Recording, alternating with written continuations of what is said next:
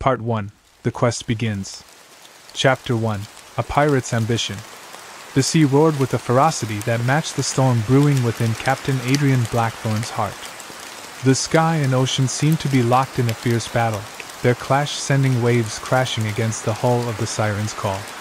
Adrian stood at the helm, his gaze fixed on the distant horizon where the storm clouds converged, swallowing the light. The wind howled around him, whipping through his dark hair and tugging at the edges of his long coat, but he remained unmoved. His hands gripped the ship's wheel with unwavering determination, steering his vessel through the tempest with the same steely resolve that had carried him through countless dangers before. Every gust of wind, every towering wave seemed to echo the intensity of Adrian's thoughts. The sea was a familiar adversary, one he had battled many times, yet tonight it felt different. This storm was not just a test of his seamanship but of his very will. As the wind screamed and the ship groaned under the pressure, Adrian's mind was filled with the echoes of the mysterious map he had found, the promise of untold riches, and the whispers of legends long forgotten. Yet, beneath the lure of treasure, there was something deeper, an unspoken yearning, a search for something he could not yet name. The map was his key to unlocking more than just gold. It was the gateway to a destiny intertwined with the mysteries of the sea itself. But as the Siren's Call cut through the raging waters, it was not just the storm Adrian was navigating. The uncharted island ahead, where the map led, held secrets that would challenge him in ways he had never imagined. Unknown to him, this journey would bring him face to face with Prince Kael, a cursed mermaid bound to the land by moonlight. Their meeting would set the stage for an adventure that would push Adrian beyond the limits of his ambition and into a quest that would redefine his very soul. As the horizon blurred between sea and sky, so too did the lines between his pursuit of treasure and a fate far greater than he had ever dared to dream. Adrian Blackthorn was a man of contradictions, a gentleman by birth, yet a pirate by choice. His striking gray eyes, like a storm on the horizon, held a wild, untamed glint that mirrored the unpredictable seas he ruled. His presence commanded respect, whether among his loyal crew or in the shadowy corners of taverns where whispers of his name sent shivers down spines. Adrian's reputation was as formidable as the ocean itself, built on countless daring exploits that spread like wildfire through the Caribbean. His raids on merchant ships were the stuff of legends, as were his duels with rival captains and his uncanny ability to evade the Royal Navy's relentless pursuit. Yet, for all his notorious deeds, there was one tale that eclipsed them all, the story of Adrian's unrelenting quest for the legendary treasure of the Crimson Isles. This treasure, shrouded in mystery and myth, was said to be cursed, guarded by ancient forces that no man could conquer. But the lure of its unimaginable wealth, rumored to be enough to crown any man a king, was too great for Adrian to resist. It was this treasure that drove him, pushing him beyond the boundaries of reason and safety, deeper into the treacherous waters where few dared to venture. The curse, some said, was a warning, others believed it was a test of a man's will and worth. To Adrian, it was a challenge, a call he could not ignore. His pursuit of the Crimson Isles treasure was more than just a pirate's ambition. It was a consuming obsession that shaped his every decision. Each voyage brought him closer to the elusive prize, but also deeper into the darkness of his own desires. The sea had claimed many who sought the same fortune, but Adrian was determined to succeed where others had failed. As the tales of his daring spread, so too did the whispers of the curse that loomed over his journey. But Adrian, with his unyielding resolve and stormy gaze, sailed onward, driven by a singular goal that would either make him a legend or seal his fate forever. The crew moved with practiced precision across the deck, their every action reflecting the honed skills of seasoned seafarers. These men were a hardened group, scoundrels and outcasts, each with a past steeped in secrets, buried deep beneath the waves they sailed upon. Yet despite their rough exteriors and sordid histories, they followed Captain Adrian Blackthorn with unwavering loyalty. His charisma was magnetic, his presence commanding, drawing them into his orbit with the promise of adventure and riches beyond their wildest dreams. To the crew, Adrian was more than just a captain. He was a beacon of ambition, a man whose vision was as boundless as the ocean itself. He inspired loyalty not through fear, but through the sheer force of his will and the burning intensity of his desires. Under his leadership, they had faced countless dangers, storms that threatened to tear their ship apart, battles with rival pirates, and the ever-present threat of the Royal Navy. Through it all, Adrian remained their guiding star, his ambitions blazing like a lighthouse in the darkest of nights. For Adrian, the pursuit of treasure was not just about wealth, it was about destiny. The legendary treasure of the Crimson Isles was more than just a myth. It was his calling, the ultimate prize that would cement his legacy as the greatest pirate to ever sail the seas. The crew understood this, and it fueled their own determination. They knew that with Adrian at the helm, they were not just chasing gold, they were chasing greatness, and that was a pursuit worth following to the ends of the earth. "Captain, the charts are ready," called out Mr. Graves, Adrian's first mate, his gravelly voice cutting through the sea breeze. Mr. Graves was a man who had seen more than his fair share of battles, storms, and betrayals, his weathered face etched with the lines of a life spent on the ocean. His hair, once dark as midnight, had turned silver with age, and his eyes, sharp and calculating, missed nothing. Though his voice was roughened by years of salt air and the hardships of a pirate's life, it carried a note of respect reserved for few, a respect that Adrian had earned many times over. Mr. Graves had served under many captains, but none like Adrian Blackthorne. He had been with Adrian from the beginning, back when the Siren's Call was just another ship in the fleet, and Adrian was a captain with everything to prove.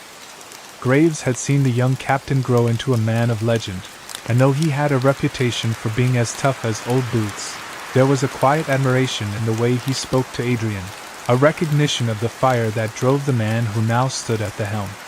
To Mr. Graves, Adrian was not just a captain, he was a force of nature, a man with a destiny tied to the very waters they sailed. As Adrian turned to acknowledge his first mate, there was a moment of silent understanding between them. The charts Mr. Graves held were more than just maps. They were the key to their future, the path to the Crimson Isles and the legendary treasure that awaited. Adrian took the charts, his stormy gray eyes scanning the carefully drawn lines that represented their course. With a nod of approval, he returned his gaze to the horizon, where the adventure of a lifetime awaited. The journey would be perilous, but with Mr. Graves and the crew by his side, Adrian knew they were ready to face whatever dangers lay ahead. Adrian turned with a swift, fluid motion, his coat flaring out behind him like a raven's wing as he descended the steps from the helm. His movements were deliberate, each step echoing with the quiet authority of a man who had long mastered the art of command. As his boots met the wooden deck, the sound was barely audible, a testament to the predator-like grace that marked his every action. The crew, rough and seasoned men of the sea, instinctively parted for him, a silent acknowledgement of the power that Adrian wielded. It was not just fear that guided them, but a deep-seated respect, an understanding that their captain was a force to be reckoned with. The air around Adrian seemed to hum with a quiet intensity, a palpable energy that drew the eyes of every sailor who crossed his path. His presence on the deck was magnetic, commanding attention without the need for words. The crew moved with a renewed sense of purpose, their hands working the rigging and the sails with practiced efficiency, driven by the knowledge that Adrian's sharp gaze missed nothing. There was a sense of anticipation in the air, a collective understanding that they were on the cusp of something significant, something that only a man like Adrian Blackthorne could lead them toward. As he made his way to Mr. Graves, his first mate, the atmosphere shifted subtly.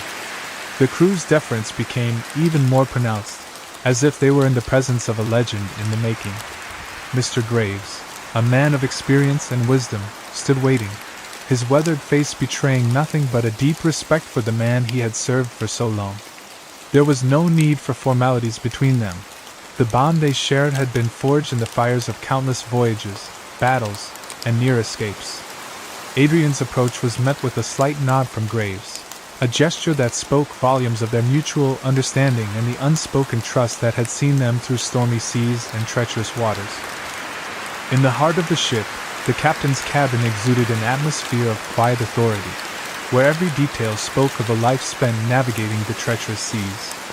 The dim light of a solitary lantern flickered gently, casting elongated shadows that danced across the room like the restless waves outside. This soft, wavering glow illuminated the walls lined with shelves of weathered books and trinkets collected from distant shores, each with a story of its own. The room held a sense of order amidst the chaos of the ocean, a sanctuary where the captain could plan his next move with unwavering focus. The central table was a focal point, its surface nearly buried under a sea of maps and charts, each one meticulously marked with routes and notes penned in Adrian's precise hand. These documents, worn from countless voyages, bore the history of his adventures, with lines tracing paths through uncharted waters and arrows pointing toward hidden dangers. The captain's attention to detail was evident in the way he had annotated each map, his handwriting sharp and deliberate, a reflection of his disciplined mind. This table was more than just a workspace. It was the nerve center of his operations, where every decision that could alter the course of their journey was carefully considered. The air in the cabin was thick with the scent of aged rum and sea salt, a combination that spoke of long days spent at sea. It mingled with the faint, earthy aroma of tobacco, drifting from the pipe that rested in a carved wooden holder on his desk, a silent witness to many late-night hours of contemplation. The pipe, with its intricate design, hinted at a rare moment of indulgence in an otherwise relentless life. Together, these elements created a sensory tapestry that captured the essence of Captain Adrian Blackthorne, steady, seasoned, and ever vigilant, a man whose surroundings reflected his life's purpose and the weight of the decisions that lay before him. "Show me," Adrian commanded, his voice a low but authoritative murmur that cut through the ambient noise of the ship. He leaned over the table with an intensity that drew all attention to him. His gaze was unwavering, fixed on the map sprawled before him, its edges frayed from countless uses. The soft glow of the lantern highlighted the contours of the land, but it was the small, crimson circle at the map's center that drew his complete focus. This mark, stark against the backdrop of the ocean's vast expanse, signified their destination, the fabled Crimson Isles. Adrian's eyes traced the delicate, almost imperceptible lines that converged at the Crimson Circle, the intricately drawn routes leading to this mysterious location. The map, a tapestry of routes, dangers, and landmarks, seemed to pulse with significance under his scrutiny. Each curve and note, meticulously detailed, spoke of the many voyages that had preceded this one. The Crimson Circle, though small, represented a culmination of countless hours of navigation and strategic planning, a beacon of both promise and peril that had driven their quest from the very beginning. As the lantern's light flickered over the map, casting fleeting shadows over the marked territory, Adrian's expression hardened with determination. The Crimson Isles, shrouded in legend and enigma, held a treasure said to be cursed yet irresistibly valuable. This destination was not merely a point on the map. It was the culmination of Adrian's relentless pursuit, the prize he had sought with unwavering resolve. The gravity of the moment was palpable, as if the very air around him was charged with the anticipation of what lay ahead, a testament to the risks and rewards that awaited beyond the horizon. Graves took a deliberate step forward, his rough hand pointing to the intricate details on the map spread before them. His voice, seasoned with years of experience and caution, cut through the tension in the cabin. "We're here," he said, indicating a spot just off the coast of Hispaniola, his finger resting on the map with a steady precision. The mark was a stark contrast to the vast expanse of ocean surrounding it, a mere speck in the grand scheme of their voyage. The map, marked with the familiar landmarks of their current position, seemed almost to pulse with the gravity of their next move. He continued, his gaze shifting northeast, where he indicated the location of the Crimson Isles. "The Crimson Isles are 3 days' sail from here, if the winds are favorable," he explained, his tone carrying an edge of both hope and trepidation. The distance was not far in the context of their journey, yet the unpredictable nature of the sea made the route fraught with uncertainty. Graves' eyes reflected the seriousness of his words, the long hours spent navigating and the many tales of sailors who had ventured too close to these perilous shores. Graves leaned in, his voice dropping to a near whisper as he conveyed the risks they faced. "But the waters round those parts are treacherous, Captain. Many ships have been lost trying to navigate the reefs and shoals," he warned. His finger traced the dangerous areas on the map, the delicate lines marking underwater hazards that had claimed more than their share of vessels. The weight of his warning was evident in the creases of his weathered face, a silent testament to the countless dangers that lay ahead and the respect they commanded. Adrian nodded slowly, his eyes fixed intently on the map, where the crimson circle seemed to pulse with a hidden promise. His nod was almost imperceptible, a subtle acknowledgement of the peril that lay ahead. "And that's why the treasure remains unfound," he murmured, his voice barely above a whisper, more to himself than to Graves. His expression was one of deep contemplation, the weight of their quest pressing heavily on his shoulders. The map, with its intricate details and dangerous warnings, was a constant reminder of the elusive nature of their goal, a goal that had remained just out of reach for countless others. As he spoke, Adrian's gaze remained unwavering, a testament to his resolve. "But that won't stop us," he continued, his tone firm and resolute. His words were laced with a sense of purpose, a declaration that despite the dangers and uncertainties, their determination was unshakable. The Crimson Isles, with their mysterious allure and formidable challenges, represented more than just a destination. They were the embodiment of everything Adrian had worked for. His focus was unyielding, driven by the belief that their pursuit was not merely a quest for riches but a pursuit of something far greater. "The Crimson Isles hold the key to everything we've been working toward," Adrian said, his voice growing more fervent as he spoke of their ultimate goal. "Wealth, power, and the legacy of the Blackthorn name." The promise of the treasure was intertwined with his ambitions, a beacon guiding him through the perils of the sea. His commitment to the Blackthorn legacy was evident in his every word, a driving force that propelled him forward despite the risks. The quest for the treasure was more than a personal endeavor. It was a chance to cement his place in history and secure a future that would define the Blackthorn name for generations to come. Adrian straightened his posture, his form emanating an aura of unwavering determination. He fixed Graves with a piercing, intense stare that left no room for doubt about the seriousness of his command. The weight of his words hung in the air, a clear indication of the gravity of their mission. "Prepare the crew," he instructed, his voice firm and commanding.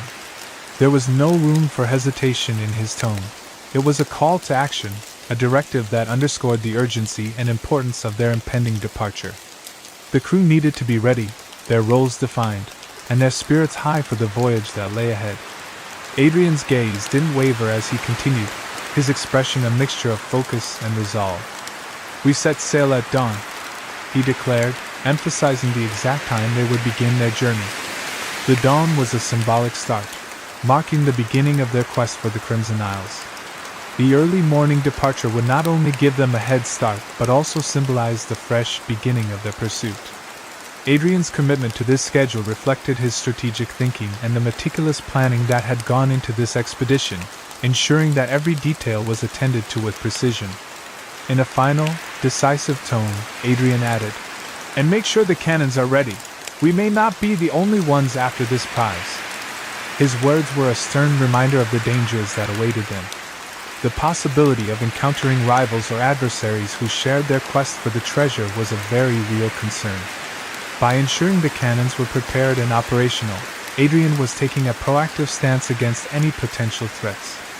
His foresight in addressing this issue highlighted his experience and the harsh realities of their venture, reinforcing the need for vigilance and readiness as they embarked on their perilous journey. Graves nodded with a deliberate, measured motion, his face reflecting a shift in demeanor that matched the gravity of Adrian's command. His expression hardened, the lines of his weathered face deepening as he absorbed the weight of the responsibility laid upon him. The nod was not merely a gesture of agreement, but a solemn acknowledgement of the seriousness of their mission. His resolve was evident in the set of his jaw and the steely glint in his eyes, signaling his commitment to the task ahead. The gravity of the situation was mirrored in the way Graves carried himself, his usual rugged demeanor now tinged with a fierce determination. "Aye, Captain," he replied, his voice steady and resolute. The simplicity of his response belied the depth of his understanding. It was a pledge of loyalty and readiness to execute the captain's orders. The brief, affirming reply was a testament to his unwavering support, and the unspoken trust that existed between him and Adrian. It was clear that Graves was fully prepared to shoulder the weight of the preparations and the potential dangers that lay ahead. As Graves turned to carry out the orders, the atmosphere in the cabin was charged with a renewed sense of purpose. His steps were purposeful, each movement reflecting the seriousness of their forthcoming voyage. The response, "Aye, Captain," encapsulated not just his agreement, but a commitment to seeing the mission through to its end, no matter the challenges they might face. His readiness to act was a crucial element in the unfolding adventure, underscoring the unity and resolve that would drive their quest for the Crimson Isles. As Graves departed to execute the captain's orders, Adrian remained in the cabin, his presence a solitary figure against the backdrop of the dimly lit room. He approached the map once more, his fingers gently tracing the crimson circle that marked the location of the Crimson Isles. The intricate lines and annotations on the map seemed to come alive under his touch, each curve and mark whispering secrets of the journey ahead. The room was filled with a palpable sense of anticipation as Adrian's fingers lingered over the map, reflecting on the weight of their mission and the promises the Isles held. The stories Adrian had heard about the treasure were as varied as they were numerous. Some tales spoke of mountains of gold, vast and glittering, enough to rival the wealth of empires. Others painted a picture of jewels beyond imagining, each one a marvel of nature's craftsmanship. These accounts were tantalizing, each one fueling the allure of their quest. The visions of unimaginable riches and the legacy that awaited them were vivid in his mind, each story adding another layer to the mystique of the Crimson Isles. Yet, it was not merely the tales of wealth that captivated Adrian's imagination. There was one story, whispered in the shadowy corners of taverns where only the bravest dared to tread, that intrigued him the most. This tale spoke of a treasure with a power far greater than mere gold or jewels, an artifact of ancient magic or lost knowledge that could alter the course of their lives and destinies. The whispers of this legend had reached Adrian's ears in hushed tones, filling him with a sense of both wonder and apprehension. As he stood in the cabin, the gravity of this mysterious story weighed heavily on him, driving his determination to uncover not just the riches, but the deeper secrets hidden within the Crimson Isles. The legend that surrounded the treasure spoke of a curse as old as the sea itself. It was said to be guarded by spirits of the damned, spectral entities bound to the very heart of the Crimson Isles. These were not ordinary spirits, but the restless souls of men who had once sought the treasure with insatiable greed. Their desire had led them to their doom, their lives consumed by their relentless pursuit of wealth. Now, their cursed existence was a perpetual torment, trapped between worlds, forever tethered to the treasure they had failed to possess. The stories painted a chilling picture of these spectral guardians, who were said to roam the darkened corners of the Isles. They were described as ethereal shadows, their forms barely visible but their presence profoundly ominous. These spirits were not just passive observers. Their hunger and anger were palpable, a reflection of their unfulfilled desires and the eternal punishment of their avarice. Their existence was a haunting reminder of the price of greed, a constant, eerie vigilance over the treasure that had become their prison. As Adrian considered the tales, the weight of the curse added a new dimension to his quest. The notion of confronting these malevolent spirits, eternally bound to guard the treasure, made the journey not just a pursuit of wealth but a battle against the supernatural. The legends spoke of encounters with these spectral entities, of men who had faced their wrath and paid the ultimate price. The fearsome prospect of such an encounter was a sobering reminder of the dangers that lay ahead, heightening the sense of dread and resolve as Adrian prepared for the perilous voyage to the Crimson Isles. Adrian Blackthorne was a man forged in the crucible of countless dangers, a figure who stood resolute in the face of superstition and fear. His demeanor was unshakable, a testament to his experiences that had seen him confront death more times than he could count. Each encounter with peril had only served to reinforce his resolve, with Adrian emerging victorious time and again. The shadow of curses and haunted legends held little sway over him. They were mere obstacles to be overcome in his quest for the ultimate prize. His unyielding nature was a product of a lifetime spent challenging fate, shaping him into a figure of indomitable will. The treasure of the Crimson Isles, with its dark legends and cursed guardians, was merely another challenge for Adrian to conquer. His gaze, unwavering and determined, betrayed no hint of fear as he contemplated the dangers that lay ahead.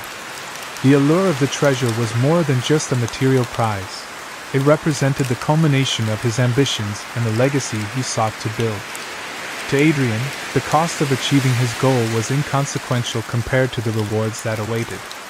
His mind was set on claiming the treasure, driven by a fierce determination that refused to be deterred by superstitious warnings or the whispers of the damned. At the heart of every pirate burned a relentless fire, a drive that pushed them beyond the ordinary bounds of fear and caution. For Adrian Blackthorn, this insatiable hunger for more was a defining trait, a force that propelled him forward in his quest for greatness. The promise of the treasure was not merely about wealth but about proving himself against the greatest odds. It was a challenge that embodied the spirit of piracy, a never-ending pursuit of the next conquest, the next thrill, and the ultimate prize. This unquenchable desire was what set him apart, making him not just a captain but a legend in the making. Adrian emerged onto the deck, greeted by the crisp, cool night air that contrasted sharply with the warmth of the cabin. The sensation of the breeze against his skin was invigorating, a refreshing reminder of the vastness of the world beyond the confines of the ship. The deck, bathed in the soft glow of the lanterns, seemed to come alive under the canopy of the night sky.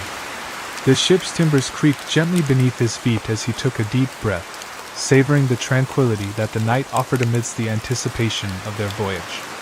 Above him, the stars were a breathtaking spectacle, their brilliance piercing through the darkness like a field of scattered diamonds on a rich, velvet canvas. The celestial display was both mesmerizing and comforting, a vast expanse of light that seemed to stretch infinitely into the cosmos. Each star glittered with its own distinct luster, forming patterns and constellations that served as an ancient, celestial map. This night sky was not just a backdrop but a guide, a reminder of the navigational aids that had steered countless adventurers before him. As Adrian gazed upward, the stars took on a symbolic significance, representing not only the path he would traverse but also the destiny he sought. The twinkling lights above seemed to align with his own aspirations, each star a beacon of hope and determination. The night sky's grandeur resonated with his resolve, amplifying his sense of purpose as he prepared for the journey ahead. With the stars as his guide, Adrian felt a deep connection to the explorers of old, their legacy intertwined with his own quest for greatness, and a newfound determination to seize the treasure of the Crimson Isles. As the crew bustled about, preparing the ship for the journey that lay ahead, Adrian stood on the deck, absorbing the final moments of calm before the adventure began. The crew's movements were purposeful and efficient, their hands deftly securing ropes, adjusting sails, and making final checks with practiced ease. The energy on the deck was one of focused anticipation, each member of the crew acutely aware of the significance of the voyage. Adrian watched with a sense of pride and satisfaction, knowing that every detail was falling into place for the grand expedition. He turned his gaze toward the horizon, where the first light of dawn was beginning to touch the edges of the sky. A faint smile played on his lips, a reflection of the excitement and determination that burned within him. The horizon, with its promise of new lands and untold treasures, seemed to beckon him forward, its vast expanse a canvas of possibilities. In that moment, Adrian felt a profound connection to the journey ahead, as if the very fabric of his ambition was woven into the distant line where sea met sky. The Crimson Isles loomed large in his thoughts, their allure representing the culmination of years of relentless pursuit and daring exploits. The fulfillment of his greatest ambition was not merely about claiming the treasure, but about realizing a dream that had driven him through countless perils. With the ship ready and the crew prepared, Adrian felt a surge of exhilaration and resolve. The adventure that awaited promised not just the potential for immense wealth but the chance to solidify his legacy as one of the greatest pirates to ever sail the seas. As he prepared to set sail, the promise of the Crimson Isles fueled his anticipation and cemented his determination to see the quest through to its triumphant end. Chapter 2: A Mysterious Map. With the storm now a distant memory, the sky stretched above in a rich, deep indigo, its hue a stark contrast to the chaotic tempest that had raged just hours before. The moon, now rising steadily, cast its silvery light over the sea, turning the waves into a mesmerizing expanse of polished obsidian. Each ripple and crest of the water glimmered under the moonlight, creating a surface so smooth and reflective that it seemed almost otherworldly. The calm after the storm was both serene and profound, a tranquil interlude in the midst of their relentless voyage. On the deck of the Siren's Call, the crew moved with a practiced, quiet efficiency, their movements synchronized with the familiar rhythms of the ship. The harsh winds and pounding rain of the storm had been replaced by a gentle breeze, and the crew's demeanor reflected the ease that came with their routine tasks.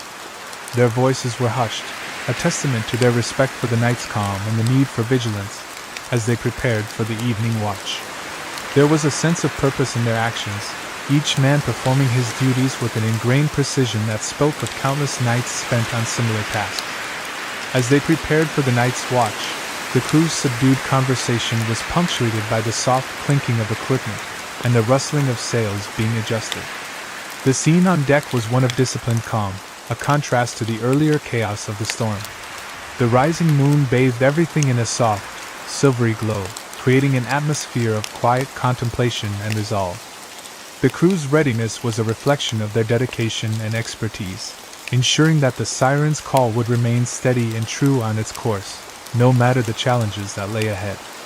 In the subdued light of his cabin, the atmosphere was thick with a sense of solitary reflection as Captain Adrian Blackthorne sat hunched over his desk.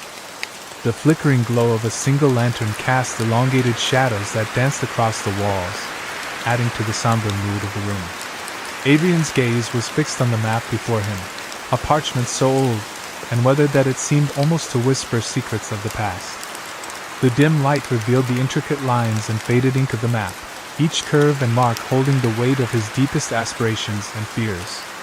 Clutched in Adrian's hand was a goblet of dark rum, its rich, amber contents catching the light in fleeting glimmers.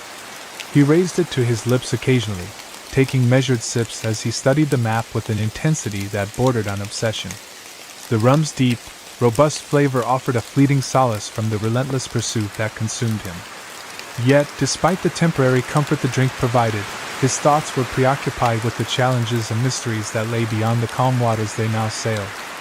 The map, spread out before him on the scarred wooden desk, was a stark reminder of the treacherous path that still lay ahead. The desk itself bore the marks of countless voyages, its surface scarred and worn from years of use.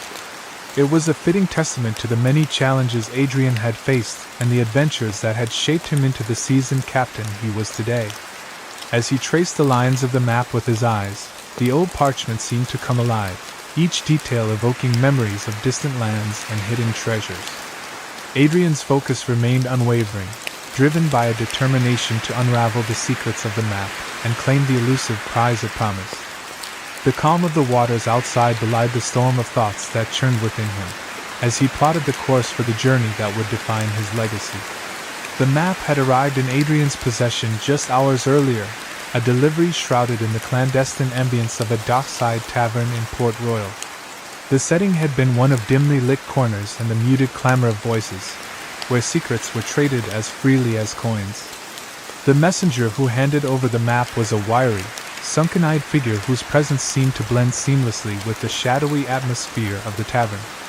His clothes bore the unmistakable scent of the sea mingled with stale ale, a reflection of the rough life he had led and the countless stories he had likely heard in his own travels.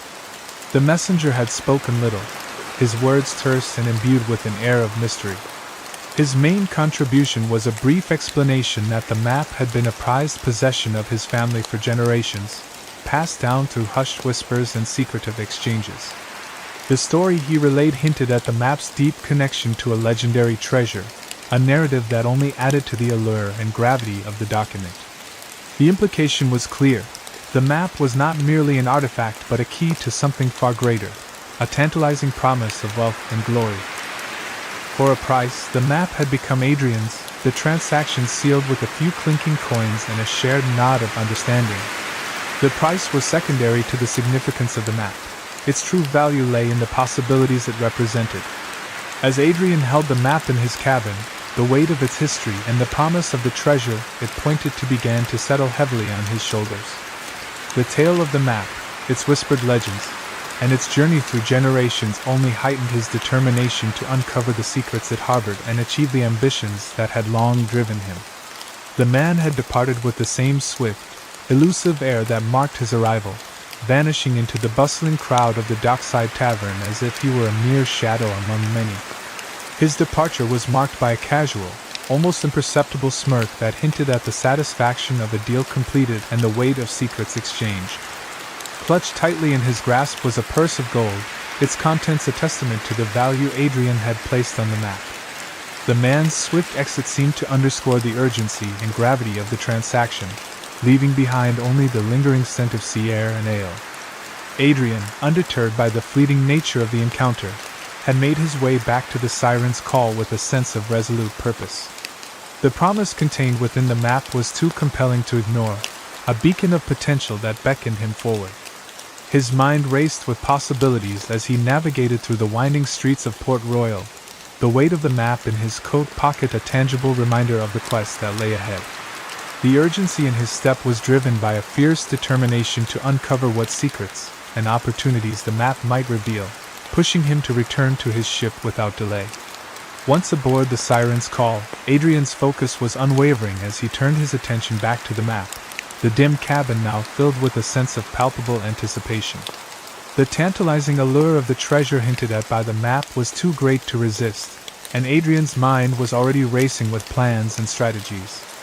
The map, now spread across his desk, promised more than mere wealth. It was a gateway to new adventures and a chance to fulfill the grand ambitions that had long fueled his journey. As he settled into the quietude of his cabin, the excitement of the unknown and the potential it held filled him with a renewed sense of purpose, readying him for the challenges and discoveries that lay ahead. Now, in the solitude of his cabin, Adrian turned his full attention to the ancient parchment laid out before him. The dim light from the lantern cast a warm, flickering glow on the map, highlighting its age and the passage of time it had endured. The edges of the parchment were frayed and worn, evidence of years spent in secretive hands and hidden corners. The ink, though faded, retained enough clarity to reveal the map's intricate details. Each line and mark on the surface spoke of a history rich with mystery and adventure, drawing Adrian deeper into its secrets. The map was adorned with strange symbols in the corners, their meaning elusive but unmistakably significant. These cryptic markings added an air of enigma to the map, hinting at arcane knowledge or hidden lore that might be crucial to deciphering its full message. The unfamiliar coastline depicted on the map was equally intriguing, showing an island shrouded in a veil of mist. The mist seemed almost tangible, adding a layer of obscurity and allure to the island, making it all the more enticing and enigmatic. The jagged peaks that rose from the island's silhouette appeared to pierce the heavens, their sharp, angular forms contrasting dramatically with the surrounding mist. The rugged terrain of the island suggested both beauty and danger, a landscape that could hold the key to the legendary treasure. Adrian's gaze was fixed on these details, each feature sparking his imagination and strategic planning. The map's depiction of the island was not just a geographical representation but a challenge, a call to uncover the truths hidden within its mist-covered peaks and rugged landscape. The promise of what lay ahead filled him with a sense of excitement and anticipation, setting the stage for the journey that would test his resolve and skills. Adrian's finger moved methodically along the route outlined on the ancient map, tracing its path through a labyrinth of treacherous waters. The route was anything but straightforward. It wound through a series of perilous obstacles, each one marked with meticulous detail. The map's depiction of reefs, hidden beneath the surface, and whirlpools that could ensnare the unwary was both daunting and exhilarating. Each element of the journey was a potential hazard, requiring skillful navigation and unwavering focus to avoid the dangers that lurked beneath the surface. The further Adrian's finger moved along the route, the more the map revealed its intricate design. The path was fraught with challenges, leading through a maze of natural obstacles that seemed almost designed to protect the treasure from those unworthy or unprepared. The careful plotting of these dangers underscored the complexity of the journey ahead and the meticulous nature of those who had crafted the map. Adrian's mind raced with strategies and precautions, considering how best to navigate these perilous waters and reach his ultimate destination. At the end of the route, marked with a single, ominous X, lay the ultimate goal, the Crimson Isles. The simplicity of the X belied the significance of the location it marked, a culmination of all the trials and dangers described along the route. The Crimson Isles were not just a destination but a symbol of the quest's culmination, holding the promise of the legendary treasure that had driven Adrian's pursuit. The weight of the X on the map filled him with a renewed sense of purpose, solidifying his resolve to face the challenges ahead and claim the treasure that lay hidden on the mist-shrouded island. Adrian's heart quickened with anticipation as he studied the map, the legends of the Crimson Isles coming vividly to mind. The tales he had heard over the years painted a haunting picture of the island's landscape, describing it as a place where the very earth seemed to bleed.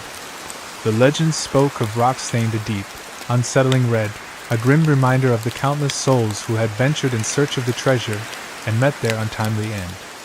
The imagery of the land itself bearing the marks of those who had failed created a palpable sense of foreboding and challenge.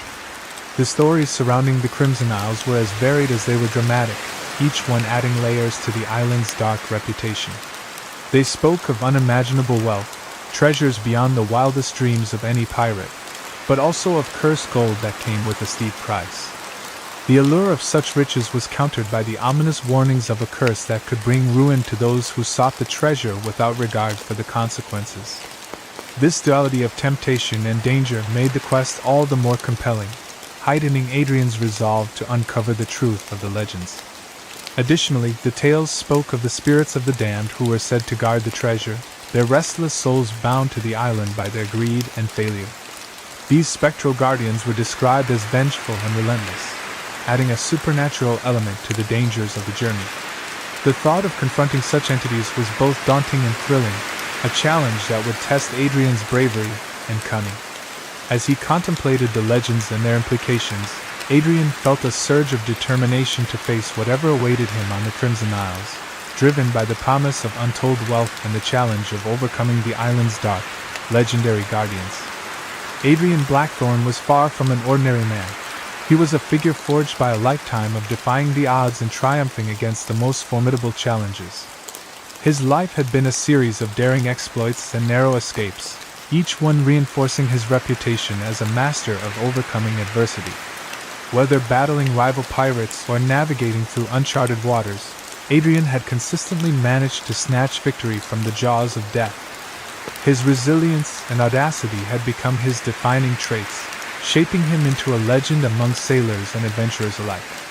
The map before him was not merely a tool for navigation but a symbol of the challenge that lay ahead. Its weathered edges and intricate details represented more than just a route. They embodied the very essence of the adventure that Adrian craved.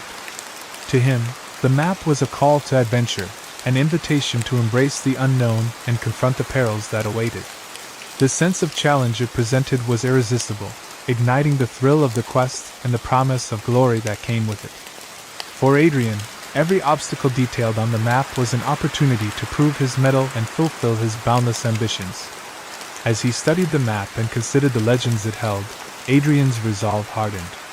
The prospect of facing the dangers described, from treacherous waters to cursed spirits, only fueled his determination to embark on the journey.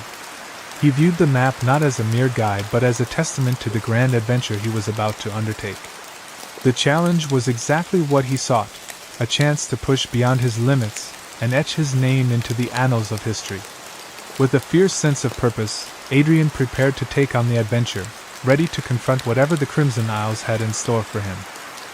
Adrian leaned back in his chair, the aged leather creaking softly beneath him as he settled into a comfortable position. The familiar, worn texture of the chair, a loyal companion through countless nights of strategizing and reflection, seemed to offer a momentary respite from the whirlwind of thoughts that consumed him. He raised the goblet of rum to his lips, savoring the anticipation of the drink's warmth, and took a slow, deliberate sip.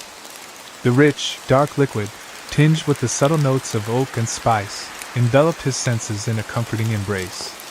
As the rum slid smoothly down his throat, it delivered a pleasant, fiery burn that invigorated his spirit. The sensation was a welcome grounding force, a way to anchor himself amidst the tumultuous sea of possibilities and plans that surged through his mind. The warmth of the rum contrasted sharply with the chill of the night air that seeped into the cabin, creating a sensory experience that both soothed and energized him. Each sip was a moment of reflection, a pause to consider the path that lay ahead and the challenges he would face. Even as the rum provided a fleeting sense of calm, Adrian's mind continued to race with the myriad possibilities that the journey to the Crimson Isles promised. The map's enigmatic details and the legends associated with it stirred his imagination, fueling a sense of anticipation and excitement. The rum, while grounding him in the present, also heightened his resolve and focus, sharpening his readiness for the adventure that awaited. As he pondered the potential trials and triumphs of the voyage, Adrian embraced the duality of his experience, both the serene enjoyment of the moment and the fervent drive to conquer the unknown. Adrian's gaze drifted back to the map, his eyes lingering on the faded ink and the cryptic symbols etched into the ancient parchment. The map, with its weathered edges and mysterious markings, seemed almost to pulse with the weight of the secrets it held. The symbols, obscure and enigmatic, hinted at dangers that remained shrouded in uncertainty, their true nature a tantalizing mystery.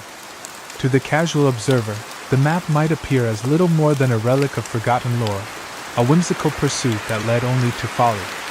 Yet for Adrian, it was a beacon of promise and possibility, a tantalizing glimpse into an adventure that beckoned him with the allure of the unknown.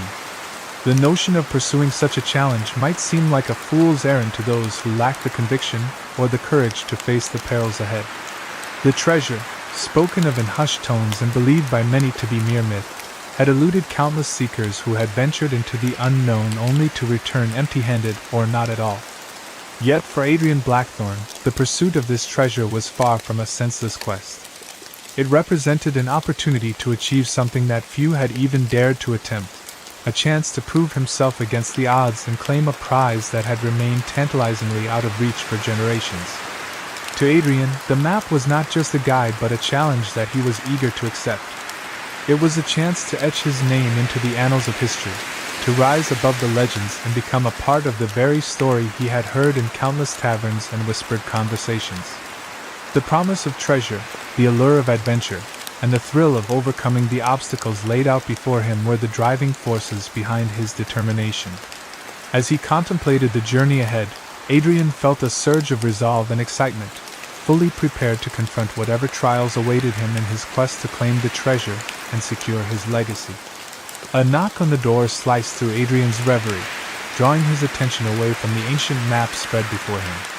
He looked up as Mr. Graves entered the cabin, his presence a stark contrast to the dimly lit solitude Adrian had been immersed in. Graves' expression conveyed a blend of curiosity and concern, a reflection of his deep respect for Adrian and the seriousness with which he approached their shared mission. The grizzled first mate's eyes, sharp and observant, took in the scene before him. Adrian hunched over the map, the goblet of rum still clutched in his hand, and sensed the weight of the impending journey. Graves' voice broke the silence with a tone of practical urgency, as he reported that the crew was prepared and eager to follow whatever course Adrian decided upon. His words carried the assurance of a seasoned sailor who had weathered many storms and faced numerous challenges alongside Adrian. The readiness of the men was a testament to their loyalty and the confidence they placed in their captain's leadership. Graves' presence was a grounding force, a reminder of the team's collective commitment to the adventure that lay ahead. Adrian's gaze shifted from the map to Graves, a flicker of appreciation in his eyes. The first mate's timely interruption was a welcome anchor, pulling him back from the depths of contemplation and into the practical realities of their mission. With the crew's readiness and Graves' unwavering support, Adrian felt a renewed sense of purpose. He nodded, acknowledging the readiness of his crew, and allowed himself a moment to focus on the practicalities of setting their course. The journey to the Crimson Isles was no longer a distant dream but an imminent reality, and with Graves at his side and the crew prepared, Adrian's resolve to face the challenges ahead solidified. Adrian nodded decisively, his movements deliberate as he folded the map with meticulous care. Each crease was smoothed with practiced precision, the ancient parchment yielding reluctantly to his touch. As he folded it, the map's enigmatic symbols and faded routes were carefully tucked away, its secrets preserved for the journey ahead. With a final adjustment, he slipped the folded map into the inner pocket of his coat, securing it close to his heart. The act was both practical and symbolic, marking the transition from planning to action. Graves watched with a mixture of anticipation and readiness, understanding the significance of the moment. The crew's preparations and the steady hand of their captain were converging toward a singular purpose. Adrian's next words, spoken with a blend of authority and excitement, left no room for doubt. "We sail at dawn, Graves. The Crimson Isles." The statement was more than a directive. It was a declaration of intent, a commitment to the course that would chart the course for the days to come. As Adrian finished speaking, the weight of the decision settled over him and his first mate. The imminent departure at dawn brought with it a sense of urgency and purpose, marking the start of an adventure that promised both danger and reward.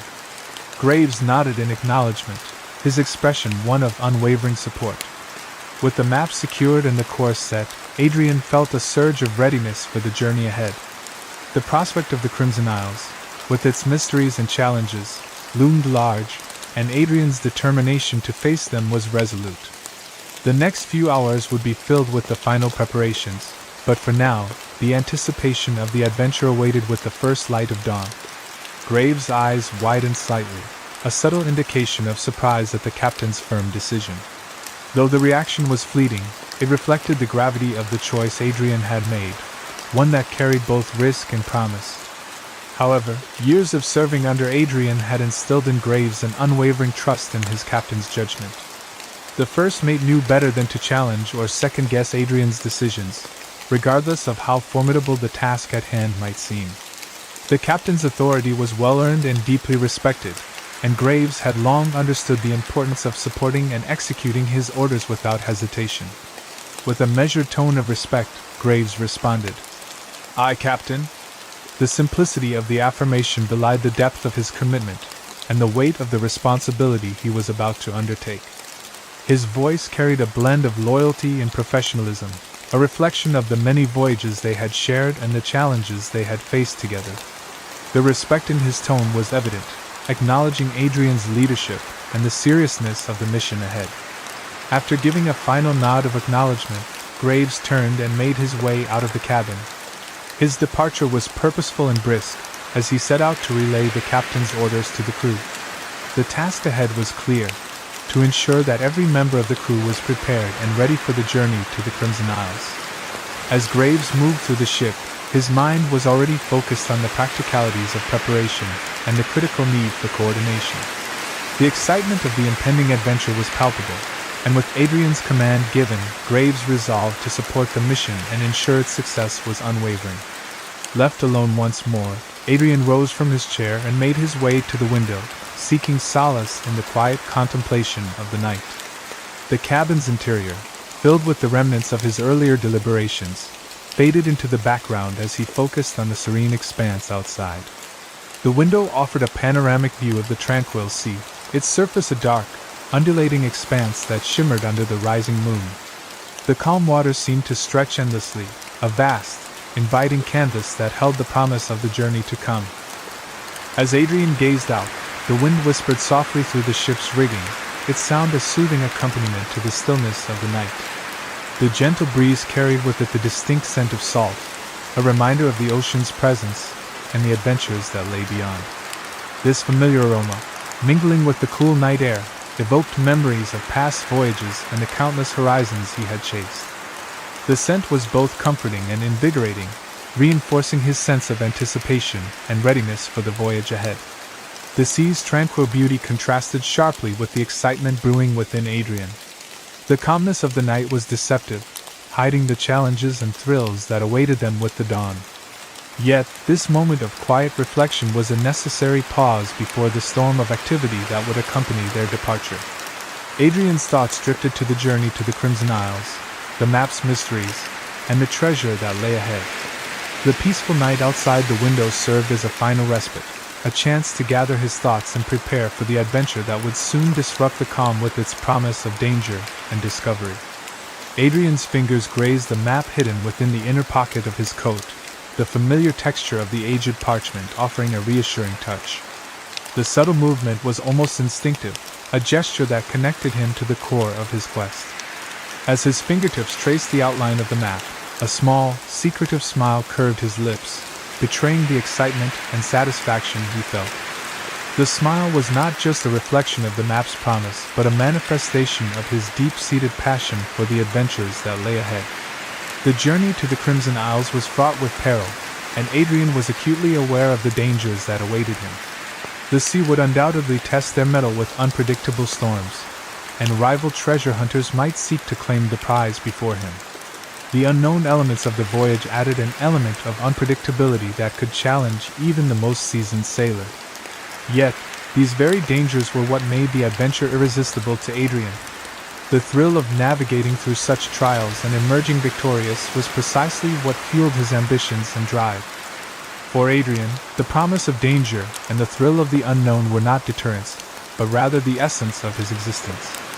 Each challenge was an opportunity to prove his prowess and assert his dominance over the hardships that lay ahead. The journey was not just a quest for treasure, but a chance to engage with the very elements that had shaped his life and career. As he prepared to embark on this new adventure, Adrian embraced the risks with enthusiasm, knowing that the pursuit of such daring goals was what he lived for. The journey to the Crimson Isles would be a testament to his skills and courage, and he was ready to face whatever awaited him. As the moon climbed higher into the sky, its silvery light casting an ethereal path across the gently undulating waves, Adrian Blackthorne stood resolute, a figure of unwavering determination against the backdrop of the tranquil night. The moon's luminescence reflected off the sea, creating a shimmering pathway that seemed to lead directly toward the horizon, an inviting beacon guiding him toward his destiny. The serenity of the scene was in stark contrast to the storm of ambition and resolve brewing within Adrian, but it only served to heighten his sense of purpose. With the cool night air brushing against his face and the gentle lapping of the waves beneath the ship, Adrian made a silent vow to himself. His thoughts were firmly fixed on the treasure that awaited on the Crimson Isles, a prize that had eluded so many before him. The weight of his promise was heavy, but it was also electrifying, charging him with a fierce determination to succeed where others had failed. The vow was not merely a statement of intent but a declaration of his unyielding commitment to claim the treasure, regardless of the obstacles that lay in wait. The quiet resolve of his vow was underscored by the moon's tranquil glow, a stark reminder of the journey ahead and the sacrifices it might demand. Adrian's resolve was clear. The treasure of the Crimson Isles would be his, no matter the cost. The path he had chosen was fraught with danger and uncertainty, but his confidence and ambition drove him forward. As the moonlight bathed the sea in a silvery sheen, Adrian's silent promise to himself echoed with the certainty of a man ready to face whatever challenges the journey would bring, with the ultimate goal of securing his place in the annals of history. With the resolve of his silent vow still echoing in his mind, Adrian turned away from the window, leaving behind the tranquil, moonlit view of the sea. The serene expanse outside had offered a moment of reflection and calm, but now it was time to transition from contemplation to action. As he moved away from the window, the soft creak of the floorboards beneath his boots seemed to signal a shift in the atmosphere, a transition from the quiet introspection of the night to the bustling activity of preparation. Adrian's mind was already shifting focus to the adventure that awaited him with the dawn. The early morning light would bring the beginning of their voyage to the Crimson Isles, a journey fraught with peril and promise. The tasks at hand were clear: rallying the crew, setting the course, and braving the dangers that lay ahead. His thoughts were filled with the excitement of the forthcoming challenges, and the anticipation of setting sail brought a renewed energy to his stride. The adventure was no longer a distant dream but an imminent reality, demanding his full attention and readiness. As he prepared to leave his cabin and join the crew, Adrian's determination was palpable. The transition from the calm, reflective moment to the dynamic preparation for departure marked the beginning of a new chapter in his quest. The promise of dawn and the adventure it heralded filled him with a sense of purpose and urgency. With the map securely tucked away and his silent vow guiding him, Adrian was ready to embrace the challenges and opportunities that awaited him at the break of day, fully prepared to face the new adventure with unwavering resolve.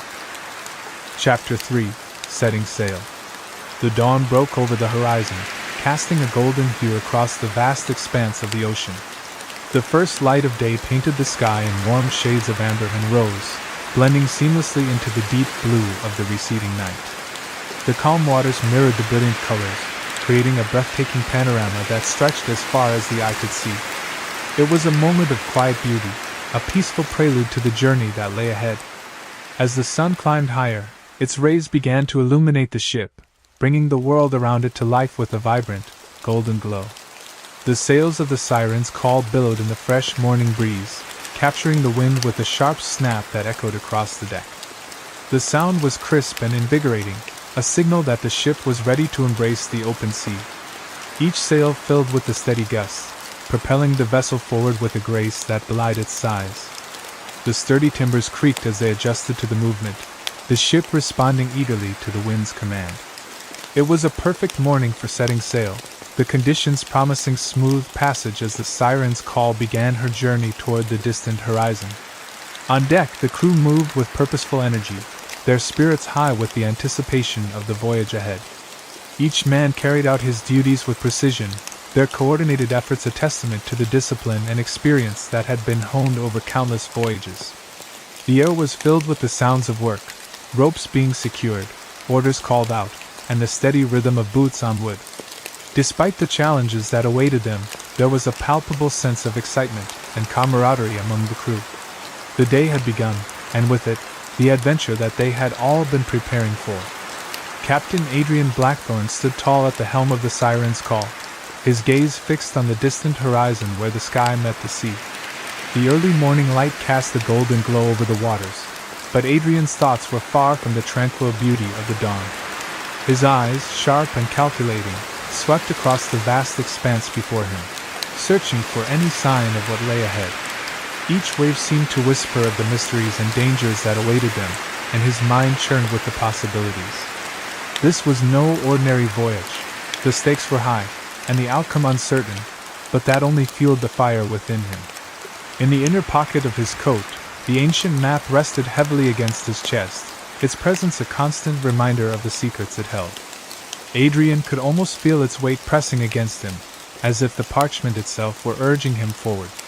The map was more than just a guide, it was a key to a destiny he had long sought. Every line, every symbol, hinted at both great fortune and grave danger. As his fingers brushed against the outline of the map, he felt a thrill of anticipation that quickened his pulse. The journey ahead was shrouded in uncertainty, but Adrian had never been one to shy away from risk. The promise of treasure was too alluring, and the potential perils only added to the allure. Today marked the beginning of a journey that could lead to unimaginable riches, or untold peril. The path to the Crimson Isles was fraught with challenges, both natural and man-made, but Adrian had faced dangers before and emerged victorious. Yet, even with his confidence and experience, there was a part of him that understood the gravity of what lay ahead.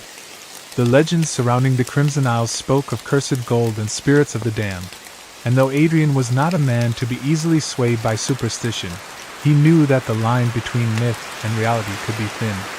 As he stood at the helm, the wind tugging at his coat, he steeled himself for whatever the journey might bring, determined to claim the prize, no matter the cost. "Raise anchor!" Adrian's voice cut through the morning air, clear and commanding, resonating with the authority of a seasoned captain. The words were met with immediate action, the crew springing to life as they responded to his call. There was no hesitation, no second-guessing. They knew the weight of the journey ahead and the importance of each order. Adrian's voice, firm and unwavering, set the tone for the voyage. This was a mission that demanded focus, precision, and unwavering resolve. The air buzzed with the energy of a crew ready to embark on a journey that could change their lives forever. The deck erupted into a flurry of activity as the crew moved to carry out the captain's command. Muscles strained as they gripped the thick, salt-crusted ropes, pulling with synchronized effort to haul the anchor from the depths below. The clanking of the heavy chain echoed across the deck, a rhythmic sound that mingled with the creaking of the ship and the whisper of the wind in the sails. The anchor, which had held the Siren's Call steady through the night, now rose slowly but steadily from the ocean's grasp, its purpose fulfilled as it was drawn back onto the ship. Every man knew his role, and every movement was purposeful, reflecting the trust and camaraderie that bound them together. As the anchor broke the surface and was secured on deck, the crew's efforts were rewarded with the sight of the open sea before them, unobstructed and full of promise. The chain rattled as it coiled onto the deck, the sound a satisfying conclusion to the task at hand. With the anchor raised, the siren's call was free to follow the winds, guided by the captain's hand and the destiny he pursued. Adrian's gaze remained fixed ahead, his mind already on the next steps of their journey. The ship was ready, the crew was prepared, and the course was set. The adventure to the Crimson Isles had begun. Mr. Graves appeared at Adrian's side, his face a study in contrasts, excitement tempered by a deep, underlying caution. The morning light caught the lines etched into his weathered skin, each one a testament to years spent at sea, navigating both calm waters and deadly storms. His eyes, sharp and observant, flicked from the horizon back to the captain, revealing a mixture of eagerness and wariness. The anticipation of the voyage ahead was clear, but so was the understanding of the dangers that lay in wait. Graves had seen enough to know that fair winds could be deceptive, and the calm before a storm was often the most treacherous. "The men are ready, Captain," Graves said, his voice steady but edged with the weight of experience. There was no doubt in his tone, only the certainty that came from years of service under Adrian's command. He knew the crew was prepared, their trust in their captain unwavering, but he also knew that the journey ahead was unlike any they had undertaken before. As he spoke, he glanced at the sails billowing above them, their white canvas catching the favorable winds that would carry them forward. Yet, despite the favorable start, Graves could not ignore the stories he had heard about the waters they were about to enter. Whispers of treacherous currents, hidden reefs, and ships that had disappeared without a trace lingered in his mind. "But the waters ahead, they've a reputation," Graves continued, his voice dropping slightly as if the very mention of it might summon the dangers. His words hung in the air between them, a quiet reminder that the path to the Crimson Isles was fraught with peril. Yet, even as he spoke, there was a spark of determination in his eyes, a readiness to face whatever lay ahead. For all his caution, Graves was a man of the sea, driven by the same thirst for adventure that guided Adrian. The risks were great, but so too were the potential rewards. As they stood side by side at the helm, the silent understanding between them was clear. Whatever the reputation of those waters, they would navigate them together, come what may. Adrian smirked, a glint of defiance sparking in his stormy gray eyes. The corners of his mouth curled upward, a mixture of confidence and challenge etched into his expression. He had heard the tales, the whispered warnings passed from sailor to sailor in dimly lit taverns and along creaking docks, but such stories only fueled his resolve. For Adrian Blackthorne, fear was something to be conquered, not cowered before.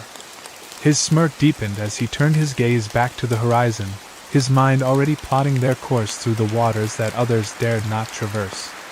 The thrill of the unknown, the promise of adventure, stirred something primal within him, urging him forward. His grip on the wheel tightened, knuckles whitening as he reaffirmed his control over both the ship and their destiny. The solid wood beneath his hands felt like an extension of himself, a powerful instrument through which he would command the seas. Adrian was not one to be swayed by superstition or daunted by the reputation of treacherous waters. To him, every legend and ghost story was a challenge waiting to be met, an opportunity to prove his worth. The seas ahead might be feared by others, but Adrian was determined to carve his own path through them, leaving behind a legacy that would be whispered in the same breath as those old tales. His determination was unshakable. Where others saw danger, he saw a chance to etch his name into history. "Reputations are built on fear, Graves," Adrian said, his voice low but carrying the weight of his conviction. His words were more than just a response, they were a declaration of intent. He turned slightly to meet his first mate's gaze, his eyes gleaming with a challenge that Graves knew all too well. "We'll carve our own through these seas." There was no doubt in his tone, only the certainty of a man who had faced down countless dangers and emerged victorious. The seas might hold their secrets, their shadows and whispers of doom, but Adrian Blackthorne would not be deterred. Together with his loyal crew, he would defy the odds and forge a path that others would fear to follow.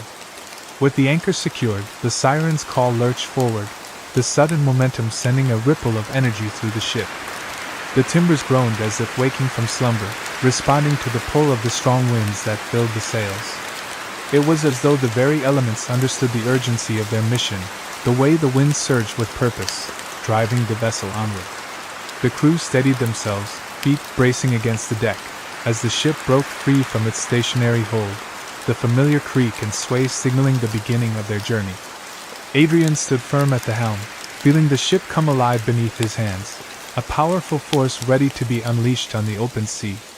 The sails strained against the wind, their white canvas billowing with the force of the gusts that swept across the deck. Each sail swelled, pulling the ship forward with a determination that matched the resolve of the men aboard. The ropes creaked under the pressure, taut with the energy of the wind that filled them, guiding the siren's call through the gentle waves with an almost effortless grace. The ship cut through the water, the prow slicing through the gentle swells, leaving a trail of foam in its wake. The open ocean stretched out before them, vast and endless, an invitation to the adventure that lay ahead. As the ship moved further from the coast, the land behind them began to shrink into the distance, until it was nothing more than a faint outline on the horizon. The transition from the sheltered harbor to the open sea marked the true beginning of their voyage, a point of no return. The wind, steady and sure, pushed them onward, away from the safety of familiar shores and into the unknown. For Adrian and his crew, the open ocean held the promise of both danger and reward, and the thrill of what awaited them at the end of their journey. With the wind at their backs and the vast expanse of the sea ahead, they sailed into the unknown, ready to face whatever challenges lay in their path. For hours, the siren's call sailed steadily onward, the sun climbing higher with each passing moment. The golden light bathed the deck in warmth, creating a striking contrast to the cool sea breeze that swept across the ship. The combination was invigorating, a reminder of the ever-changing nature of the ocean. The crew moved with practiced ease, their hands deftly managing the rigging, adjusting the sails as needed to maintain their course. The rhythm of their work was punctuated by the occasional laughter or banter, a camaraderie forged through countless voyages together. Above the sound of the waves, their voices rose in sea shanties, the familiar melodies carrying a sense of unity that kept spirits high during the long hours at sea. Adrian stood at the helm, his eyes scanning the horizon as the ship sliced through the gentle waves. The sun's warmth was a welcome comfort, but his thoughts remained focused on the journey ahead. The map in his coat pocket weighed heavily on his mind, its cryptic symbols and faded lines a constant reminder of their ultimate destination, the Crimson Isles. He could feel the pull of that mysterious place, the whispered promises of wealth and danger mingling in his thoughts. Even as he watched his crew go about their tasks, he was acutely aware of the challenges that awaited them. The calm seas and clear skies were a blessing for now, but they were merely the prelude to the trials that lay ahead. Despite the routine of the day, Adrian's mind never strayed far from the map's secrets. Each turn of the wheel, each adjustment of the sails, brought them closer to the fabled islands where so many had failed before. The tales of cursed gold and restless spirits lingered in his thoughts, but they only served to heighten his resolve. As the hours passed, the sun rose to its zenith, casting a bright glow over the endless expanse of water. But to Adrian, the light only sharpened his focus, illuminating the path they had chosen, a path that would either lead to glory or doom. With the crew working diligently and the ship pressing ever forward, he knew that their fate would soon be revealed. As midday approached, the atmosphere aboard the Siren's Call began to shift. The sun, once bright and unwavering, was gradually obscured by clouds that gathered on the horizon, their dark forms looming like a distant threat. The once clear skies gave way to a foreboding gray, the light dimming as the clouds thickened.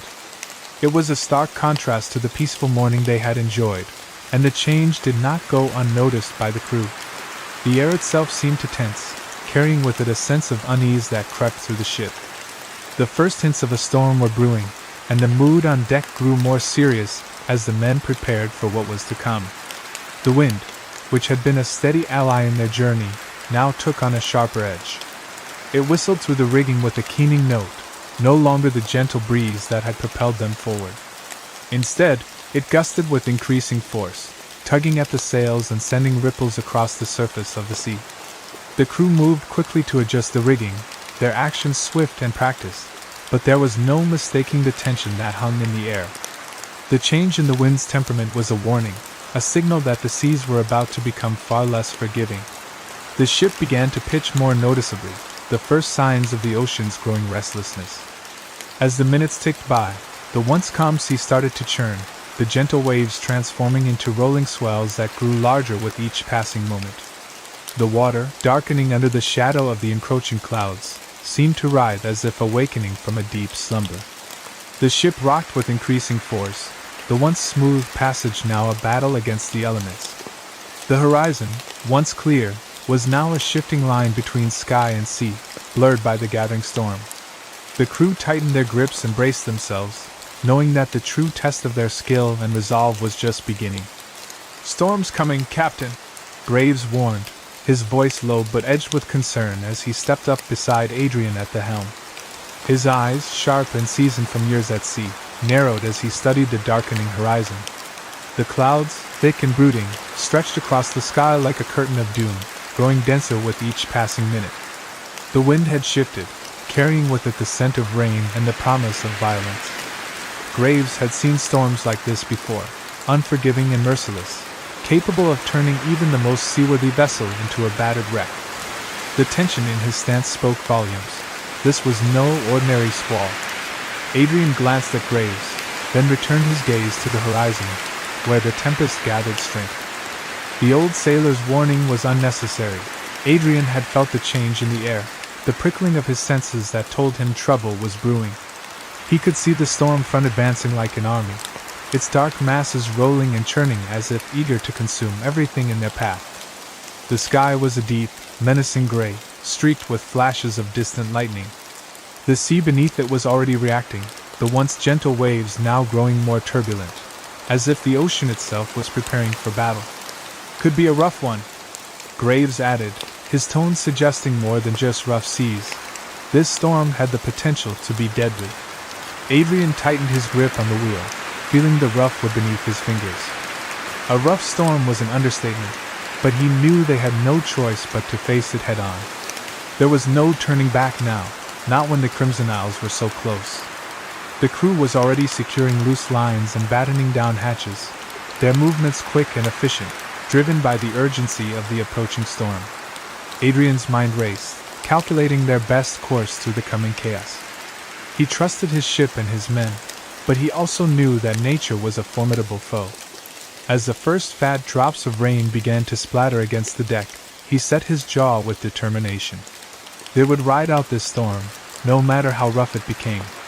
Adrian nodded, his gaze unwavering as he focused on the darkening horizon. The storm clouds loomed ever closer, a formidable wall of fury that would soon engulf them, but he remained calm.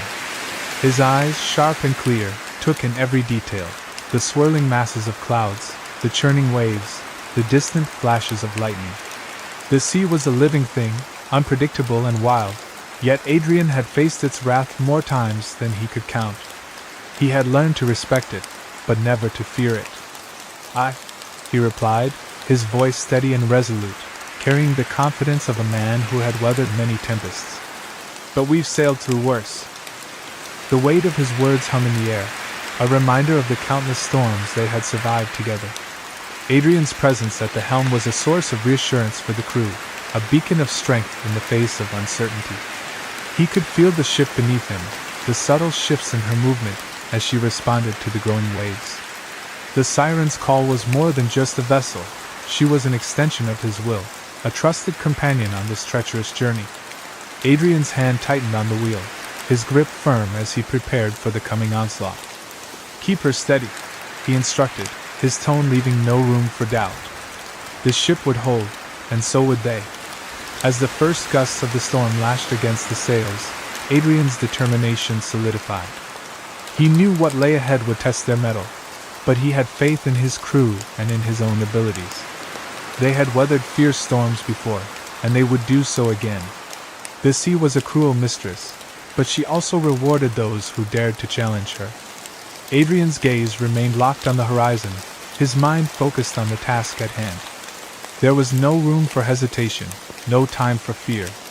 They would ride out the storm, just as they always had, and when it passed, they would continue their journey toward the Crimson Isles, undeterred and unbroken. The crew sprang into action with practiced efficiency, their movements a coordinated blur as they prepared for the storm's onset. Loose lines were quickly secured, their tautness reassuring against the growing chaos of the sea. Men scrambled to batten down the hatches, their hands moving swiftly to fasten ropes and close off openings that might let water into the ship. The first drops of rain began to fall, light at first but quickly gaining intensity. Each raindrop struck the deck with a sharp patter, a prelude to the torrent that was about to engulf them. The atmosphere buzzed with urgency as the crew's diligent efforts transformed the deck into a fortress against the approaching storm. Above them, the sky darkened ominously, the once bright expanse of blue replaced by a dense wall of black clouds. The sun's light was completely obscured, swallowed by the encroaching tempest. The change in the sky was both dramatic and foreboding, casting a deep shadow over the ship. The dark clouds gathered in oppressive layers, seeming to press down on the sea and sky, amplifying the sense of impending doom. The air grew thick and heavy, charged with the electric tension of the storm as it brewed. The scene was both mesmerizing and menacing, a reminder of nature's power and unpredictability. Thunder rumbled in the distance, a deep, resonant growl that seemed to vibrate through the ship's timbers, resonating with an almost primal force. The sound was a constant, low-frequency reminder of the storm's raw power, echoing across the expanse of the ocean and reverberating through the vessel. Each rumble seemed to shake the very foundation of the ship, amplifying the sense of urgency and impending conflict. As the crew finished their preparations, their faces set in grim determination, the thunder grew closer, signaling the storm's imminent arrival. The scene was set for the fierce battle that awaited them as they braced themselves for the storm's full fury. The wind howled with a ferocious intensity as the storm finally bore down on them, its fury manifesting in a violent maelstrom. The once calm sea was now transformed into a turbulent cauldron, the water heaving and frothing as if enraged by the storm's onslaught.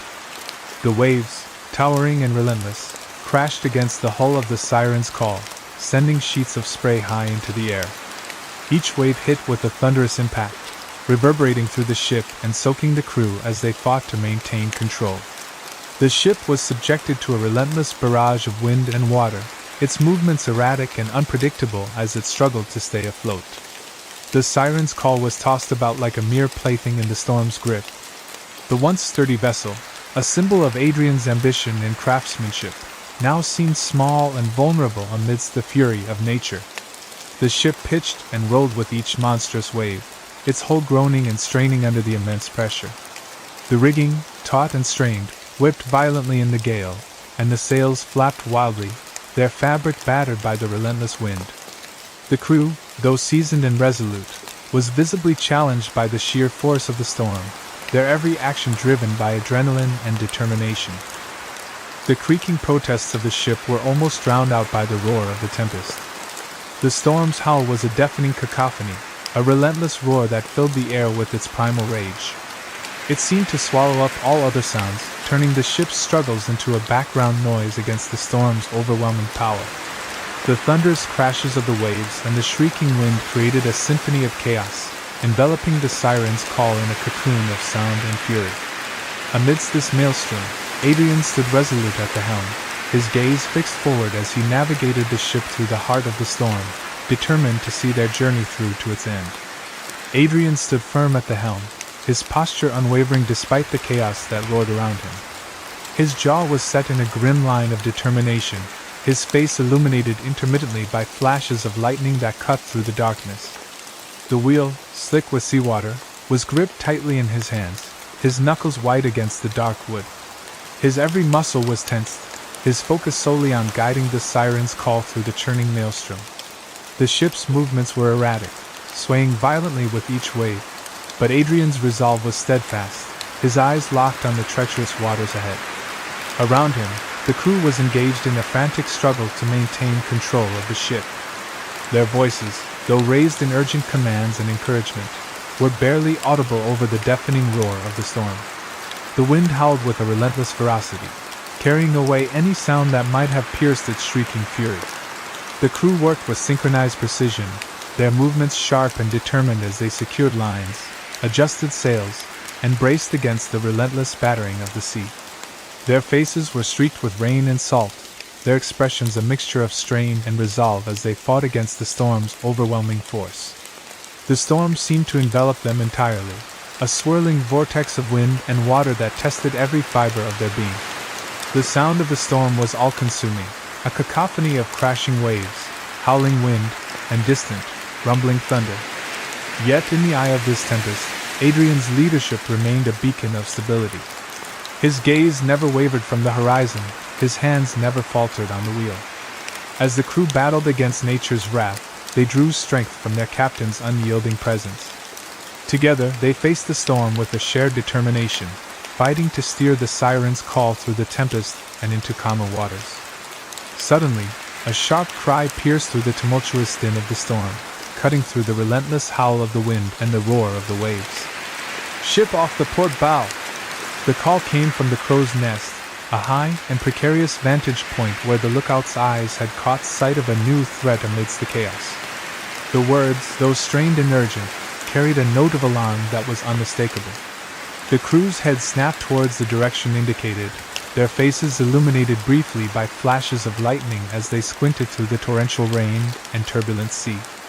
Adrian's attention was immediately drawn to the warning, his mind shifting focus from the storm to the potential danger of another vessel. The revelation of a ship in such treacherous conditions was both alarming and concerning. He peered through the sheets of rain, straining to make out the silhouette against the darkened waters. The presence of another ship in the midst of the storm could mean anything from a chance encounter to a more sinister confrontation. His grip on the wheel tightened as he mentally calculated their course and prepared for any possible maneuvering that might be required to avoid a collision or an altercation.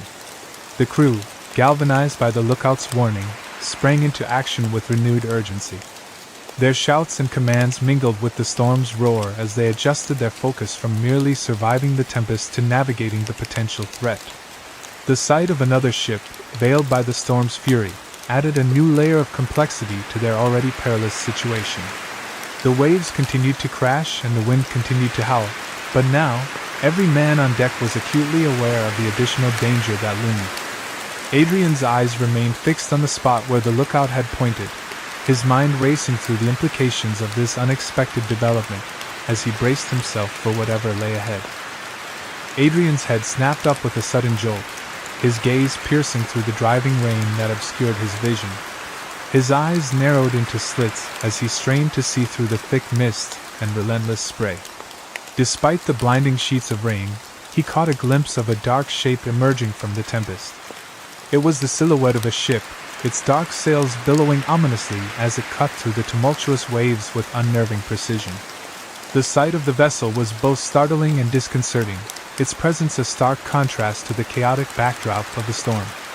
The ship's speed was nothing short of alarming. It moved with a force and swiftness that seemed almost supernatural, slicing through the roiling sea with an unnatural ease. The storm's fury was supposed to be a great equalizer, a force that impeded all who dared challenge it, but this vessel appeared unaffected by the tempest. The dark sails, full and taut, flapped with a menacing rhythm as the ship closed the distance between itself and the siren's call. The sight of it, racing against the storm's wrath, suggested a level of mastery over the elements that Adrian found both intriguing and unsettling. Adrian's mind raced as he assessed the situation, his focus now split between managing the storm and preparing for the approaching ship. The presence of this unknown vessel added a new layer of danger to their already perilous predicament. His instincts told him that the ship's unnatural speed and appearance were no mere coincidence. The storm had created an environment ripe for unexpected encounters, and this one could hold any number of threats. With the ship gaining on them, Adrian's resolve hardened. He needed to prepare his crew for whatever was to come, ensuring they were ready to confront this new challenge as they braved the storm together. "Pirates?" Graves shouted, his voice strained yet unmistakable amidst the gale's unrelenting howl. His words were a sharp burst of realization that cut through the cacophony of the storm. With a swift, practiced movement, He placed his hand firmly on the hilt of his cutlass, the familiar weight and reassuring grip of the weapon a stark reminder of the impending conflict. The look in his eyes was one of steely determination, his face set in grim resolve as he braced himself for the confrontation that loomed on the horizon. The wind whipped fiercely around them, carrying with it the salty sting of the sea and the distant echoes of the approaching enemy. Grave shouts seemed to rally the crew, their reactions swift as they began to prepare for the potential skirmish. The storm's ferocity was no longer the sole concern. The possibility of facing a band of pirates in these treacherous conditions heightened the stakes. Men scrambled to their positions, their faces etched with a mixture of anxiety and readiness, as they readied themselves for battle amidst the storm's relentless assault. Adrian, still at the helm, cast a hard glance towards the approaching vessel, his mind racing through the implications of this new threat. The presence of pirates, especially in such a storm, added a layer of danger that could not be underestimated. He tightened his grip on the wheel, his thoughts quickly shifting from navigating the storm to strategizing for a possible clash with the enemy. The ship, now clearly visible against the storm's backdrop, loomed closer, and Adrian's determination hardened. He would need to lead his crew with both skill and resolve, facing the twin dangers of the tempest and the pirates with unyielding courage. Adrian's lips curled into a grim smile, a fleeting expression of cold satisfaction that barely registered amidst the storm's chaos. His eyes, however, betrayed a steely resolve as he surveyed the approaching vessel with a calculated gaze. The notion of pirates daring to challenge the siren's call in such a tempest was a testament to their audacity, but it was also a challenge he would not back down from. The smile, though faint, was a reflection of his unwavering confidence and the fierce determination that had driven him through countless trials before. The storm's relentless roar seemed to fade into the background as Adrian's mind sharpened with focus. The prospect of a confrontation with the pirates, far from intimidating him, fueled his resolve. He had built his reputation on overcoming adversity, and the thought of these marauders underestimating his ship and crew only served to heighten his readiness for the clash. The grim smile was not merely a reaction but a declaration of his intent to defend his ship with everything at his disposal.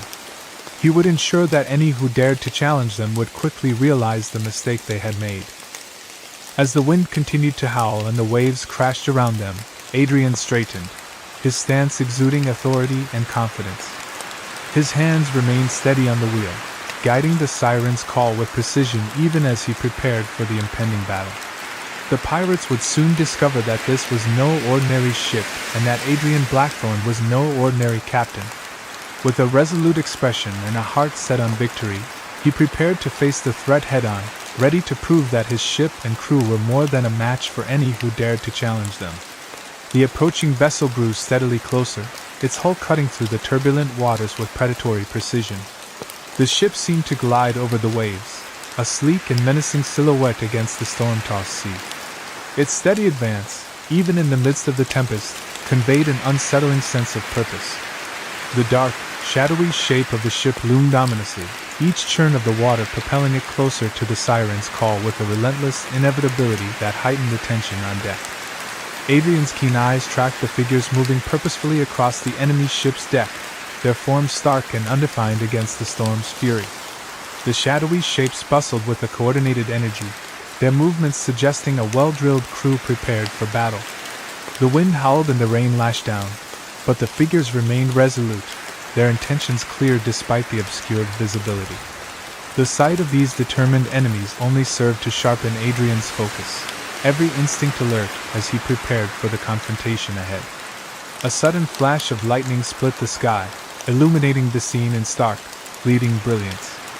In that brief, electrifying moment, Adrian's gaze was drawn to the flag fluttering defiantly from the mast of the pirate ship. The flag was black as the stormy night, starkly contrasting with the storm's chaos, and emblazoned with a menacing skull and crossbones. The symbol was a stark declaration of their intent, an unmistakable mark of piracy that underscored the gravity of the impending clash. The sight solidified the reality of their situation, confirming that they were on a collision course with danger and confirming Adrian's resolve to defend his ship against the pirate threat. Battle stations! Adrian's commanding voice sliced through the howling storm, a clarion call that galvanized the crew into immediate action. The urgency in his tone brooked no delay as every sailor sprang into motion, their earlier focus on weathering the storm now shifting to the imminent clash with the pirates. The deck erupted into a flurry of activity, a disciplined chaos that belied the underlying tension. Each crew member knew their role, and their swift movements reflected their readiness to face the battle ahead. Cannons were swiftly loaded with a practiced efficiency, the heavy balls thudding into place as the crew worked with synchronized precision. The metallic clinks and the shuffling of gunpowder bags filled the air, a stark contrast to the natural cacophony of the storm. Meanwhile, swords were drawn with deliberate purpose, their steel gleaming in the intermittent flashes of lightning. The crew's faces were set in grim determination, their eyes scanning the approaching pirate ship with a mix of apprehension and resolve. The deck became a hive of readiness, each man preparing for the fight that was now unavoidable. The air crackled with the palpable tension of impending conflict, a charged atmosphere that intensified with every passing moment. The storm's roar and the creaking of the ship's timbers provided a dramatic backdrop to the mounting anticipation. Adrian stood at the helm, his gaze sharp and commanding as he oversaw the preparations. His heart raced with a mix of excitement and determination, knowing that the outcome of this battle could define their fate.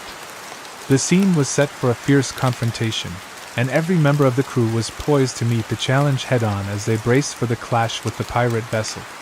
The siren's call shuddered violently as a cannon shot roared from the enemy's ship, the force of the impact reverberating through the vessel.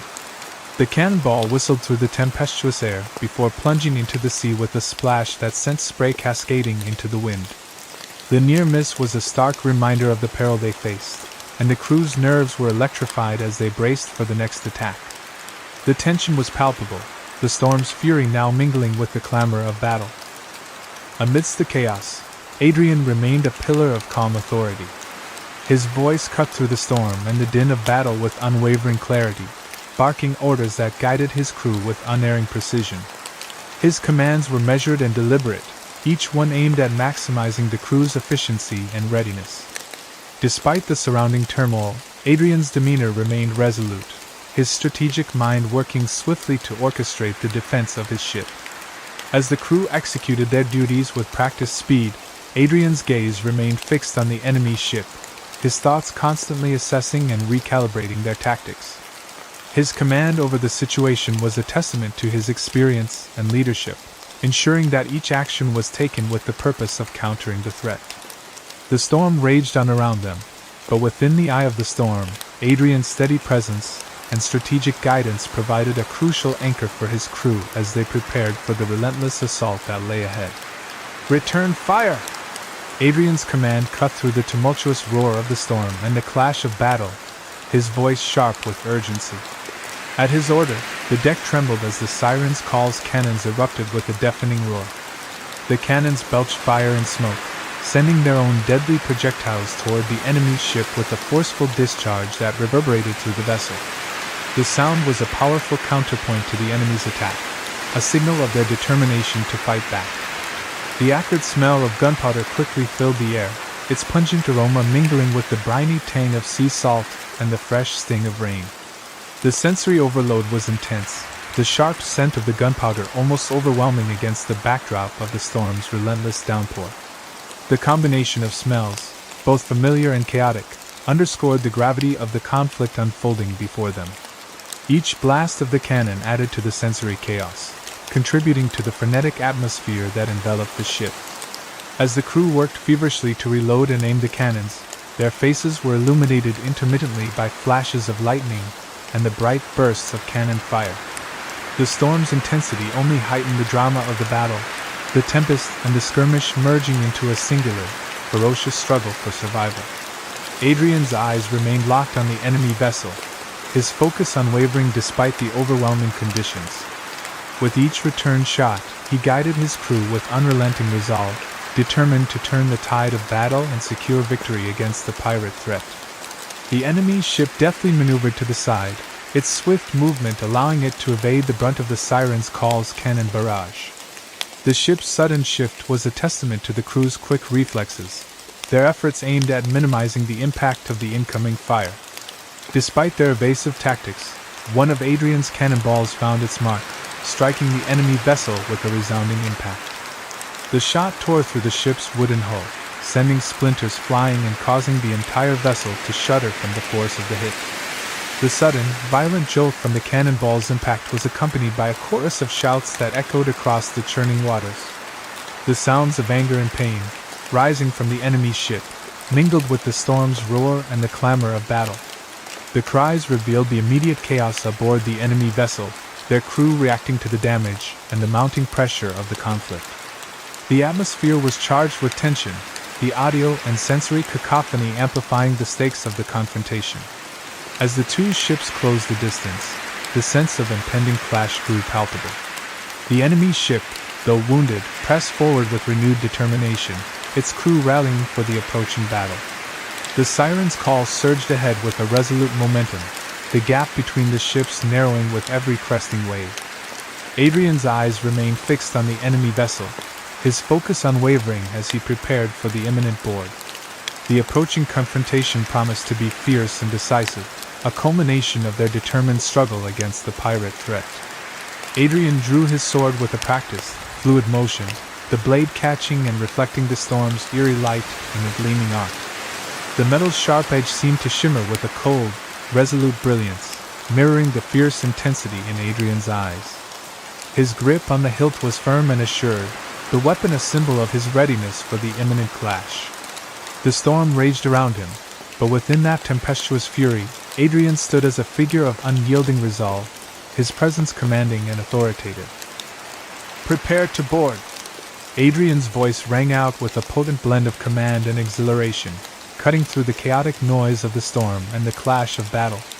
The call was met with immediate action as the crew of the Siren's Call readied themselves for the close-quarters combat that lay ahead. Swords were drawn, pistols were checked, and grappling hooks were prepared, each movement underscoring their readiness for the hand-to-hand confrontation that would soon ensue. The air was charged with anticipation, every member of the crew fully aware of the gravity of the upcoming clash. As the two ships closed in on one another, the final preparations for boarding commenced. Adrian's gaze remained focused on the enemy vessel, his heart pounding with the thrill of the impending battle. The storm's ferocity seemed to heighten the intensity of the moment, the wind and rain blending with the adrenaline surging through his veins. The scene was set for a dramatic clash, and Adrian, poised and resolute, was ready to lead his crew into the fray, determined to seize victory and claim the prize that lay ahead. As the ships collided with a bone-jarring crunch, their hulls scraped and groaned against each other, the violent impact sending shudders through both vessels. The force of the collision reverberated through the timbers, a sharp reminder of the intensity of the clash. With the ships now locked in a grim embrace, the crew of the Siren's Call surged forward with grim determination. Grappling hooks were hurled across the gap, their iron claws latching onto the enemy vessel's rigging, while cutlasses were brandished with lethal intent, ready to engage in the chaotic melee that was about to unfold. The deck became a tumultuous battleground, the air thick with the cacophony of combat. The clash of swords rang out like sharp metallic symphonies, each stroke and parry underscoring the ferocity of the fight. Shouts and cries of rage mingled with the grunts of exertion, creating a discordant symphony of battle sounds. Above, the thunder cracked with a deafening roar, its ominous growl resonating through the storm and adding a dramatic punctuation to the already frenetic scene. The sky's fury seemed to mirror the violence below, heightening the sense of chaos and urgency. In the midst of the storm and the fray, the contrast between the elements and the human struggle became starkly apparent. Rain poured down in relentless sheets, soaking the combatants and making the decks slippery and treacherous. Despite the storm's assault and the brutal close-quarters combat, the crew of the Siren's Call fought with relentless resolve, their movements driven by the promise of victory and the necessity of survival. The battle was a visceral dance of steel and storm, each clash and cry a testament to the fierce determination of those locked in the struggle. Adrian led the charge with relentless determination, his movements a blur of precision and power as he cut through the enemy ranks. Each swing of his sword was executed with lethal efficiency, the blade flashing through the dim stormlight with a deadly gleam. His heart pounded fiercely in his chest, the rhythm of battle syncing with the thundering beat of his pulse. Adrenaline surged through his veins, heightening his senses and sharpening his reflexes as he fought with singular focus. The battle was not just a fight for survival but a personal quest to protect his ship and crew, and Adrian's resolve was unwavering. The storm raged around them with unbridled ferocity, its wrathful winds and torrential rain amplifying the chaos of the battle. The sea itself seemed to join the fray, its waves rising in violent swells as if to mirror the tumult on the decks. Lightning slashed through the sky, illuminating the combatants in stark, fleeting flashes that highlighted the ferocity of their struggle. The wind howled through the rigging, carrying with it the stinging salt of the ocean and the resonant clash of steel. Adrian's every move was accompanied by the roaring tempest, creating a backdrop of elemental fury that heightened the intensity of the conflict. Amidst the storm's fury and the melee of battle, Adrian's determination never wavered.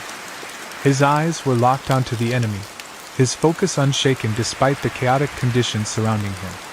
Each thrust and parry was executed with a relentless drive, a testament to his skill and his commitment to his cause.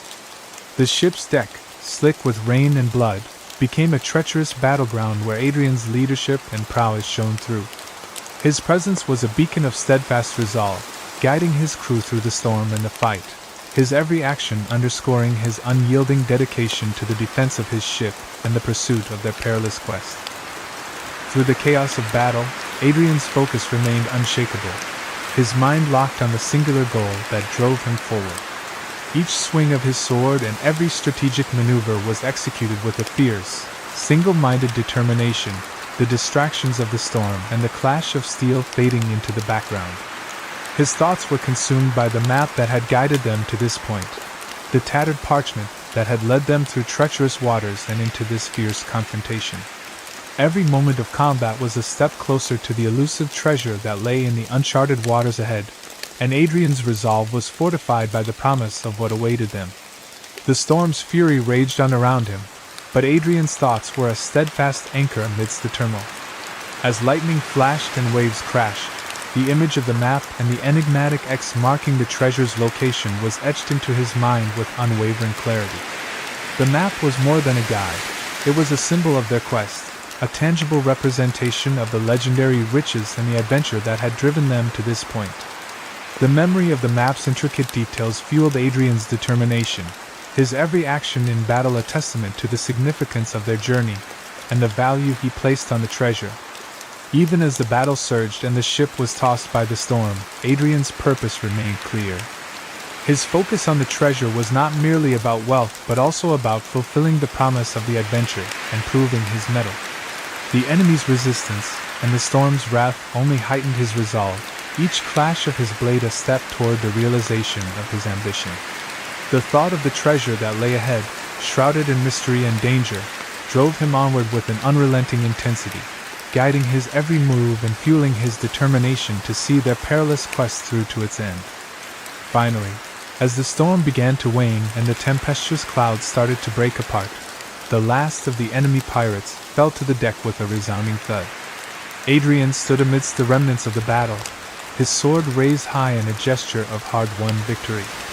The steel of his blade caught the diminishing light of the storm, glinting with a victorious shine that mirrored the relief and triumph surging through him. The fierce determination that had driven him through the chaos of the storm now gave way to a profound sense of accomplishment, his heart swelling with the success of their struggle. The crew of the Siren's Call erupted into cheers, their voices hoarse from the exertion of battle but filled with the raw, unfiltered joy of victory. The sound of their triumphant cries cut through the remnants of the storm's fury, a jubilant chorus that celebrated their survival and their conquest. The deck, now strewn with the detritus of the fight, was alive with the bustling activity of men securing their prize and tending to the aftermath. The atmosphere was charged with a collective sense of achievement, the crew's camaraderie forged stronger through the shared ordeal. As the final echoes of their cheers faded into the stillness that followed the storm, Adrian surveyed the scene with a satisfied smile. The crew's morale was high, their spirits buoyed by the victory and the promise of the treasure that lay ahead. The storm had tested their mettle, but they had emerged victorious, their resolve and skill prevailing against the odds. With the enemy defeated and their ship secured, Adrian's thoughts turned once more to the journey ahead, his mind already focusing on the next steps in their quest for the fabled treasure of the Crimson Isles. As the enemy's ship drifted away, a broken and burning husk against the fading light, Adrian turned his gaze back to the horizon. The once furious storm clouds were now receding, parting to reveal a sky tinged with the soft, tranquil hues of twilight. The transition from the violent storm to the serene calm of dusk was stark, painting the sky with gentle shades of pink and orange. This change in the weather mirrored the shift in the mood aboard the Siren's Call, where the tumult of battle had given way to a hard-earned sense of peace. The sea, which had been a roiling expanse of frothing waves and crashing surf, had begun to settle, the relentless tumult of the storm giving way to a more subdued, rhythmic swell. The waters, though still marked by the storm's fury, now moved with a more measured grace, as if acknowledging the crew's victory and their struggle. The violent churn that had previously defined their journey had mellowed into a more respectful agitation, reflecting the calm that had begun to descend upon the ship and her crew. Adrian stood at the helm, his eyes tracing the retreating storm and the calming sea, feeling the weight of the day's events settle into a reflective quiet. The horizon before him, now clear and revealing a sky of promising tranquility, offered a moment of respite after the chaos. This glimpse of calm was a reward for their resilience, a prelude to the continuing journey towards the Crimson Isles. As the ship cut through the now gentle waves, Adrian's thoughts turned to the path ahead, the promise of treasure still beckoning, and the challenges yet to come in their quest. Adrian's voice cut through the lingering murmur of the crew, a decisive command that reasserted their purpose and focus.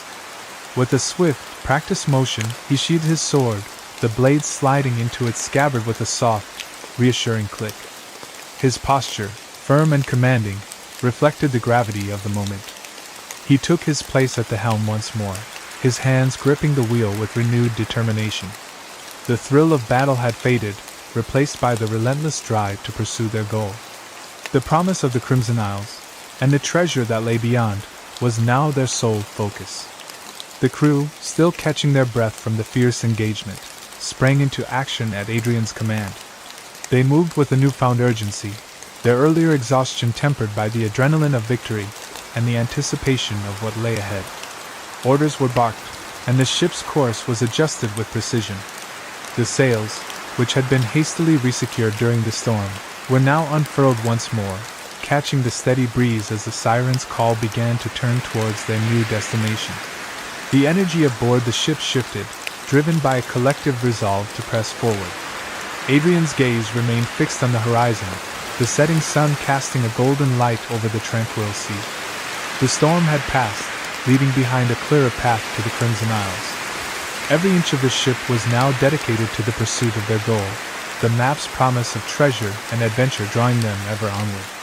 As the ship adjusted its course and the crew worked with renewed purpose, Adrian's thoughts were solely on the journey ahead, the imminent discovery of the legendary treasure, and the legacy that awaited them at the end of their perilous quest. The crew moved with a sense of urgency and purpose, their previous fatigue replaced by a shared eagerness to leave the battle behind and forge ahead with their quest. Every man and woman aboard the Siren's Call worked with determined efficiency, their movements synchronized as they adjusted the rigging and secured the ship for the next leg of their journey. The once chaotic deck now hummed with the focused energy of a crew united by the thrill of their hard-won victory and the promise of the adventures that awaited them. The remnants of the storm were gradually washed away by their renewed resolve and the steady rhythm of their ship cutting through the calm sea. As the Siren's Call sailed further into the fading light of the day, the golden hues of twilight cast a warm glow over the vessel and its crew. Adrian allowed himself a rare moment of satisfaction, his gaze drifting over the scene of their triumph. The battle had been fierce, the storm relentless, but they had weathered both with grit and determination. The sense of achievement was palpable, a welcome reprieve from the immediate dangers they had faced. Yet, amid this moment of respite, Adrian remained acutely aware that their journey was far from over. The true test of their resolve and skill still lay ahead, shrouded in the mysteries and perils of the Crimson Isles. As the ship continued its course into the deepening twilight, Adrian's thoughts were already turning to the challenges yet to come. The map's promise of legendary treasure was a powerful motivator, but it was also a reminder of the dangers that awaited them. With the storm behind them and the battle won, Adrian steeled himself for the trials that lay ahead, his focus unwavering as he steered the siren's call toward the horizon, where the Crimson Isles awaited. With the wind favoring their journey and the allure of untold treasure propelling them forward, Adrian and his crew sailed with a renewed sense of purpose. The once tumultuous sea now lay calm beneath them, the gentle breeze filling the sails and propelling the siren's call steadily towards its destination. Each member of the crew felt the weight of their mission, their excitement palpable as they prepared for the challenges that lay ahead. The anticipation of discovering the fabled Crimson Isles infused their work with a sense of urgency and determination, making each task a step closer to their grand goal. Adrian stood at the helm, his gaze fixed on the horizon, where the last light of day cast a warm, golden sheen over the ocean's surface. The map, securely tucked in his coat, was a constant reminder of the treasure they sought and the perils they might encounter. The storm and the battle had tested their resolve, but those trials had only strengthened their commitment. As the ship cut through the water, Adrian felt a deep satisfaction in knowing they had survived the worst and were now forging ahead towards the promise of glory and riches. The path to the Crimson Isles was fraught with uncertainty, but the crew's spirits were high, driven by the collective dream of claiming the legendary treasure. They moved with a blend of readiness and excitement, their minds focused on the adventure that lay beyond the horizon. Each day brought them closer to their goal, and despite the potential dangers that lurked in the uncharted waters, the promise of the treasure guided them unwaveringly. Adrian knew that the journey would test every ounce of their courage and skill, but with the wind at their backs and the thrill of discovery ahead, they were prepared to face whatever challenges awaited them. Chapter 4: A Fateful Encounter. The storm erupted with a ferocity that seemed almost supernatural, as if the very heavens were unleashing their wrath upon the siren's call. The sky was swallowed by an inky darkness, an ominous void that seemed to stretch endlessly overhead. The sea, once a dependable companion, turned into a tumultuous adversary, heaving and tossing with a wild, untamed energy. Waves surged with such intensity that they crashed against the ship's hull, threatening to overwhelm it with their relentless force. The water churned beneath the ship, writhing like a beast determined to shake off its burdensome rider. At the heart of this tempest, Captain Adrian Blackthorne stood resolute at the wheel, his hands gripping it with a fierce determination. His knuckles were stark white, the strain of his grip reflecting the gravity of the situation. The storm's wrath battered the siren's call from all sides, with wind howling through the rigging like a pack of ravenous wolves. The sails flapped violently, their strained creaks mingling with the roar of the storm. Rain lashed down in torrents, turning the deck into a slick, treacherous surface that made every step a precarious endeavor. Amid the chaos, Adrian's focus was unwavering. His gaze was fixed ahead, locked onto the course they had to maintain despite the storm's attempts to thwart them. The ship groaned and bucked under the onslaught of nature's fury, each wave threatening to wrench it off course. Yet, with every ounce of strength and skill he possessed, Adrian fought to keep the siren's call steady. The storm raged on, a relentless test of their resolve, but Captain Blackthorne was determined to navigate through it, driven by the promise of the treasure that lay ahead. "Hold steady, men!" Adrian bellowed above the deafening roar of the tempest, his voice cutting through the chaos with a strained intensity. Usually a beacon of calm, his tone now bore the sharp edge of the storm's fury, reflecting the gravity of their situation. Despite the raging elements, his command was delivered with the force of authority, demanding the crew's immediate attention and action. The storm's clamor seemed to amplify his words, driving them deep into the hearts of his sailors. The crew, faces set in grim determination and pallid under the relentless onslaught of rain, scrambled to secure the lines with practiced urgency. Each man moved with a well-honed precision born from countless storms and battles at sea. The lashing rain turned their clothes into sodden rags, clinging to their bodies as they fought against the gale. Despite the violent buffeting of the ship, they worked in concert, their movements synchronized and efficient, a testament to their experience and dedication. As the wind shrieked through the rigging and the ship bucked beneath them, the crew's efforts were a mix of desperation and professionalism. Every muscle tensed under the strain, every action a vital part of the collective struggle to keep the Siren's Call afloat. Amid the chaos, their unwavering focus on their duties and their trust in their captain's leadership stood as a beacon of hope. Even as the storm's ferocity threatened to overwhelm them, the crew's resolve and skill ensured that the ship remained on course, battling the storm with all the might they could muster. But this storm was unlike any they had faced before. The waves surged to towering heights, their crests frothing with a menacing fury as they plummeted back into the sea. Each wave seemed like a mountain rising from the depths, crashing down with an overwhelming force that threatened to shatter the very timbers of the Siren's Call. The ship heaved and shuddered with each impact, the violent jolts reverberating through its hull and sending shivers through its frame. The storm's relentless assault turned the sea into a chaotic maelstrom, with waves of such magnitude that they seemed to claw at the ship, eager to pull it under. Each crashing wave was a force of nature, driven by the fury of the storm, and the ships would groan under the strain. The creaks and protests of the vessel blended with the tempest's roar, creating a cacophony that overwhelmed all other sounds. The timbers seemed to strain against the ocean's fury, their endurance tested to its limits. Amid the chaos, the crew struggled to maintain control, their efforts punctuated by the violent shaking of the ship. The storm raged on, a monstrous beast that seemed to take pleasure in the ship's suffering. Every clash of wave against hull was a reminder of their precarious situation, each shudder a reminder of the storm's overwhelming power. In the face of such a relentless force, the Siren's Call fought to stay afloat, its crew battling the storm's wrath with a determined resolve that matched the tempest's ferocity. Lightning slashed across the sky, its blinding brilliance slicing through the tempest's dark veil in jagged, ephemeral bursts. Each flash of lightning revealed a fleeting glimpse of the chaos that enveloped the Siren's Call, casting stark, eerie shadows across the roiling sea. The ship lurched violently to one side with each fierce gust of wind, the deck tilting at a precarious angle as the masts groaned under the unrelenting pressure. The scene was a tumultuous spectacle of flashing light and shadow, each moment a stark reminder of the storm's ferocity. Adrian's gaze darted anxiously to the horizon, seeking any sign of respite amid the overwhelming onslaught. The storm enveloped them entirely, a swirling vortex of dark fury that obscured any possible escape. His heart pounded in sync with the ship's shuddering motions, his eyes straining against the blinding rain and lightning in a desperate search for a break in the storm. The storm's monstrous embrace seemed unyielding, a relentless tempest that offered no quarter or indication of easing. The violent jolt of the ship, coupled with the shrieking wind and the thunder's deafening roar, made every moment feel like an eternity. Adrian's mind raced as he fought to keep his focus on the horizon, his determination unwavering despite the storm's overwhelming might.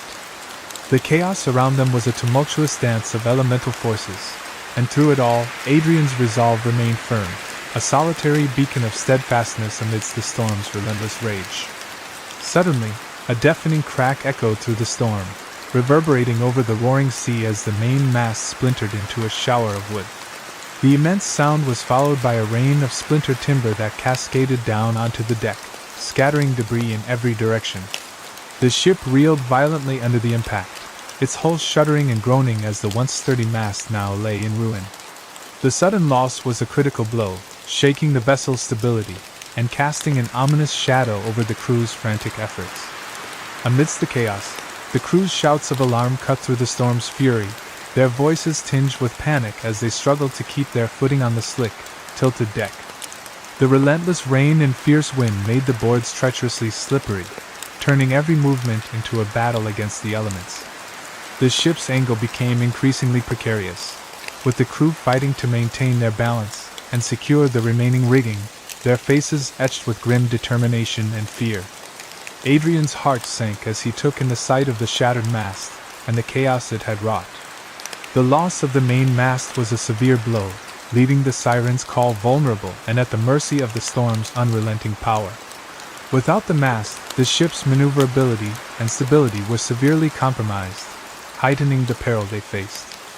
Adrian's mind raced with a desperate resolve, knowing that survival now hinged on their ability to navigate the storm's fury with a crippled vessel. "Brace yourselves!" Adrian's voice cut through the storm, raw and strained as he tried to rally the crew.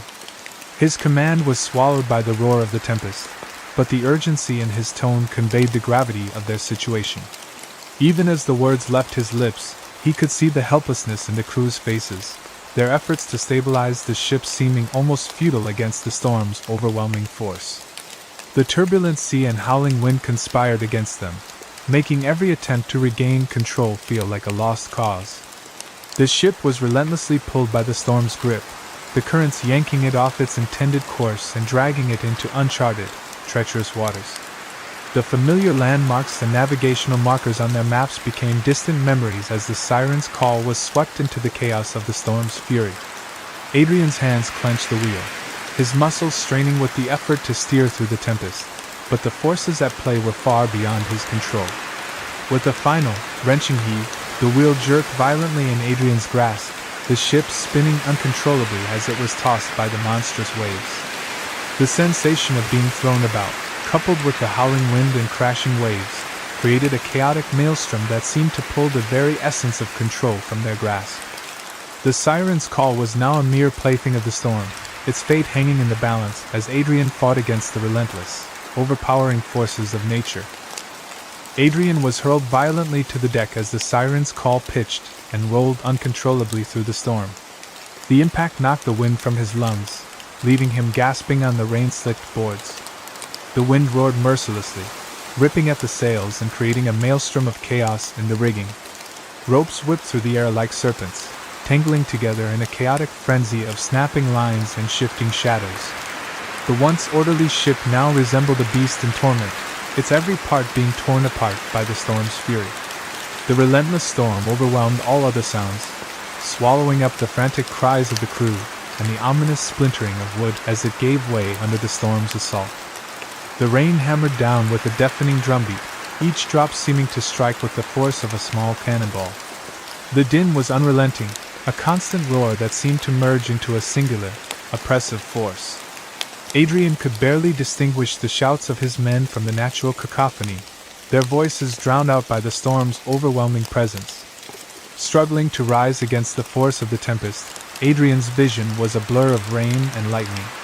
Each crash of thunder seemed to shake the very foundation of the ship, and the swirling sea around them became a maelstrom of darkness and frothy white caps. The relentless storm had taken hold of the siren's call, and despite Adrian's best efforts, it was clear that their fate now rested in the hands of the tempest's whim. And then, just as abruptly as it had begun, the storm's ferocity began to wane. The wind's howling diminished to a mournful, ghostly wail, its relentless pressure easing off. The torrential rain gradually softened to a persistent drizzle, though the sea remained a tumultuous expanse of angry waves. The dark clouds, now frayed and scattered, began to drift away, revealing patches of a bruised, weary sky. Adrian struggled to his feet, his body protesting with every movement as aching muscles reminded him of the intense battle against the storm. His gaze swept over the deck, taking in the sight of his battered ship and the remnants of the storm's wrath. Around him, the crew began to rise, their movements slow and deliberate as they fought off fatigue. Their faces, smeared with grime and drenched from the storm, were etched with lines of exhaustion and fear. Despite the storm's retreat, the aftermath was a grim tableau of broken rigging, scattered debris, and a deck strewn with the detritus of their struggle. The crew's spirits, though bruised, were unbroken as they set about the grim task of assessing the damage and making the necessary repairs. The storm had tested them to their limits, but they had survived. For Adrian and his crew, the challenge now lay in salvaging their journey and pressing on despite the heavy toll the tempest had taken. Adrian's gaze swept over the damage with a mixture of dismay and determination. The main mast, once a proud centerpiece of the siren's call, had been shattered, leaving a jagged stump where it had stood. The sails, now nothing more than ragged shreds, flapped uselessly in the weak breeze. The ship itself was listing precariously to one side, its balance compromised by the violent battering it had endured. Water had breached the lower deck, creating a sloshing flood that mingled with the debris scattered across the floor. The sight of the ship's battered condition was a stark reminder of the storm's ferocity.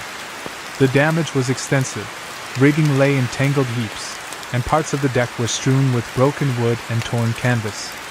The waterlogged lower deck, now partially submerged, added another layer of urgency to the situation. Without immediate and effective repairs, the vessel's integrity was at risk, and the crew's safety was far from assured. Adrian's mind raced as he assessed the situation. He knew that time was of the essence. If they didn't address the damage swiftly and efficiently, another storm, or even rough seas, could prove disastrous. With the ship's survival hanging in the balance, he turned to his crew, his voice firm and resolute. They had weathered the storm, but the true test now lay in their ability to restore their ship and continue their perilous journey toward the Crimson Isles. "Land ho!" The shout rang out, piercing through the haze of rain and mist that clung to the siren's call. The lookout's voice, though strained, carried a note of exhilaration that cut through the ship's desolate atmosphere. The crew, worn and battered from the storm, perked up at the sound, their weary eyes lifting toward the horizon in hope. Through the lingering fog and the remnants of the storm, the outline of land began to emerge, a shadowy promise of refuge after their harrowing ordeal. The sight of it brought a collective sigh of relief from the exhausted crew.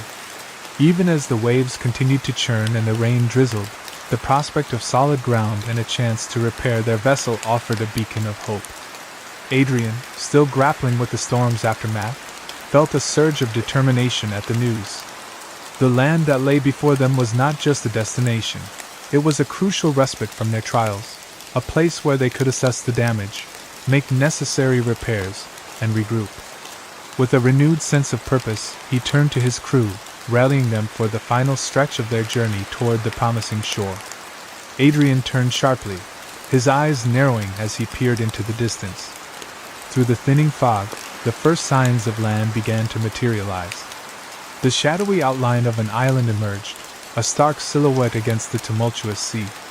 Its form was jagged and imposing, a mass of dark rock and dense forest rising out of the water like a sentinel guarding the unknown.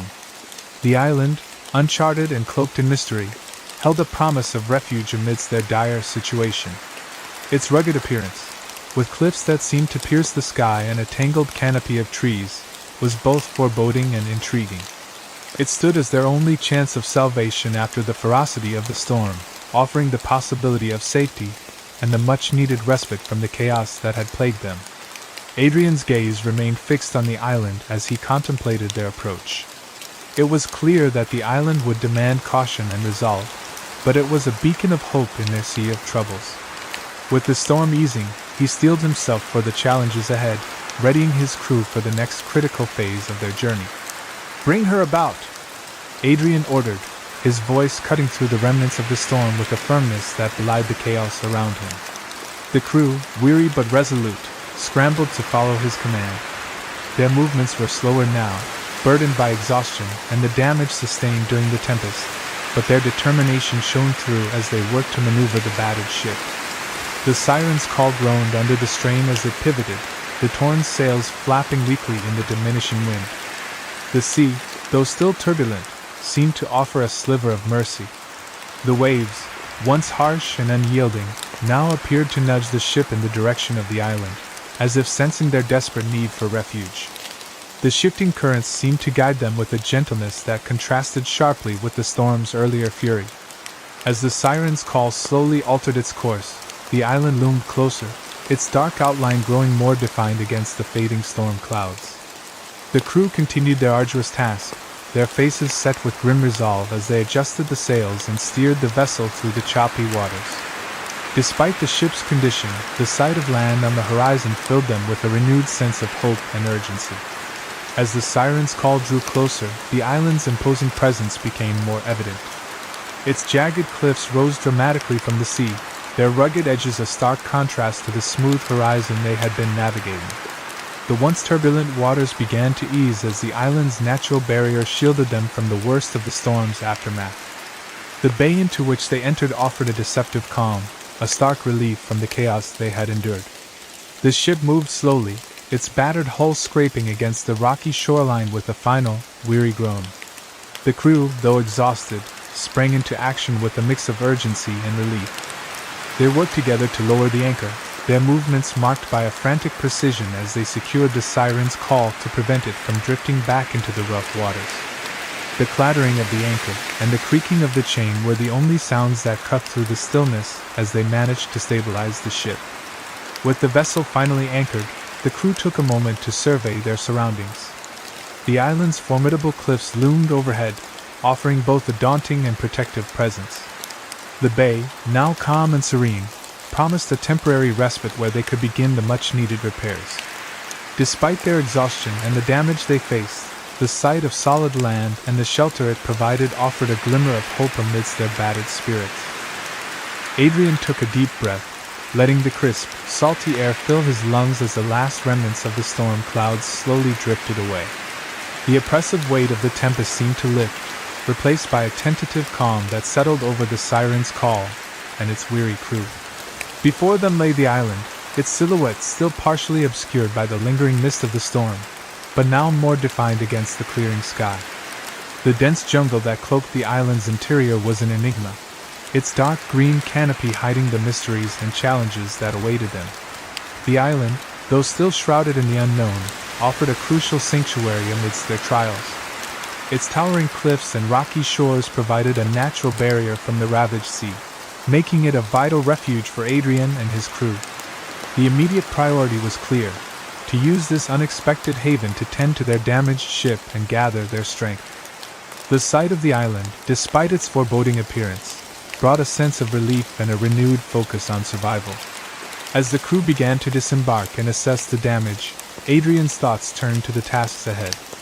The storm had left them battered and their ship in dire need of repair, but the island's sheltering embrace offered a chance to regroup and strategize. Though the jungle promised its own set of challenges, for now, it stood as a beacon of hope, a place where they could recover and prepare for whatever lay beyond its verdant depths. Adrian stood before his crew, his voice firm and resolute despite the exhaustion etched on his face. "We've been thrown off course," he announced, meeting the eyes of his men with unwavering determination. The storm had battered them, and their trajectory had veered far from the path they had planned, but Adrian's confidence was a steadying force amid their weariness. "But we're not lost," he continued, his tone carrying the promise of resolve and leadership that had guided them through countless trials before. He gestured toward the damage that marred the siren's call, a stark reminder of the storm's ferocity. "We'll make what repairs we can," Adrian said, outlining the immediate tasks that lay ahead. The sight of the wrecked mast and tattered sails was a somber one, but his words were a call to action. The crew, though battered and drained, understood the urgency of their situation. They rallied around the ship, preparing to undertake the necessary work to restore her to seaworthy condition. Adrian's gaze shifted back to the distant horizon, where the island's rugged silhouette stood stark against the clearing sky. "And then we'll find our way back to the Crimson Isles," he declared, infusing his words with a sense of purpose that transcended the immediate obstacles. The journey had been interrupted, but their quest for the legendary treasure was far from over. The promise of the Crimson Isles and the treasure they sought remained a beacon, guiding them through the trials they faced and driving them forward with renewed determination. The men nodded in agreement, their faces set with a mix of grim determination and fatigue. The storm had been brutal, leaving the siren's call battered and in need of extensive repairs. Yet, despite the toll it had taken, their resolve remained unshaken. They spread out across the ship, each man tasked with assessing the damage, securing loose rigging, and preparing for the necessary repairs. The island's rocky shore, once a harbinger of their peril, now stood as a temporary haven where they could regroup and strategize for the journey ahead. As the crew busied themselves with their tasks, Adrian's mind wandered, reflecting on the tempest that had nearly claimed them. The storm had been unlike any he had encountered before, its fury almost unnatural, as though it had been deliberately set upon them. Adrian could not shake the feeling that the storm had been more than a mere act of nature. It had seemed almost sentient, a force that had maneuvered them toward this uncharted island with a purpose of its own. The thought gnawed at him, intertwining with his thoughts of the treasure they sought. Adrian's gaze drifted to the dense jungle that cloaked the island, its shadows hinting at mysteries yet to be uncovered. The storm's passage had left them on uncertain ground, both literally and figuratively. He contemplated the possibility that their unforeseen detour might have been more than a misfortune. It could be a sign or a test, guiding them toward a fate they had yet to understand. The challenges they faced were daunting, but Adrian's resolve only hardened. The island was now a part of their journey, and he was determined to uncover its role in their quest for the Crimson Isles. As the sun dipped toward the horizon, its fiery rays painted the island in a blood-red hue, casting long shadows that stretched across the rocky shore. Adrian stood at the edge of the bay, his eyes fixed on the dense jungle that loomed before him. The crimson light seemed to set the stage for the unknown, as if the island itself was a harbinger of the trials and mysteries yet to unfold. The serene beauty of the sunset belied the turmoil of the day, leaving Adrian with a gnawing sense of foreboding. The events of the storm, coupled with their sudden arrival on this uncharted land, felt like more than mere coincidence. Adrian's instincts told him that their encounter with the island was a pivotal moment in their quest, a prelude to the challenges and revelations awaiting them. The storm had not only tested their resolve but had also thrust them into a new and perilous chapter of their adventure. The island, with its shadowy forest and untamed wilderness, seemed to hold secrets that could either aid or hinder their pursuit of the legendary treasure. As darkness began to encroach, Adrian could not shake the feeling that this unexpected detour was not just a setback but a significant turn in their journey. The island's ominous presence, and the strange sense of destiny that accompanied their arrival hinted at a deeper significance. Adrian's mind raced with possibilities, wondering what lay ahead in the heart of the jungle and how it would shape their path to the Crimson Isles. With the sun setting and the island shrouded in twilight, he prepared himself and his crew for whatever might come next, knowing that their quest was far from over. Chapter 5: The Island's Secret. The dense jungle swallowed the fading light, its towering canopy casting long, tangled shadows that stretched across the uneven ground. As Adrian Blackthorn forged his way through the overgrown foliage, the lushness of the island seemed to envelop him, creating a maze of verdant walls that pressed him from all sides. The air was thick with the earthy scent of damp soil and decaying leaves, and the occasional rustle of unseen creatures kept him on alert. Each step forward was a careful negotiation through the dense underbrush, with every branch and vine threatening to entangle him. The island's wild, untamed nature stood in stark contrast to the controlled environment of the ship. Here, the jungle was a living, breathing entity, its towering trees and thick vines forming a labyrinth of greenery that felt both enchanting and menacing. The undergrowth was so dense that Adrian could scarcely see more than a few feet ahead, and the narrow paths he followed were often obscured by the tangled roots and fallen branches that littered the ground. The dense foliage seemed to close in around him, heightening the sense of isolation from the world he had known. Despite the constant, distant sound of waves crashing against the rocky shore, the jungle felt like a world apart, its sounds and sights drawing Adrian's full attention. The sea, which had guided them to this mysterious place, was now a mere memory, its roar a faint echo against the persistent buzz of jungle life.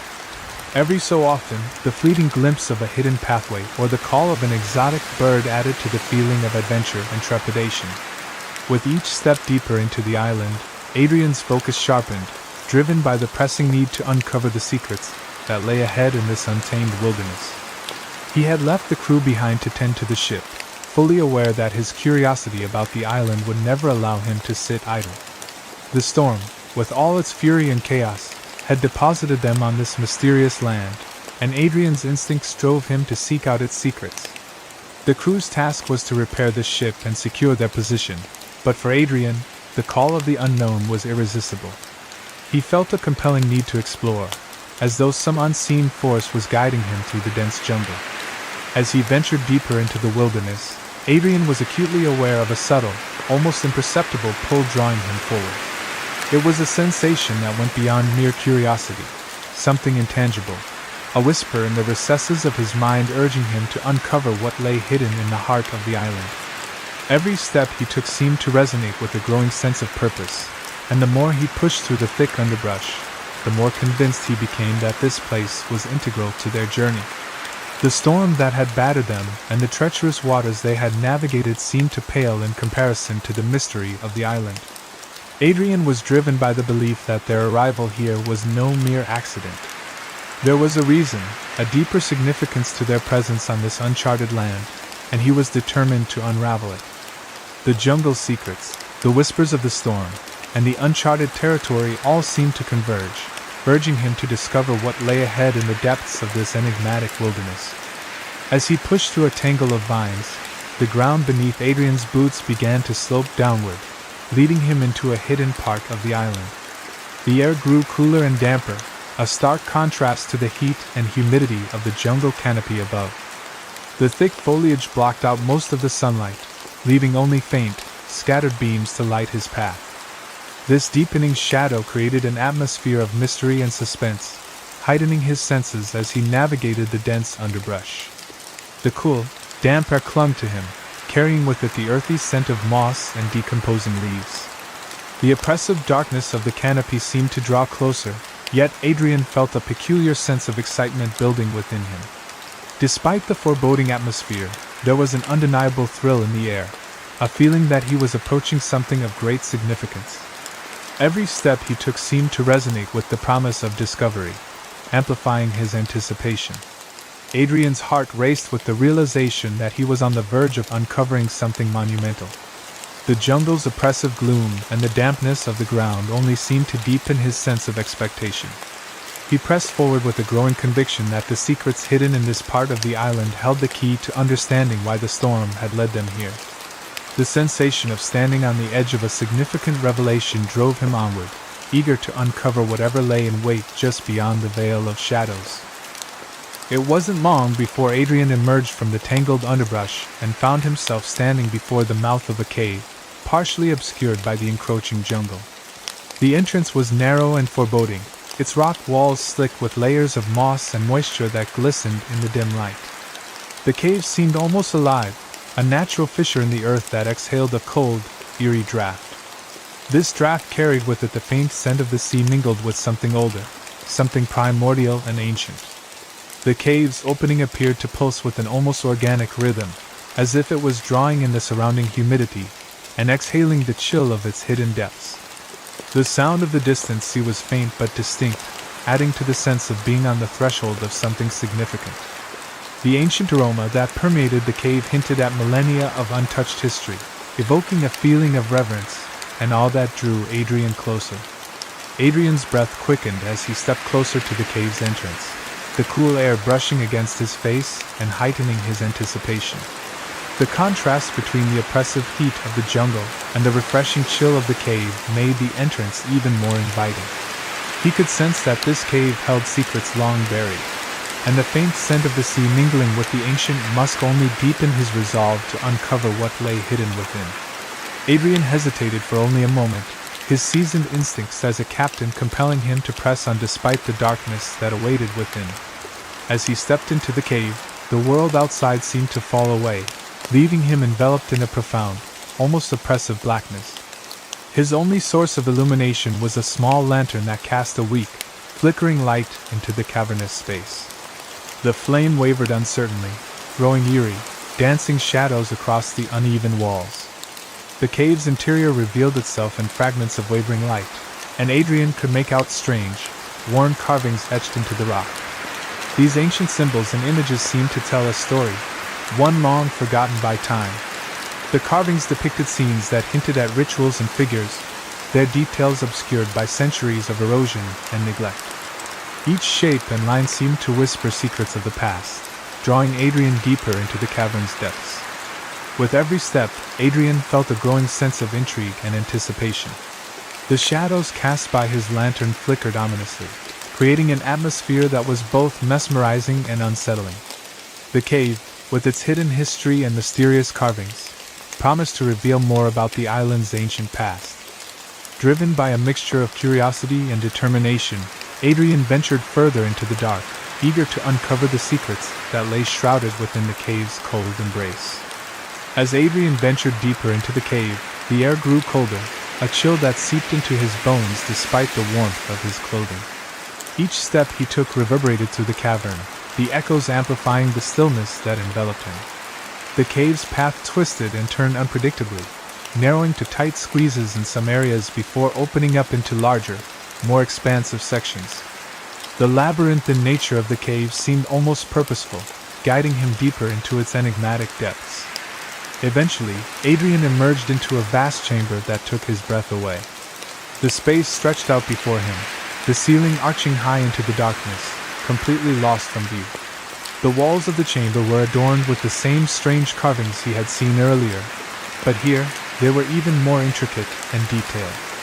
The carvings seemed to form elaborate scenes and symbols, their complexity hinting at the significance of whatever ancient culture had created them. The flickering light from his lantern barely scratched the surface of these elaborate designs, leaving much of their meaning shrouded in shadow. The vastness of the chamber and the elaborate carvings on the walls created a sense of awe and reverence within Adrian. The cold, damp air and the echoes of his own footsteps added to the feeling of isolation and discovery. As he stood in the middle of the chamber, he couldn't help but feel that he was on the brink of uncovering something monumental, an ancient secret that had been hidden away, waiting for someone like him to stumble upon it. In the heart of the chamber, a solitary stone pedestal stood like a sentinel of time. The pedestal, rough-hewn and ancient, seemed to rise from the floor as though it had grown there, its surface covered in the same moss and moisture that clung to the cave's walls. Atop this pedestal lay an object that immediately captured Adrian's full attention, a weathered scroll sealed with a symbol that sent a jolt of recognition through him. The emblem, an intricate design he had seen before, matched one of the cryptic markings on the map that had guided him through countless dangers. Adrian's pulse quickened as he drew closer to the pedestal, his eyes never leaving the scroll. The parchment was old and brittle, its edges curled and darkened with age, yet the seal remained intact, a testament to its preservation through the ages. His fingers hovered over the ancient parchment, the very air around it seeming to thrum with significance. The sight of the scroll, so meticulously preserved and placed in the center of this hidden chamber, filled him with a sense of both reverence and anticipation. With a mix of awe and caution, Adrian reached out and gently touched the scroll, feeling the rough texture of the parchment beneath his fingertips. The seal was an intricate wax emblem, its design a perfect match to the one that had guided his journey. As he carefully broke the seal and unrolled the scroll, the dim light of his lantern flickered across its surface, revealing the faded ink of what appeared to be a map or manuscript, its contents obscured but undoubtedly crucial to the quest that had brought him here. With deliberate care, Adrian broke the seal and began to unroll the ancient scroll. The parchment, though fragile, unfurled with a soft rustle, revealing text inscribed in a language that had long since fallen out of common use. Adrian's years of studying ancient texts and deciphering forgotten languages were about to pay off. The intricate script, though challenging, was decipherable to him, and as he began to translate, the scroll's secrets started to unfold. The text described in vivid detail a legendary horde, hidden away by a civilization whose existence had been lost to time. This once thriving society, as the scroll narrated, had amassed great wealth, concealing their treasures in a secret location on the very island where Adrian now stood. The description was both enticing and foreboding, painting a picture of immense riches that had been safeguarded with a complex array of traps and puzzles, meant to protect their legacy from those unworthy of it. Yet, as Adrian's eyes moved over the faded ink, a chilling revelation emerged. The scroll spoke not only of the treasure but also of a curse that would befall anyone who dared to claim it for themselves. This curse, according to the ancient text, was a potent force designed to ensure that the treasure remained undisturbed. The warnings were explicit and grave, hinting at dire consequences for those who sought the riches with greed in their hearts. The combination of the promise of great wealth and the threat of an ancient curse set Adrian's mind racing, the weight of the decision he faced now heavier than ever. As Adrian read the scroll, the intricate carvings on the cave walls seemed to animate, their patterns shifting in the flickering light of his lantern. Each engraving illustrated scenes from a long-forgotten era, depicting the life of a great king who had accumulated a fortune beyond anyone's wildest dreams. The walls told the story of this king's opulence and the immense wealth he had garnered, but also of his growing paranoia that such wealth would eventually lead to his ruin. In a bid to protect his fortune, the king had hidden it away in a secret chamber, concealed deep within the island's labyrinthine depths. The carvings vividly depicted the construction of this hidden vault, emphasizing the intricate and powerful magic that had been employed to guard it. The king's fear of losing his treasure had driven him to extreme measures, ensuring that the chamber was sealed by enchantments that would thwart any who attempted to breach it without the proper knowledge or intent. The final layer of protection, as the scroll revealed, was the curse. This curse was not merely a deterrent but a test of worthiness, designed to ensure that only those who were truly deserving, or those whose ambition blinded them to the perils, would be able to claim the treasure. The carving's dynamic storytelling underscored the gravity of the curse, adding a layer of mystique and forewarning to the tale. Adrian felt the weight of the king's legacy and the daunting challenge that lay ahead, knowing that the path to the treasure was fraught with both incredible rewards and formidable risks. Adrian's mind raced as he absorbed the implications of the scroll. The clues detailed in its ancient script aligned perfectly with the map he had acquired, directing him unerringly toward the Crimson Isles.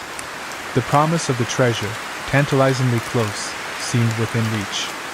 Yet the curse described in the scroll cast a long shadow over his excitement.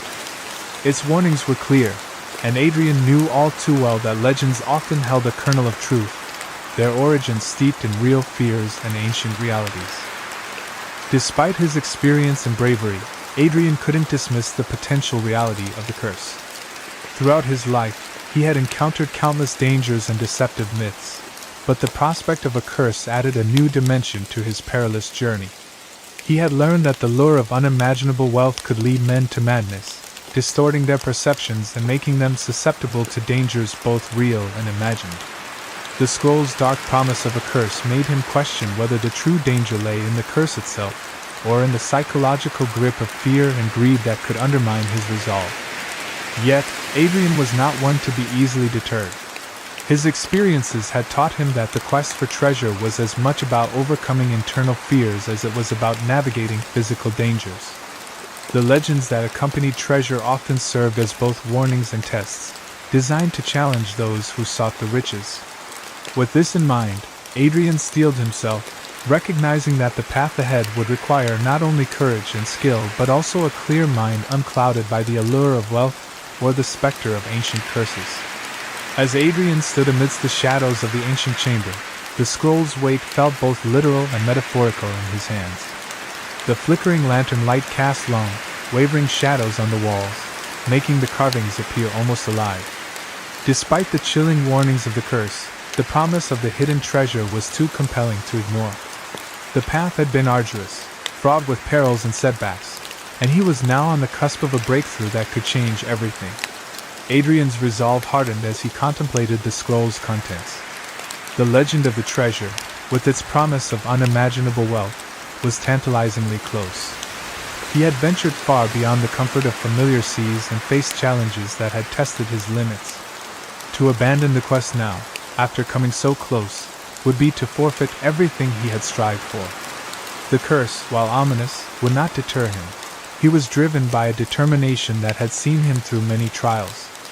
With a deep breath, Adrian made his decision. He would press forward, embracing the risks that lay ahead. The treasure was within reach, and he would not retreat. The storm had brought them to this island, and the scroll had revealed the next step in their journey. Whatever dangers the curse might entail, Adrian was prepared to face them. His focus was unwavering, his determination clear. He would continue the quest, no matter the cost.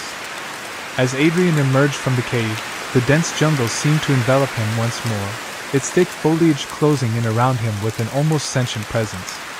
The once familiar sounds of the jungle now seemed more ominous, the rustling leaves and distant calls of unseen creatures taking on a new, unsettling tone. The warmth of the cave's interior was replaced by a cool, biting wind that swept through the trees, carrying with it an unsettling chill that prickled his skin. The wind whispered through the canopy, weaving its way through the tangled vines and branches. Its voice was faint but insistent, like a ghostly warning that echoed in Adrian's ears. Each gust seemed to carry a promise of more danger, as if the island itself was not yet done testing him.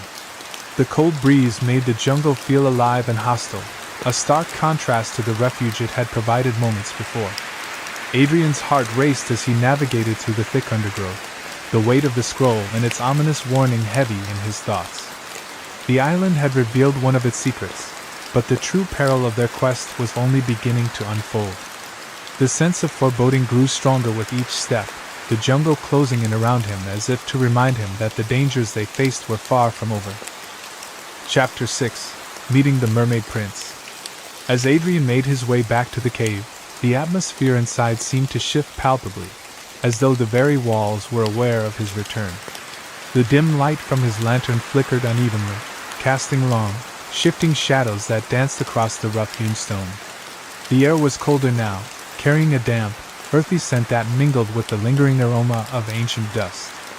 Each step he took echoed ominously, amplifying the sense of foreboding that had settled over him since he had read the scroll. The weight of the scroll felt heavier than before, its secrets pressing down on Adrian's mind with a newfound gravity. The tales of the treasure, and the curse that guarded it had ignited his determination, but they had also introduced a strange sense of unease.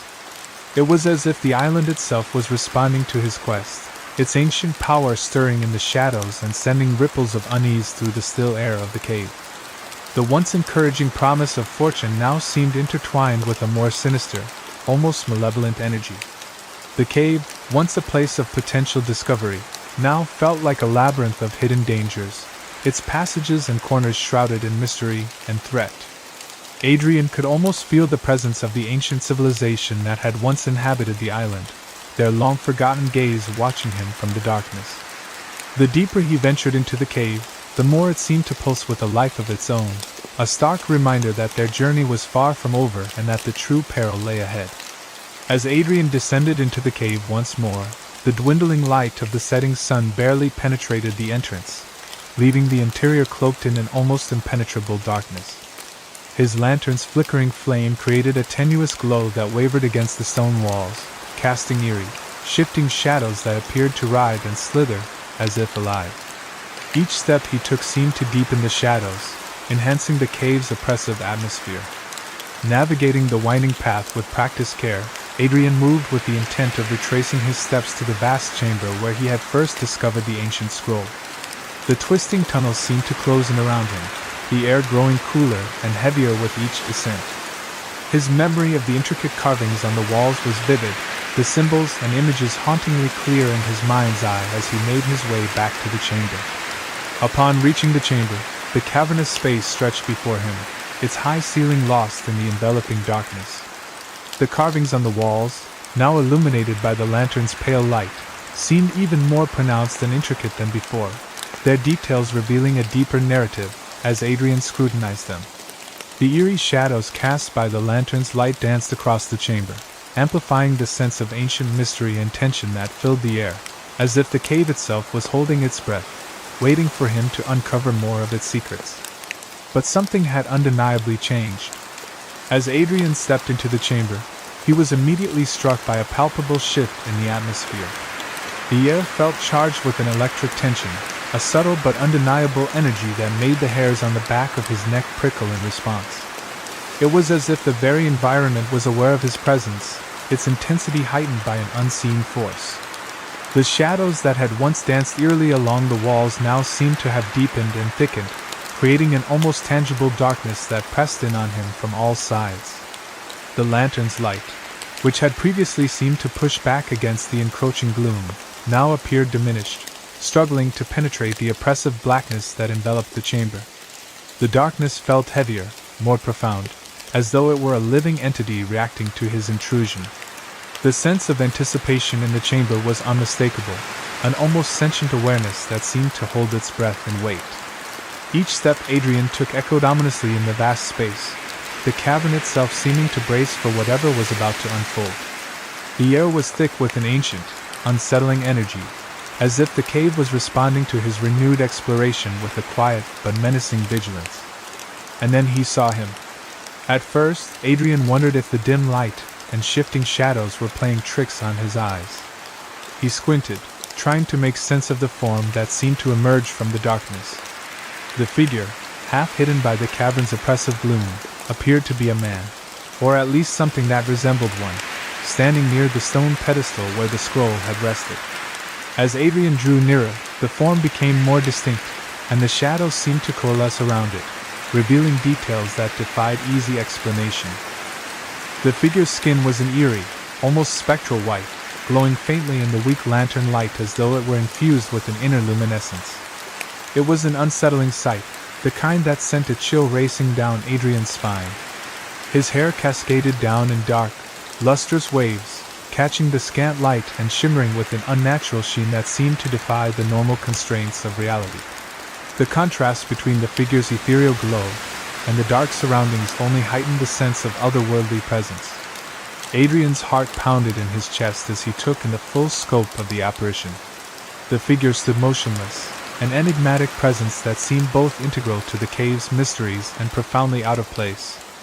Its appearance was not merely an illusion created by the play of light and shadow, but a tangible entity that filled the space with an eerie, palpable aura. The strange figure, with its ghostly pallor and unnervingly calm demeanor, seemed to be waiting, perhaps for Adrian, or for something yet to be revealed. But it was the eyes that truly captivated Adrian's attention. They were deep, bottomless pools of the ocean's darkest depths, seeming to hold a reflection of the endless abyss. The eyes shimmered with an otherworldly light, their unnatural brilliance contrasting starkly with the dim surroundings of the cave. It was as if they contained within them the secrets of the ocean, and the very essence of the storm that had thrown Adrian off course. The gaze was both haunting and mesmerizing, drawing Adrian in with an intensity that was impossible to ignore. The eyes seemed to pierce through the veil of reality, revealing a world beyond the tangible. They held an ancient wisdom and a profound sorrow, as though they had witnessed countless ages and bore witness to the rise and fall of civilizations lost to time. The more Adrian stared, the more he felt a disquieting sense of connection with the figure. Those dark, shimmering eyes were not just observing but seemed to be communicating a silent, inscrutable message. The intensity of the gaze made him question the nature of the figure's presence and the true extent of the island's mysteries. In that moment, Adrian knew that the journey ahead would be far more complex and perilous than he had ever anticipated. "Who are you?" Adrian demanded, his voice steady despite the sudden rush of adrenaline that surged through him. His hand instinctively reached for the hilt of his sword, though a deep, unsettling sense told him that mere steel might be of little use against this enigmatic figure. The question cut through the tension in the chamber, echoing off the cold stone walls as Adrian's eyes remained locked with those of the mysterious being. The figure, unmoved by Adrian's challenge, seemed to absorb the question with an almost serene calm. The air between them seemed to thicken, the energy in the cave palpable and charged with an ancient, almost sentient force. Adrian's heart pounded in his chest, the feeling of vulnerability heightening his awareness of the danger that lay before him. Despite the creature's stillness, Adrian felt an overwhelming sense of being scrutinized, as though the figure could see into the very depths of his soul. The shadows around them deepened, making the presence of the figure even more foreboding. Adrian's grip tightened on the hilt of his sword, ready for whatever confrontation might come, but the unease in his gut told him that the true nature of this encounter was beyond any physical threat he had faced before. The figure turned slowly, his movements imbued with a fluid grace that suggested he was more at home in water than on land. Each motion was deliberate and serene, as if he were navigating through an unseen current rather than the air. His presence seemed to draw the shadows closer, the darkness around him almost accentuating the ethereal quality of his form. When he spoke, his voice was smooth and melodic, weaving through the chamber with a haunting beauty that contrasted starkly with the somber surroundings. The tone carried a melancholic undertone, a sadness that seemed to resonate deeply with Adrian, stirring emotions he couldn't quite place. The words themselves were cloaked in an otherworldly lilt, adding to the sense that this being was far removed from the ordinary realm Adrian was familiar with. The sadness in the figure's voice tugged at something buried deep within Adrian's chest, evoking a profound sense of empathy and curiosity. It was as though the figure's sorrow mirrored an ancient grief, one that had seeped into the very walls of the cave. Adrian found himself momentarily disarmed, the immediate threat of confrontation overshadowed by the compelling and enigmatic sorrow that the figure embodied. "My name is Kale," the figure said, his gaze meeting Adrian's with a calm intensity that seemed to pierce through the dim light. His eyes, reflecting the deep, dark blues of the ocean, held an unsettling yet mesmerizing quality. The name carried a weight, imbued with a sense of grandeur and a history that seemed as vast as the sea itself. He continued, his voice tinged with a sorrowful melody. Once I was a prince of the sea. The words were spoken with a distant reverence, as if recalling a life that was both cherished and irrevocably lost. The description painted a vivid picture of a regal figure whose domain was the boundless ocean, now starkly contrasted with his current, land-bound existence. But now I am bound to this land, cursed to walk beneath the moonlight until the tides of fate shift once more. The lament in his voice deepened, resonating with an ancient grief and a profound longing for redemption. The curse he spoke of seemed to tether him to the very earth, a poignant reminder of the faith that had stripped him of his former glory and left him waiting for a chance to return to his true home. Adrian's grip on his sword relaxed slightly, though he kept his stance ready and vigilant. The revelation about Cale's identity, a prince of the sea, was both bewildering and intriguing. His mind grappled with skepticism, trying to reconcile the fantastical nature of Cale's claim with the reality he had always known. The sword, once a symbol of protection and authority, now felt almost insignificant in the face of such an otherworldly presence. Prince of the sea? Adrian echoed, his voice carrying a hint of disbelief as he searched Cale's eyes for any sign of deception. The words seemed to hang in the air, heavy with the weight of both incredulity and the faint stirrings of acceptance. Cale's aura, so distinctly out of place in the dim, stone chamber, was compelling enough to challenge Adrian's hardened skepticism. Despite the doubts that churned within him, there was something about Cale's demeanor, a blend of regal bearing and haunting sadness, that struck a chord deep inside Adrian. The strange sense of belief that Cale's presence evoked fought against his rational mind, making it difficult to dismiss the prince's story entirely. The clash between skepticism and belief created a tense undercurrent as Adrian stood face to face with the enigmatic figure from the depths of the sea. Cale nodded, a faint smile touching his lips, though it did little to ease the sorrow in his eyes. A prince of the merfolk, bound by magic older than your kind can imagine. I was once free, able to roam the oceans at will, but now... He looked down at his hands, the webbing between his fingers barely visible in the dim light. Now I am trapped, cursed to live on land under the moonlight's gaze, either fully man nor fully mare. His voice was filled with a quiet resignation, the weight of centuries of isolation evident in every word. Adrian felt a chill that had nothing to do with the cave's cold air. The tale sounded like something out of a sailor's legend, but the conviction in Cale's voice made it difficult to dismiss. The sorrow in Cale's eyes, the faint webbing on his fingers, everything about him spoke of a truth that Adrian could not easily ignore. Yet, the captain's mind raced with questions. How could a being such as this exist? And more importantly, what role did Cale play in the mystery of the treasure and the curse that surrounded it? As the silence stretched between them, Adrian realized that Cale was waiting for him to speak, to ask the questions that burned in his mind.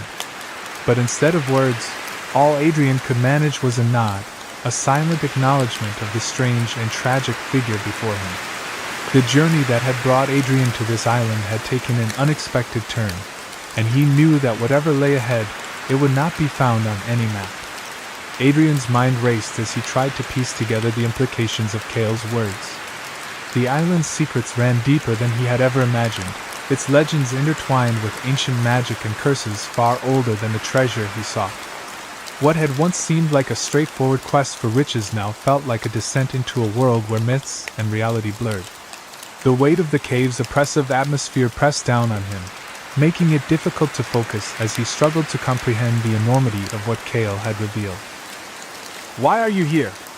Adrian finally asked, his voice quieter now, almost hesitant. He could feel the ancient power that lingered in the air, a power that seemed to pulse in time with the steady drip of water echoing through the chamber. The question hung between them, heavy with unspoken fears and half-formed suspicions. Adrian knew there was more to Cale's story, something that went beyond the simple curse that had bound him to this island. The connection between Cale and the treasure, between the island's magic and the curse, gnawed at the edges of Adrian's thoughts, refusing to be ignored. Cale's gaze remained steady, his expression unreadable as he regarded Adrian. "I am here because I must be," he replied, his tone carrying a weight that suggested a truth far more complex than the words themselves. The same fate that brought you to this island holds me here, bound by forces neither of us fully understand. There was a sadness in Cale's eyes, but also a resignation, as if he had long since come to terms with his situation. Yet there was a flicker of something else, too, a glimmer of hope, or perhaps determination, that hinted at a purpose beyond his curse. Cale's gaze drifted to the pedestal where the ancient scroll had once lain, the weight of history evident in his somber expression. "I guard this place," he began, his voice carrying a quiet but resolute authority. "And the secrets it holds." His words seemed to echo through the chamber, intertwining with the shadows that danced along the walls. "The treasure you seek is real, Captain, but so is the curse that protects it." There was a palpable tension in the air, a sense of foreboding that deepened with each word Cale spoke. It was clear that this was no mere legend or sailor's tale. The danger was as real as the stone beneath their feet. Cale's eyes clouded with the memory of past horrors as he continued. "My people once tried to claim the treasure, believing it would bring us untold power and wealth. But we paid the price for our greed." His voice wavered slightly, betraying the pain that still lingered after all these years. "One by one, they fell victim to the curse, their dreams of riches turned to ash. I was the last to resist, driven by the hope that I could break the cycle of destruction." He paused, the silence thick with the weight of his regret. The curse had been relentless, its grip inescapable, and for his defiance, he had been condemned to an eternity of solitude, bound to the island that had become both his prison and his charge. "I was cursed to remain here, to warn others of the danger," Cale concluded, his voice steady but filled with a deep, abiding sorrow. The duty had been a heavy one, his existence reduced to a single purpose: to protect the world from the cursed treasure that had destroyed his people. There was a haunted look in his eyes as he met Adrian's gaze, the burden of his eternal vigil weighing heavily upon him. Yet beneath that sorrow was a glint of determination, a silent plea for Adrian to heed his warning and avoid the fate that had befallen so many before him. Adrian felt a chill run through him, the cold weight of Cale's words settling deep in his chest. The treasure, the very thing he had spent years searching for, was now within his grasp, tantalizingly close. But the cost, could it be too great? The thought gnawed at him, a dark shadow creeping into the corners of his mind. He had faced storms, battles, and countless dangers on his quest for wealth and glory, but nothing had ever felt as ominous as the curse that now loomed before him. For the first time, doubt began to take root, whispering that this might be a gamble even he wasn't prepared to take. Courage had always been Adrian's defining trait, the quality that had set him apart from other men. He had built his reputation on fearlessness, on his willingness to face the unknown for the promise of gold and the thrill of adventure. But this was different. The curse that Cale spoke of wasn't a mere obstacle to be overcome or a foe to be bested. It was something far more insidious, something that could consume him in ways he couldn't fully comprehend. The chill that had settled over him deepened as he considered the possibility that he might be walking into a trap, one that no amount of bravery could free him from.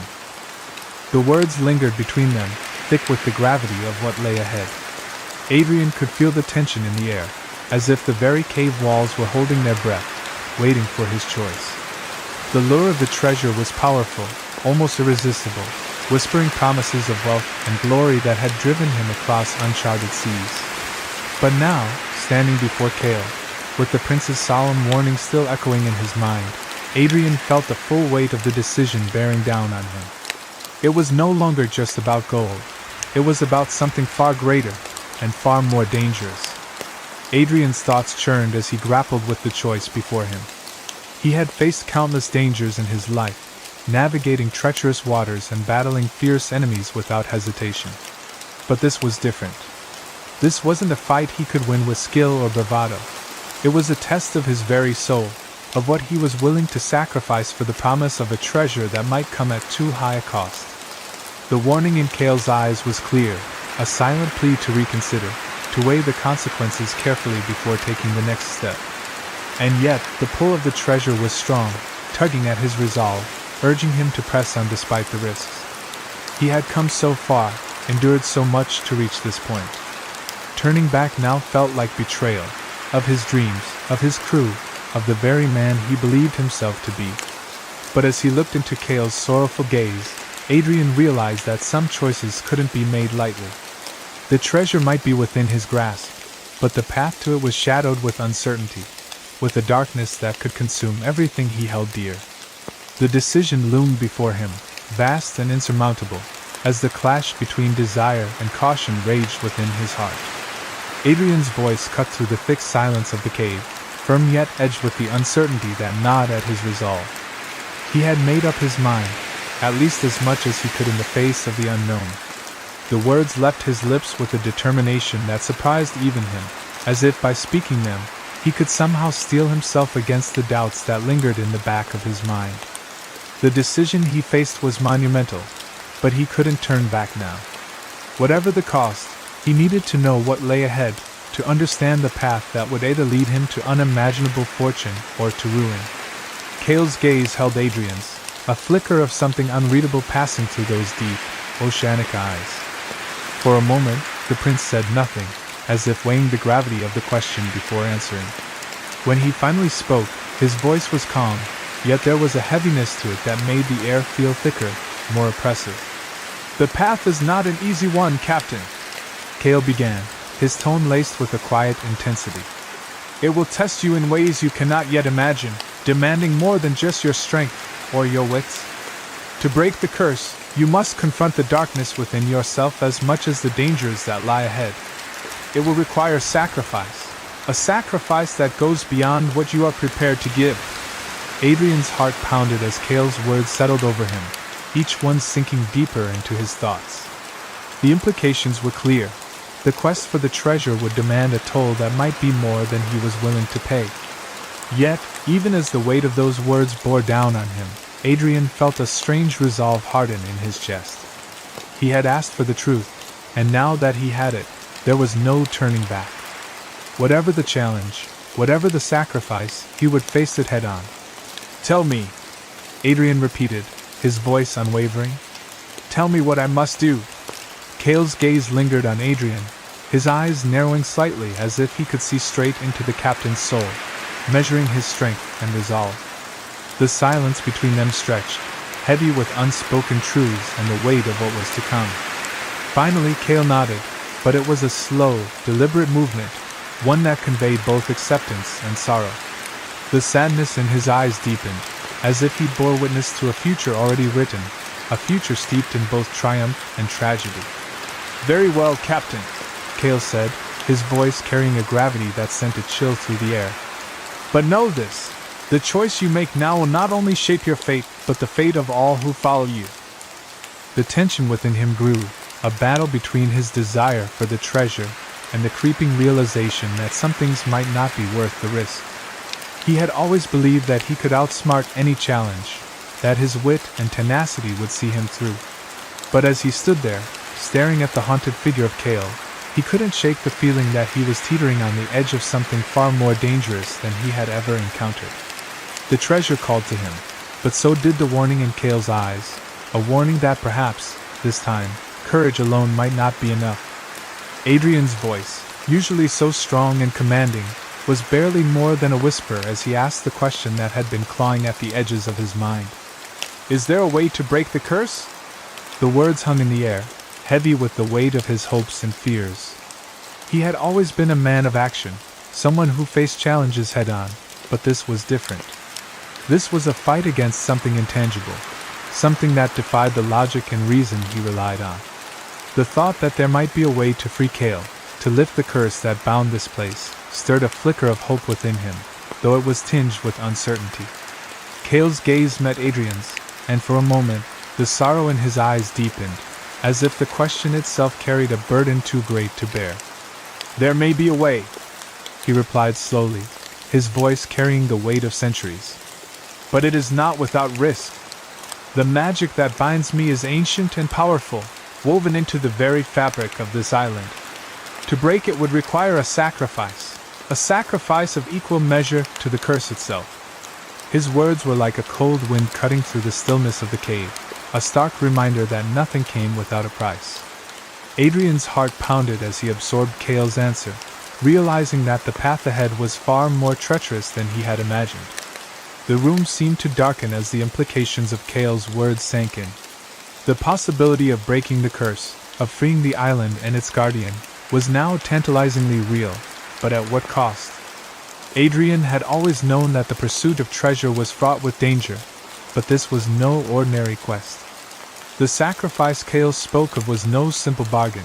It was a test of will, of resolve, and perhaps of his very soul.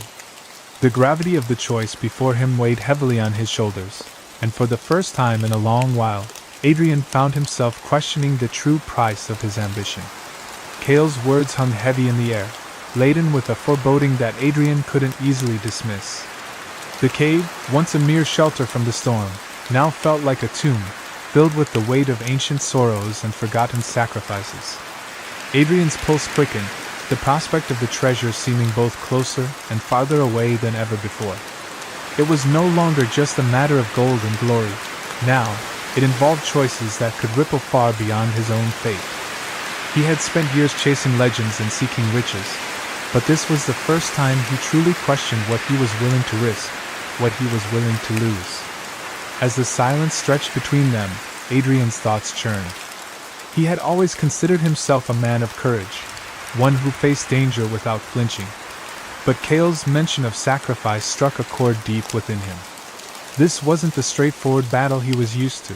It was a challenge that would test not just his bravery, but his very soul. Could he confront the darkness that Kale spoke of, knowing that the consequences could extend far beyond his own life? Could he shoulder the burden of responsibility not just for himself, but for those who depended on him, for the crew who had followed him into the unknown? The uncertainty gnawed at him, a cold, insidious fear that threatened to take root. Kale's gaze remained steady, as if he understood the turmoil roiling within Adrian. "The path ahead is fraught with peril," he had said, and Adrian knew that was an understatement. The prince's warning had shifted the stakes entirely. If he chose to pursue the treasure, it would not be just another adventure. It would be a journey that demanded everything of him, perhaps even more than he was willing to give. The decision lay heavy on his shoulders, but as he looked into Kale's sorrowful eyes, Adrian realized that the choice wasn't just his to make. It was a crossroads, one that would determine not just his future, but the fate of all those bound by the curse and the secrets hidden on this mysterious island. The words hung in the air, their meaning sinking in like the cold, damp mist that surrounded them. Adrian felt a shiver run down his spine as Kale's warning continued. "The sea is unforgiving," Kale continued, his tone growing more somber. "But so too is the magic that binds this island. It is ancient, unyielding, and it cares nothing for the dreams or desires of men. Once you set foot on this path, there will be no turning back. Be certain of your resolve, Captain, for the journey ahead is one of darkness and light, of loss and gain. The choices you make will echo far beyond this moment, leaving their mark on you and those who stand by your side." Adrian's breath caught in his throat as he absorbed Kale's words, their full weight pressing down on him like the heavy mist that clung to the island. The stakes were clearer now than ever before. This was not just a quest for gold, but a journey that would test him in ways he had never imagined. There would be no easy answers, no simple victories. The path ahead was fraught with peril, its twists and turns leading toward an uncertain future where both darkness and light awaited. And once he took that first step, there would be no escape, no retreat. Adrian nodded slowly, the gravity of the moment settling over him like a shroud. He was committed, but Kale's warning lingered in his mind, a shadow that would follow him wherever this path might lead. With a final glance at the ancient carvings on the cave walls, Adrian took a deep breath and followed Kale into the darkness. The flickering lantern in his hand cast trembling shadows that seemed to dance and shift with each step, barely piercing the oppressive gloom that surrounded him. The air grew colder, and the echo of their footsteps reverberated off the stone walls, creating an eerie, hollow sound that heightened the tension in his chest. Every instinct told him to turn back, but the pull of the unknown, the possibility of treasure, of breaking the curse, drove him forward. The path ahead was treacherous, yet it was one he knew he had to walk. The cave seemed to twist and wind endlessly, the walls narrowing and expanding in a disorienting pattern that made it difficult to judge how far they had come. Cale moved with an unsettling grace, his form barely discernible in the dim light, a figure both ethereal and ancient, bound by a magic that Adrian could hardly comprehend. The weight of Cale's warning hung heavy in the air, and with each step, Adrian felt the pressure of the decision he was about to make. The stakes were higher than ever before. The path he was on was fraught with danger, not just for himself but for everyone who had followed him on this journey. The very fate of his crew, and perhaps more, now rested on the choices he would make in the coming moments. As they ventured deeper, the darkness seemed to close in around them, the light from the lantern barely illuminating the way. The silence grew heavier, broken only by the soft rustling of Cale's movements and the distant drip of water echoing through the cave. Finally, Cale came to a stop, and Adrian could just make out the faint outline of another chamber ahead, its entrance yawning like the mouth of some great beast. Adrian's breath quickened as he realized that this was it, the moment that would define everything. He tightened his grip on the lantern and steeled himself for whatever lay beyond, determined to face whatever darkness awaited him. The island's secret had been unveiled, but the path before Adrian remained shrouded in uncertainty. With the revelation of the curse and the haunting presence of the cursed prince guiding him, Adrian knew that this was only the beginning of a far greater ordeal. As he stepped deeper into the cave, each echoing footfall seemed to reverberate with the gravity of the choices that lay ahead. The promise of treasure, though tantalizing, was now intertwined with the weight of an ancient curse that threatened to reshape not only his journey but his very existence. The oppressive darkness of the cave swallowed them whole, the flickering lantern casting eerie, unpredictable shadows along the walls. Every step forward felt like a step into the unknown, the air growing colder and denser with each passing moment. Adrian's heart pounded with a mixture of fear and determination, driven by the hope of unlocking the treasure's secrets and breaking the curse. Yet, he could not shake the feeling that this journey was not just a physical quest but a profound test of his character and resolve. As the cave's depths loomed before him, Adrian understood that this adventure would transform him in ways he could scarcely imagine. The allure of the treasure and the enigmatic curse were intertwined with forces beyond his control, and whatever awaited him at the end of this dark passage would challenge everything he thought he knew about bravery, sacrifice, and destiny. The journey ahead promised to alter the course of his life and perhaps touch the very essence of his soul, as he ventured into the heart of the island's ancient mystery. Chapter 7: The Curse Unveiled. The cave's atmosphere grew increasingly oppressive as Adrian trailed Cale deeper into its labyrinthine depths. The air turned colder and thicker, pressing down on him with a weight that seemed to intensify with each step. The flickering lantern cast a dim, wavering light, which struggled to dispel the darkness and threw long, distorted shadows across the uneven walls. These shadows seemed to writhe and shift as if alive, adding to the eerie ambience of the cavern. Every footfall Adrian made reverberated through the cave, the sound magnified as though the cave itself was attuned to their presence. Cale moved ahead with an ethereal grace that belied the gravity of their situation.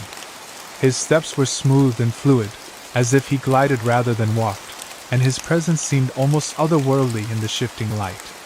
Despite his elegance, there was a tangible sorrow in Cale's demeanor that Adrian could sense from a distance.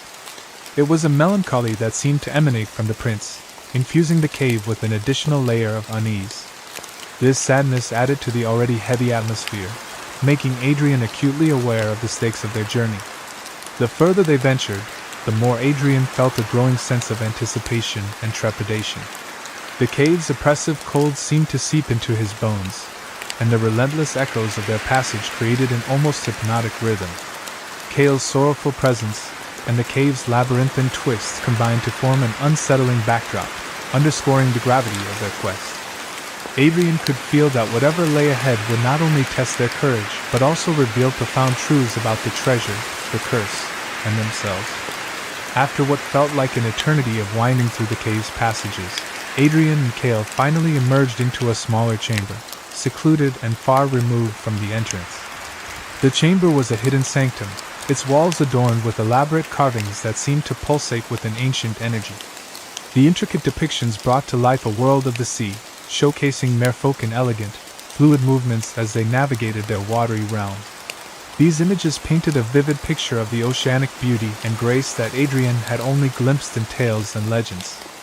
Yet, amid the sea's splendor, the carvings took a darker turn. The reliefs began to shift from scenes of aquatic harmony to unsettling portrayals of torment and despair. Figures were shown bound by chains, their bodies contorted and their faces etched with expressions of sheer agony. These tragic scenes starkly contrasted with the previous depictions of freedom and fluidity, illustrating the cruel transformation of the merfolk from their natural habitat to a land that bound them in misery. The weight of their suffering seemed to hang heavy in the chamber, adding a palpable sense of dread. Adrian's gaze moved over the carvings, absorbing the full impact of their story. The artistry spoke of a profound anguish experienced by beings torn from their world and forced into exile. The chamber, with its hauntingly beautiful and tragic artwork, revealed the deeper consequences of the curse that bound Cale and his kin. It was a sobering reminder of the price paid for defiance, and the weight of the magic that protected the treasure they sought. As Adrian stood amidst the ancient depictions, he felt an intensified resolve, knowing that their journey would demand more than just bravery. It would require an understanding of the true cost of the treasure. Cale came to a halt before one of the carvings, his attention fixed intently on a particular image. The carving depicted a mermaid whose elegant tail was mid-transformation into human legs. The mermaid's form was captured in a moment of poignant transition, as her once fluid, thin lower half melded into legs that stretched toward the ocean. Her face was etched with a deep, aching longing, her eyes reflecting a desperate yearning to return to the water from which she was being forcibly separated. The intricate details of the carving conveyed a profound sense of loss, as though the very act of transformation was both a gift and a curse. Cale's fingers traced the contours of the carving, his expression a mixture of sadness and recognition. The mermaid's plight resonated deeply with him, reflecting his own struggle and the pain of being bound to land against his will. The image seemed to encapsulate the emotional turmoil of those who had been torn from their aquatic home, their bodies altered to suit an existence they never chose. It was a stark reminder of the sacrifices made by his people and the sorrow embedded in their history. As Cale stood there, lost in the silent narrative of the carving, Adrian watched him with a growing understanding of the personal stakes involved. The mermaid's transformation was not just a symbol of physical change, but a metaphor for the deep, emotional rift experienced by those cursed to live between worlds. The carving story seemed to echo Cale's own predicament, casting a shadow over the chamber and adding layers of meaning to their quest. Adrian felt the weight of their mission more acutely, realizing that their pursuit of the treasure was intertwined with the ancient, tragic fate of the merfolk. "This is where it began," Cale said softly, his voice heavy with the weight of centuries. He stood before the carving, the flickering lantern light casting somber shadows on his face. "The curse that binds me, that keeps me from returning to the sea, originated here. My people were proud, perhaps too proud, and it was this very pride that led us to this tragic fate." His words were laden with a sorrowful gravity, as if each syllable carried the burden of countless years of suffering. Cale's gaze remained fixed on the depiction of the mermaid, her yearning captured in stone. "We sought to claim the treasure, believing that our strength and might could overcome any barrier," he continued, his tone reflecting the deep regret of hindsight. "But the power we sought was guarded by forces far beyond our comprehension. The curse was not just a punishment for our greed but a lesson in humility, a harsh reminder of the balance that we had disrupted." His voice trailed off, leaving a lingering silence that spoke of unspoken losses and hard-earned wisdom. The cave seemed to grow colder as Cale spoke, the shadows deepening around them. Adrian felt the weight of Cale's words, understanding now that the curse was not merely a tale but a reality born from the hubris of a once mighty civilization. The weight of history and the cost of ambition seemed to press down on both men as they stood in the dim light, the carvings around them bearing silent witness to the ancient wrongs that had led to this moment. Adrian stepped closer, his lantern casting an eerie glow over the intricate carvings. The images on the walls seemed to come alive under the light, their details stark and haunting. The pain depicted in the stone was so vivid, it felt as though the artists had poured their own suffering into each chiseled figure. Each expression, Every twist of the stone seemed to convey a depth of anguish that was almost palpable, pulling Adrian into the tragic narrative captured within the walls. "What happened?"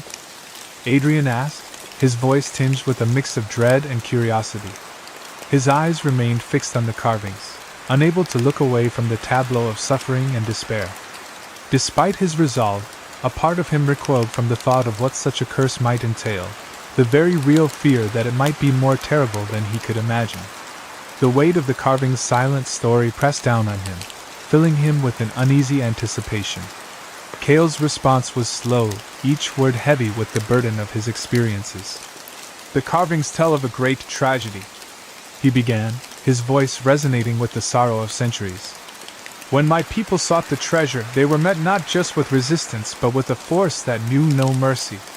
The magic that protected the treasure was relentless, punishing those who sought to claim it with a fate worse than death. We were torn from our home, bound to the land as a cruel reminder of our arrogance. The curse not only confined us but also sought to break our spirits, ensuring that our suffering would echo through the ages." Cale's gaze lingered on the carving as he began to recount the ancient tale, his voice a mournful melody that seemed to resonate with the sorrow etched into the stone.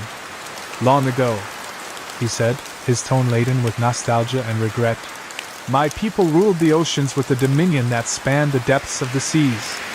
We were free, roaming wherever the currents carried us, masters of the vast, watery realms we called home.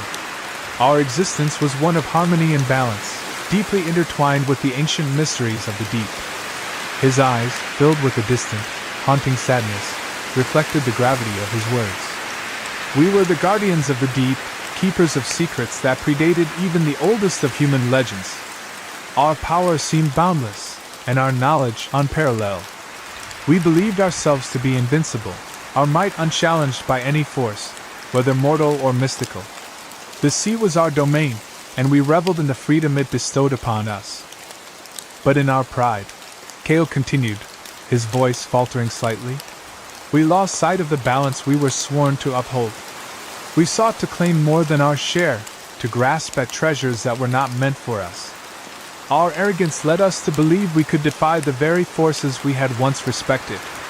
It was then that the curse was unleashed upon us, a punishment for our hubris, a cruel reminder that even the mightiest must heed the natural order." Cale paused, the weight of his memories visibly pressing down on him as he spoke, each word tinged with pain. "There was a treasure," he began, his voice trembling slightly, "hidden deep within the Crimson Isles, a trove so great it was said to surpass all others that lay beneath the waves. This treasure was not merely gold or jewels, it was an ancient power, safeguarded by magic so potent that it was beyond our comprehension. A curse was woven into its very essence, a powerful enchantment meant to shield it from those who would seek to exploit its might." He drew a breath, the anguish in his eyes growing deeper. "In our pride, we believed ourselves above such protections. We thought ourselves clever enough, strong enough, to breach the defenses that had been set in place. We underestimated the potency of the magic, the wrath of the curse that guarded the treasure. Our arrogance led us to believe that we could overcome any obstacle, that no force could stand in our way. But we were gravely mistaken." Cale's voice fell to a whisper, the sorrow palpable. "Our attempt to claim the treasure was met with retribution. The curse was unleashed upon us, an unforgiving force that not only punished our transgression but bound us to a fate we could never escape. The very essence of our pride and folly became the chains that tethered us, a harsh reminder that even those who rule the oceans are not exempt from the balance of nature's laws." Adrian listened intently, the fragments of the story slowly aligning in his mind. His gaze remained fixed on Cale, absorbing the gravity of the ancient prince's tale. "The curse, it was more than just a warning, wasn't it?" he asked, the question escaping his lips with a mixture of realization and dread. The implications of Cale's words were beginning to crystallize, revealing a darker truth about the curse's nature. Cale's expression darkened as he nodded, the sorrow in his eyes deepened. "Yes, Captain," he confirmed, his voice laden with the weight of his burden. "The curse was not merely a deterrent or a symbolic gesture. It was a binding force, designed to ensure that those who sought the treasure would not only be met with failure but would also face a fate as cruel as their greed. It was a punishment crafted to reflect the hubris of those who would dare to challenge its magic, ensuring that they would suffer the consequences of their actions. The silence that followed was thick with the realization of what lay ahead. Adrian felt the gravity of Cale's words settle heavily upon him, the truth of the curse becoming an undeniable part of their quest. As the echoes of their conversation lingered in the cold, dark chamber, Adrian understood that the path to the treasure would be fraught with peril far beyond the physical dangers of the journey. Cale nodded, his expression grave as he continued the somber tale. "It was a punishment," he began, his voice heavy with the weight of countless years. "For our greed, we were cast out of the sea and forced to live on land under the relentless gaze of the moonlight. Our tails became legs, our gills useless in the open air. We were trapped, bound by a curse that severed our connection to the ocean, the very essence of our existence. Stripped of our natural habitat, we became shadows of what we once were, struggling to adapt to a world that was never meant for us." The sorrow in Cale's voice was palpable as he spoke of his people's plight. "As time went on, my people began to fade away," he said, his gaze distant as if he could still see the echoes of those who had suffered before him. "Unable to survive in a world so foreign to their nature, they withered and died, their once proud civilization reduced to a mere memory. Their fate was sealed by the very treasure they had sought to claim, a tragic reminder of the price of their hubris." The chamber seemed to grow colder as Cale's story unfolded, the darkness around them mirroring the ancient curse that had befallen his people. Adrian listened in stunned silence, the gravity of Cale's words painting a vivid picture of loss and punishment that transcended time. The tale of the merfolk's downfall was not just a legend but a stark reality, making the quest for the treasure even more fraught with peril and moral weight. Cale's voice faltered as he gazed down at his hands, now rough and calloused where once they had been graceful and webbed. The contrast was stark, a physical testament to the transformation he had endured. "I am the last of my kind," he murmured, the sorrow in his voice deepening as he spoke. "Bound to this island and this cave by the very magic we sought to defy. The curse has left me in a liminal state, walking the land only under the light of the moon." His eyes were distant as he continued, the weight of his words heavy in the dim light. "When the sun rises, I am forced back into this form, a prisoner of my own body, my own hubris. The magic that was meant to protect the treasure has instead ensnared me, trapping me in a cycle of suffering. Each dawn brings with it the unbearable reminder of what we have lost, and each night, I am granted a fleeting glimpse of freedom that only serves to highlight my imprisonment." The shadows of the cave seemed to press in around them, echoing the sense of entrapment that Cale described. His plight was a poignant symbol of the consequences of arrogance, a living relic of a bygone era. Adrian felt the gravity of Cale's words and the burden of his curse, understanding now that the stakes were far greater than mere treasure. They involved the very essence of freedom and the haunting specter of past mistakes. Adrian's heart ached with empathy for Cale, sensing the depth of the loss and loneliness that had shaped the prince's existence. The shadows of the cave seemed to grow heavier with the weight of Cale's sorrow, making Adrian's next question feel even more fraught. "Is there no way to break the curse?" he asked, his voice tinged with a mixture of hope and trepidation. He already feared the answer, the gravity of Cale's plight painting a stark picture of the formidable nature of the magic involved. Cale's gaze remained distant, his eyes reflecting the agony of a long-forgotten past. "The curse is bound to the very essence of my being," he explained slowly, his voice carrying a note of resigned sadness.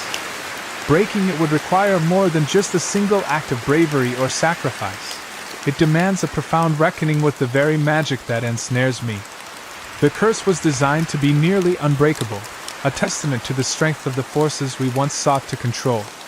The cave's oppressive silence seemed to deepen as Cale's words hung in the air, underscoring the bleak reality of his situation. Adrian felt a pang of despair, the realization settling in that the path to breaking the curse was fraught with unimaginable challenges. The notion of hope seemed both tantalizing and distant, as if it lay just beyond reach in the shadows of the cave. Cale shook his head, a melancholic smile barely touching his lips as he spoke.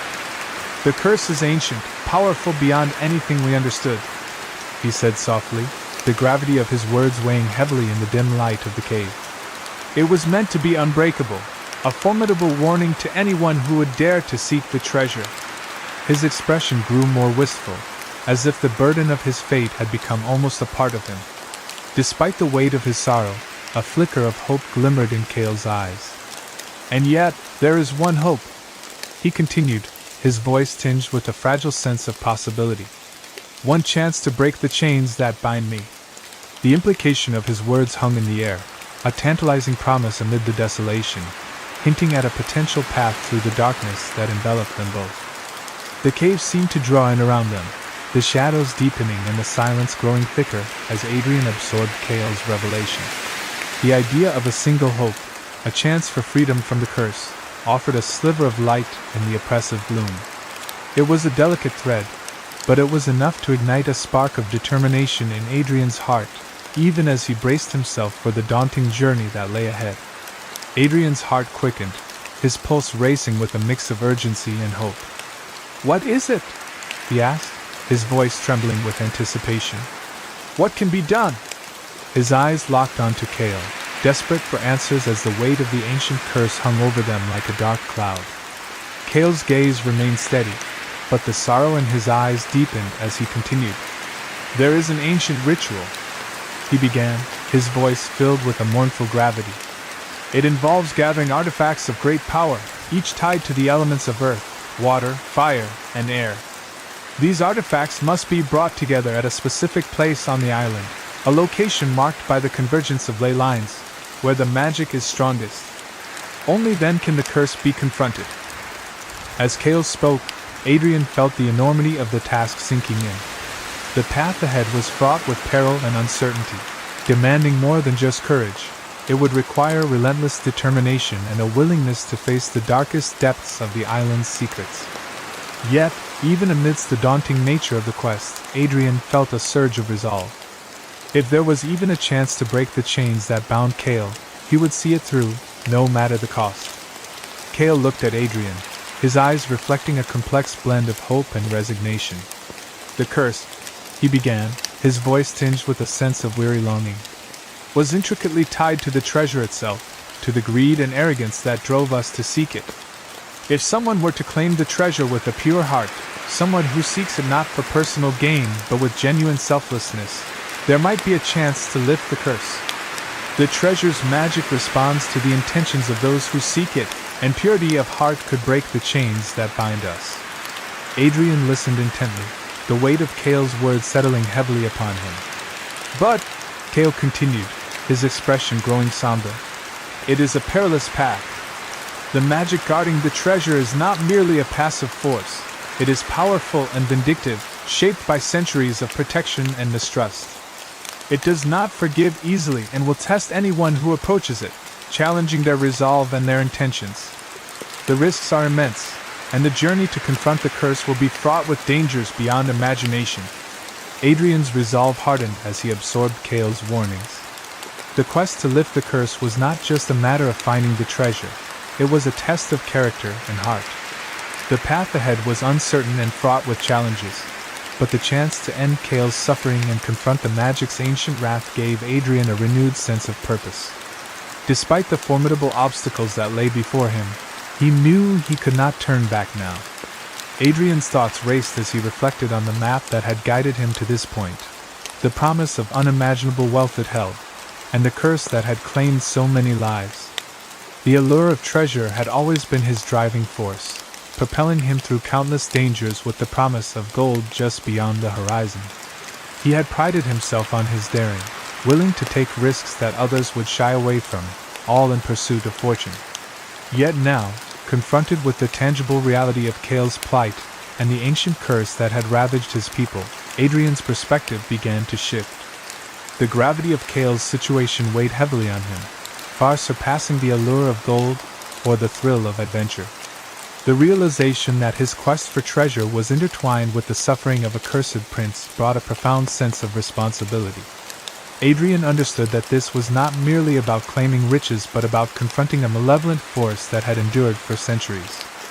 The cost of seeking the treasure was no longer a distant concern. It was a tangible burden that pressed down on him, demanding more than he had anticipated. As he faced Cale's sorrowful gaze and the ominous promise of what lay ahead, Adrian's role transformed from that of a mere treasure hunter to a pivotal figure in a struggle against ancient magic. The weight of his responsibility became clear. He was no longer just a man chasing after gold but a crucial player in a larger narrative, where every decision could alter not only his fate but also the outcome of a centuries-old curse. The journey ahead would test not just his courage and skill but his very character, demanding sacrifices he had never before imagined. Adrian's resolve crystallized as he looked at Cale, the weight of his decision settling firmly upon him. "I will help you," he declared, the promise carrying a sincerity that surprised even himself. The words were spoken with an unexpected clarity, as if a deeper part of him had emerged in response to the gravity of Cale's plight. The realization that he was committing to more than just a treasure hunt, a quest that involved lifting a centuries-old curse, marked a significant shift in his journey. The determination in Adrian's voice was unwavering, yet he felt the enormity of the task ahead. Helping Cale was not just about finding a way to break a curse but about confronting the very essence of the magic that had ensnared the prince and his people. It was a challenge that went beyond physical danger. It involved navigating the complexities of ancient spells and the dark magic that had twisted his quest into something far more profound. Adrian understood that his path would now be fraught with trials that tested both his resolve and his integrity. As he spoke, Adrian envisioned the road that lay ahead, a journey into the heart of danger and the unknown. The promise he made to Cale was not a simple vow but a commitment to face the perilous magic and the moral implications of seeking the treasure with a pure heart. His decision to aid Cale had transformed his quest from a pursuit of gold into a mission of redemption and bravery. Adrian knew that the journey would demand more of him than he had ever given, but the thought of freeing Cale from his prison and confronting the curse gave him a newfound sense of purpose and determination.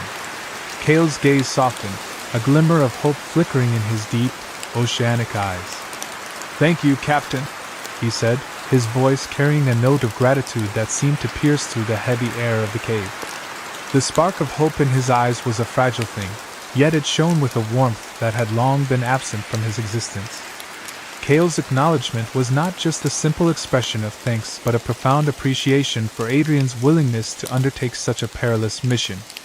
The weight of his curse, the loneliness, and the endless longing for freedom all seemed to converge in that moment of gratitude. However, the somber truth of their endeavors soon reasserted itself. Cale's expression turned serious as he continued, "But know that this path will not be easy." His voice took on a cautionary tone, laden with the burden of centuries of suffering and the harsh reality of their quest. The treasure they sought was not merely a prize but was enshrouded by formidable forces, ancient magic and mystical barriers that had repelled all previous attempts to claim it.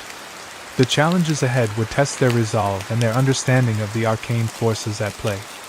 The finality in Cale's words underscored the gravity of their undertaking. "The curse, it will not let go easily," he warned, his gaze lingering on Adrian with a mixture of earnestness and resignation. The curse that had bound Cale and his people was not a mere obstacle but a relentless force, designed to protect the treasure and punish those who dared to seek it. As Adrian absorbed this revelation, the magnitude of their task became even clearer. The journey ahead was fraught with danger, and the promise of liberation would come only through enduring and overcoming the dark magic that guarded the treasure's secrets.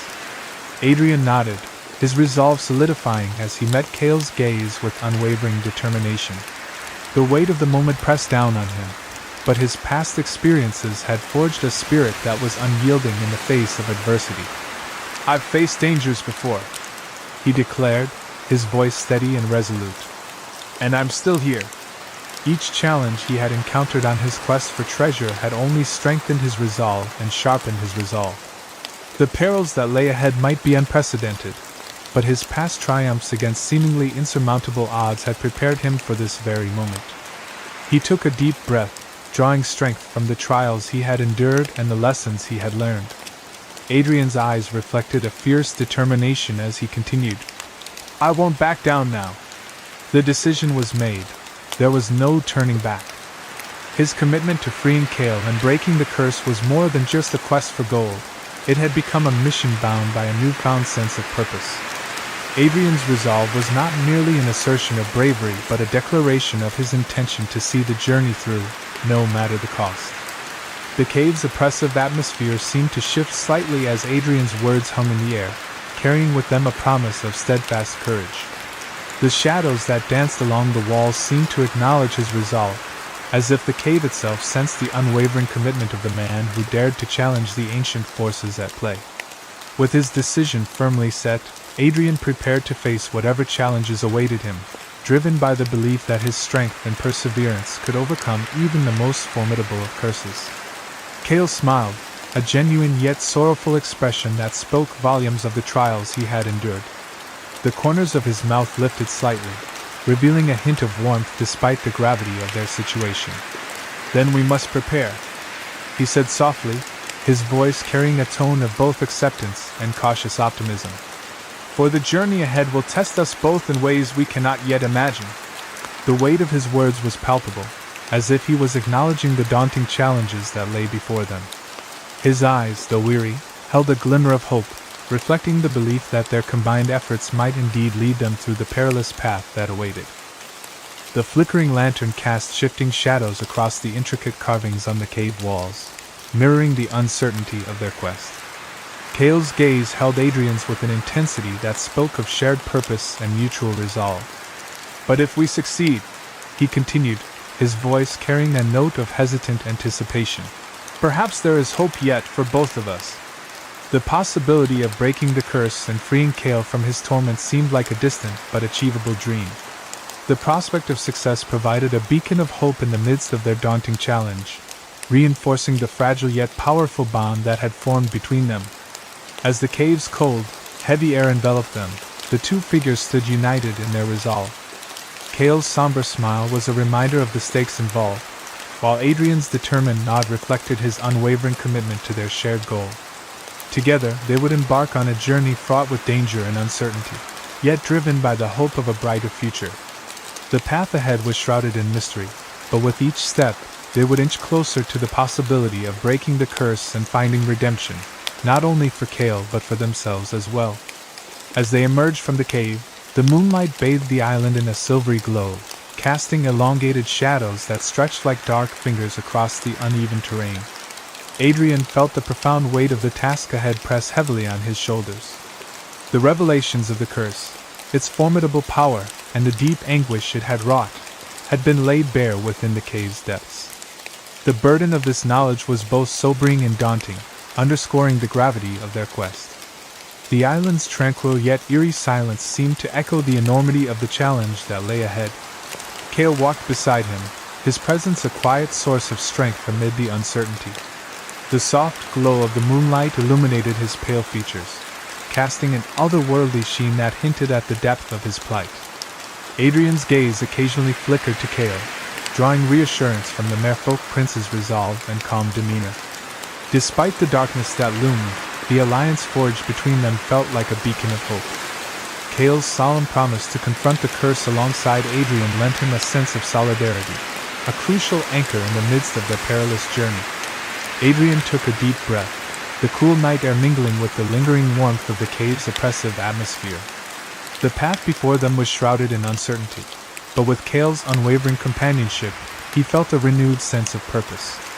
The challenges they would face were formidable, yet Adrian was determined to confront them head-on. As they ventured forth, the moonlight casting its ethereal glow over the island, Adrian embraced the resolve that had taken root within him. Together, they would navigate the treacherous road ahead, driven by the hope of breaking the curse and discovering what lay beyond. For the first time in his career as a pirate, the promise of treasure transcended mere wealth and glory.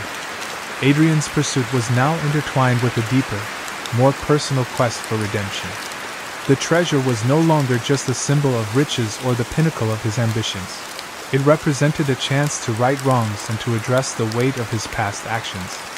The burden of Cale's curse had reframed the quest, transforming it into a mission of profound significance. Adrian's sense of duty was no longer solely about claiming a prize.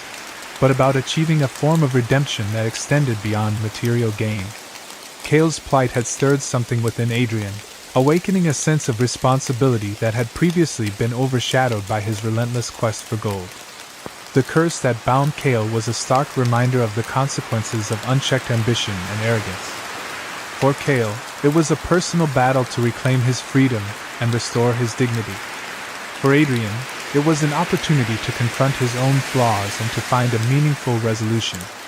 This journey was shaping up to be far more complex and rewarding than any he had embarked on before. With renewed resolve, Adrian embraced the challenge before him.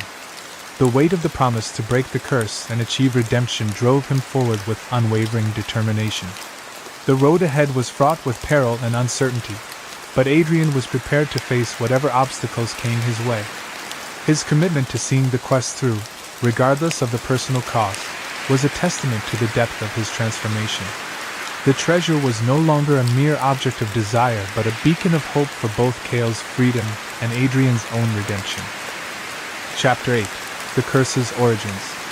The cool sea breeze whispered through the entrance of the cave as Adrian and Cale emerged into the moonlit night.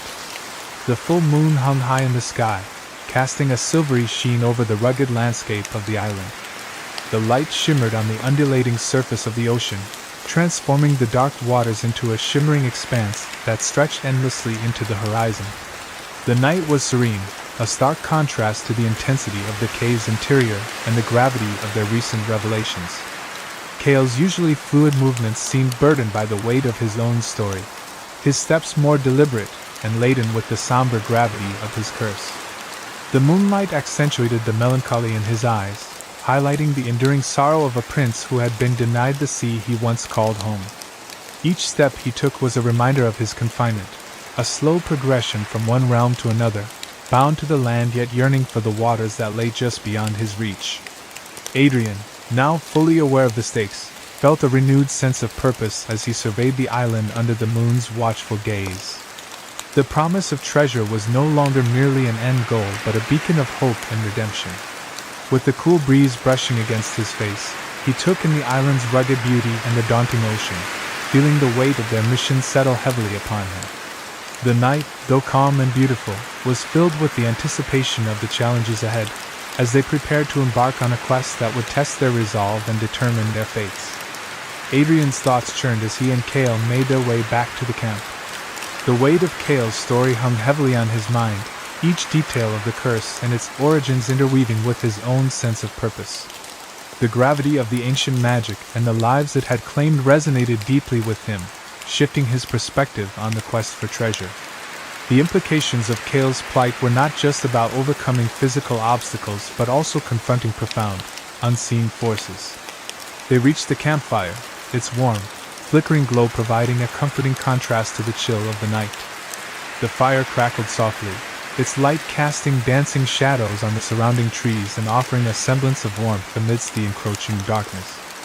Adrian took a moment to appreciate the brief respite, the firelight a small sanctuary from the weight of their revelations and the challenges that lay ahead. As they settled down beside the fire, Adrian glanced over at Cale, who sat with a distant gaze. Cale's eyes seemed lost in a memory both painful and profound, reflecting the depth of his past and the burden of his curse. The contrast between the warmth of the fire and the cold reality of their mission underscored the complex emotions swirling within Adrian, resolve tempered with a newfound empathy, as he prepared himself for the trials that awaited them. "Tell me more about the sorcerer," Adrian said, breaking the silence that had settled between them. His curiosity was palpable, his desire to understand the origins of the curse and the nature of their adversary growing stronger. "Who was he? Why was he so vengeful?" Cale looked up, his expression a mixture of melancholy and contemplation. "The sorcerer was once a powerful mage of ancient times, a figure shrouded in both awe and fear. His name has been lost to history, but his magic was said to be unmatched. He was driven by a profound sense of betrayal and anger, having been wronged by those who sought to exploit his knowledge and power. His vengeance was not just a personal grudge but a declaration against all who would misuse the magic he had safeguarded." Cale's gaze turned inward as he continued. "His curse was not merely a punishment but a shield, a way to ensure that the treasure he protected would remain hidden from those who lacked the purity of heart to wield it. The sorcerer's wrath was a reflection of his own pain and disillusionment, a way to bind the treasure with a power that would test and ultimately reject the greedy. To him, it was a final act of defiance, a way to exact his revenge on a world that had betrayed him. Cale's gaze shifted back to the fire, his face illuminated by its flickering light, casting shadows that danced across his features. The sorcerer was once a powerful mage of the Crimson Isles, a figure of great respect and formidable skill. He commanded the ancient magics that governed not only the sea but the land as well, weaving spells that could shape the very fabric of the world. His role was not merely that of a protector but of a guardian, entrusted with the sacred duty of safeguarding the treasure against those who would seek to exploit its power. His eyes seemed to grow distant as he continued. The sorcerer's mastery over the arcane arts was unparalleled, and his connection to the natural forces was deep and profound. The treasure he guarded was more than a mere collection of riches. It was a source of immense power, capable of influencing the balance between sea and land. This responsibility weighed heavily on him, for he understood the potential dangers of such power falling into the wrong hands. His magic was meant to shield the treasure from those who lacked the wisdom or purity to wield it responsibly. Cale's voice softened as he spoke of the sorcerer's fate. In his efforts to protect the treasure, the sorcerer's actions became a testament to his dedication and his growing distrust. The magic he cast was not just a barrier but a punishment, designed to ensure that only those who truly understood the cost of such power could ever hope to claim it. His curse was a reflection of his sorrow and his disillusionment with a world that he felt was unworthy of the gifts he had safeguarded. In the end, his legacy became a cautionary tale, a reminder of the fine line between protection and vengeance. Cale paused, his expression growing somber as he searched for the right words. But we, in our arrogance, believed we could outwit him. We sought the treasure not with the intent to protect it or honor its power, but to possess it for ourselves. We were blinded by our own sense of superiority, convinced that we were invincible and beyond the reach of any consequences. The sorcerer's warnings were dismissed as mere superstition, a barrier we were determined to overcome.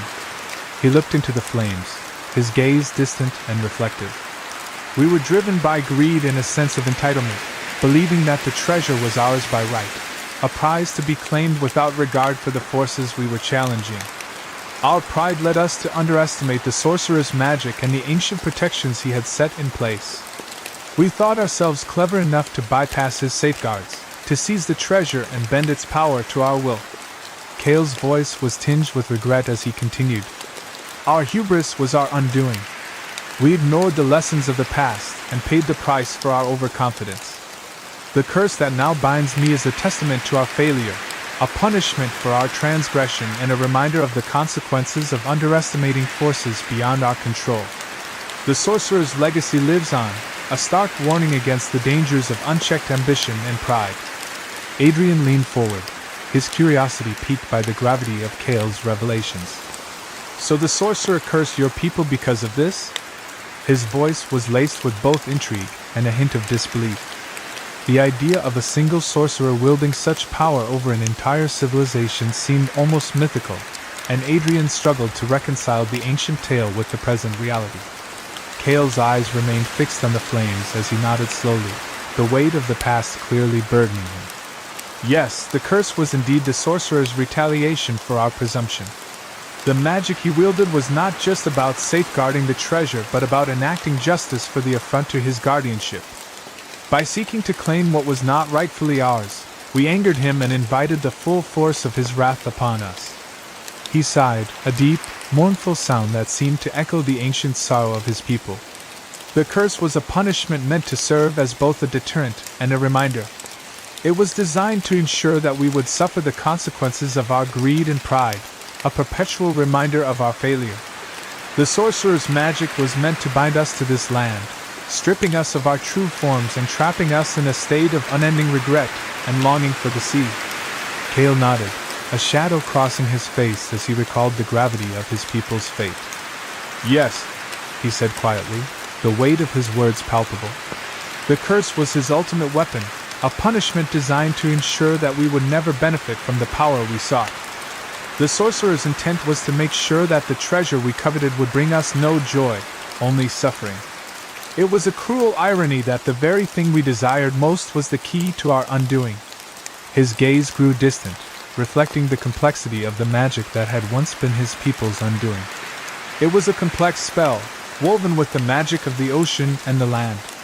The sorcerer combined ancient sea magic with the elemental forces of the earth, crafting a curse that was both intricate and inescapable. The spell bound us to a fate where we could neither return to our aquatic home nor thrive on land, trapping us in a limbo of unfulfilled desires and eternal longing. Kale's voice softened as he continued. The curse was more than a mere enchantment. It was a perpetual reminder of our hubris.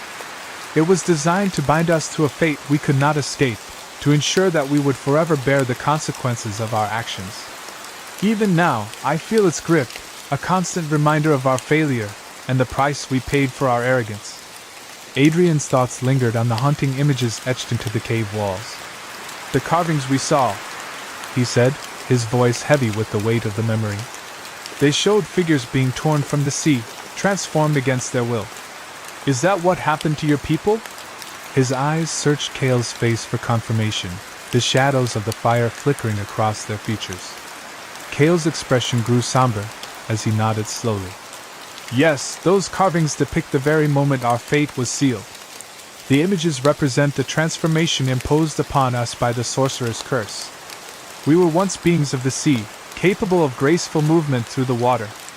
But when the curse took hold, we were forcibly changed.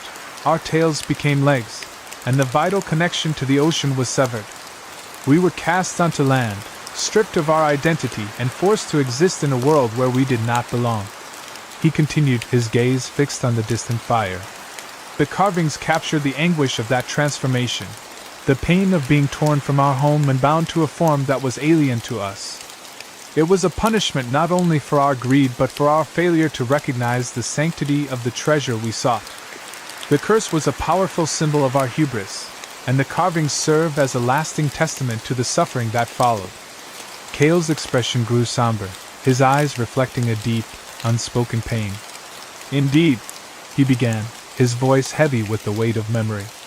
The sorcerer's magic was not merely a transformation but a binding, a cruel imposition that went beyond physical change. We were cast from the ocean, our tails turned to legs, and our gills rendered useless. This transformation was a punishment that stripped us of our very essence, severing our connection to the sea and leaving us stranded in a world that was utterly foreign to us. He paused, his gaze distant as he recalled the agony of that moment. We were forced to live in a world that was not our own, struggling to survive in an environment that could not sustain us. The land, with its harsh conditions and alien terrain, became a constant reminder of our fall from grace. Our bodies were ill-suited for survival, and every day was a battle against the forces that sought to claim us. The curse not only punished us but also ensured that our suffering was both relentless and unending. Kale's voice softened, filled with a deep sorrow. The transformation was more than physical, it was a profound violation of our very nature. We became creatures of the land, disconnected from the waters that once defined us. Our once graceful existence was replaced by a life of hardship and longing, a constant reminder of the price we paid for our arrogance. Adrian's mind raced, grappling with the depth of the sorcerer's vengeance and its ramifications. And you say the curse can only be lifted with the treasure? He asked, trying to understand the full scope of the challenge before him. The thought of the treasure, once a symbol of ultimate reward, now seemed inseparably linked with the very curse that had condemned Kale and his people. The weight of the task loomed over him, intertwining the quest for gold with the need to confront an ancient magic that had wrought so much suffering. Kale's solemn nod confirmed the gravity of the situation. Yes, he said quietly, his gaze fixed on the fire. The curse was intricately tied to the treasure, bound by a spell that merged their fates. To lift the curse, one must confront the very essence of the magic that created it. The treasure holds the key, but accessing it comes with its own set of trials and dangers. It is not merely a matter of claiming it but of overcoming the powerful enchantments that guard it. Adrian absorbed Kale's words, feeling the enormity of the task settling heavily on his shoulders. The treasure was no longer just a prize but a beacon of hope and redemption, demanding both bravery and purity of intent. The path forward would not only test his resolve but also challenge the very limits of his understanding of magic and curses. As he prepared himself for the journey ahead, Adrian knew that every step would be a step towards unraveling the complex weave of fate that bound Cale to his enduring torment.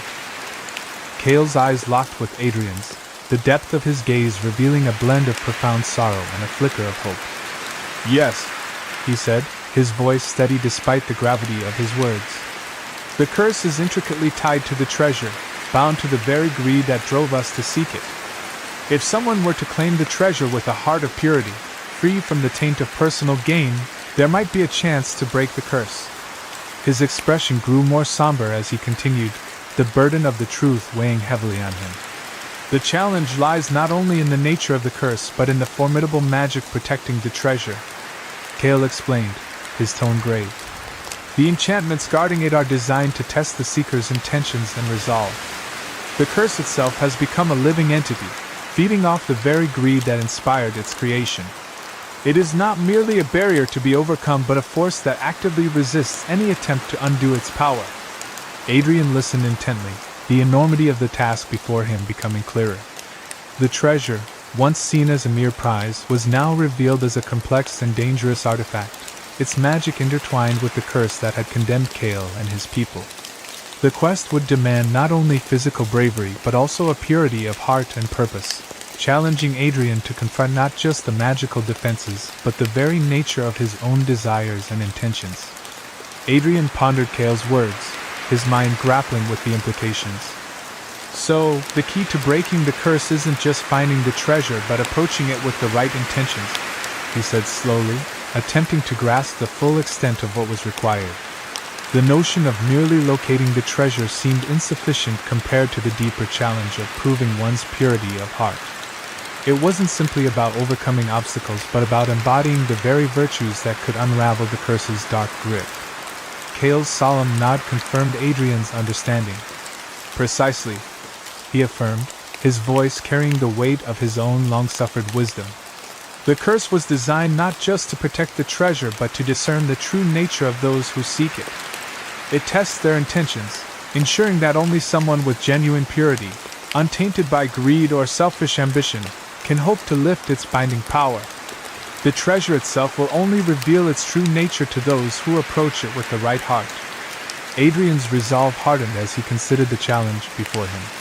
The quest was now more than a pursuit of wealth. It was a test of character and integrity. The treasure, once a symbol of riches and glory, had become a beacon of redemption, not only for Cale but for himself. Adrian knew that to succeed, he would have to confront his own desires and prove that his intentions were as pure as his quest was daring. Cale nodded, his expression somber yet resolute. "Exactly," he said, his voice steady with the gravity of the truth he shared. "It is not merely about obtaining the treasure but understanding its significance and approaching it with humility and respect." The weight of his words emphasized that the true challenge lay not in the physical act of retrieving the treasure but in the spiritual and moral journey that accompanied it. The treasure was more than a mere object of desire. It was a symbol of the deeper principles that governed the ancient magic surrounding it. He continued, his gaze intense as he spoke of the magic that protected the treasure. "The magic that guards it will test the seeker's heart," Cale explained, his voice resonating with the echoes of ancient wisdom. "It ensures that only those with truly noble intentions can succeed." This magic was not passive but active, designed to penetrate the depths of one's soul and reveal the purity or corruption within. The treasure was a reflection of the seeker's true nature, and only someone whose heart was untainted by greed or malice would be able to unlock its secrets. Adrian absorbed Cale's words, recognizing the profound nature of the quest before him. The journey was no longer just about courage or skill. It required an introspective honesty that challenged the very essence of his character. To break the curse and claim the treasure, Adrian would need to align his intentions with the noble ideals Cale spoke of, demonstrating a sincerity and respect that transcended mere ambition. Adrian's resolve hardened as he processed the weight of Cale's revelation. I understand now, he said, his voice carrying the firm conviction of his newfound clarity. This journey is not just about uncovering a lost treasure. The realization sank in that the quest was far more than a pursuit of material wealth or ancient artifacts. It was a profound test of character and intent, a challenge to prove that something pure and redemptive could emerge from the darkness of a curse that had long seemed insurmountable. He continued, his eyes reflecting a determined gleam. It's about proving that the curse can be broken, he declared, the words gaining strength with each utterance. Adrian grasped the concept that the journey was an opportunity to demonstrate that even the most potent and malevolent magic could be undone. This quest would test not only his bravery and skill but also the integrity of his heart and the sincerity of his motives. The treasure was a symbol, a catalyst for breaking through the veil of ancient malice. The final part of his realization struck with a sense of purpose. That even the darkest magic can be undone by pure-heartedness. Adrian concluded, the weight of his commitment settling firmly upon his shoulders. This journey was now a personal mission to transcend the limitations imposed by the curse and to show that hope and redemption were possible. He resolved to face the trials ahead with a heart untainted by greed, determined to prove that purity and resolve could overcome even the deepest shadows of magic. Cale's eyes softened, and a trace of a hopeful smile touched his lips, a rare flicker of warmth in his otherwise somber demeanor. You grasp it well, Captain, he said, his voice carrying a blend of relief and encouragement. The sincerity in Cale's gaze spoke volumes, as though the weight of his centuries-old curse had momentarily lifted. This understanding, this alignment of purpose between them, was a beacon of hope in their otherwise daunting quest. The spark of hope in Cale's eyes suggested that, despite the bleakness of their situation, there was a glimmer of possibility that this journey could indeed lead to redemption. He continued, acknowledging the gravity of their undertaking. The path ahead will be fraught with challenges, Cale admitted, his tone sober yet imbued with a cautious optimism. Each step forward would test their strength, courage, and the purity of their intentions. The trials they faced would not only be physical but also moral, confronting them with the darkest aspects of the magic they sought to overcome. Cale's words carried the weight of his experiences, a reminder of the many who had tried and failed before them, yet his belief in Adrian's resolve lent a renewed sense of purpose to their endeavor. Cale's final words conveyed a profound sense of possibility. But with your resolve, there is a chance we can succeed where others have failed, he said, the hope in his voice growing more distinct. The idea that they could achieve what had eluded so many before them was both daunting and exhilarating. Cale's trust in Adrian's determination was a powerful motivator, fueling their shared goal.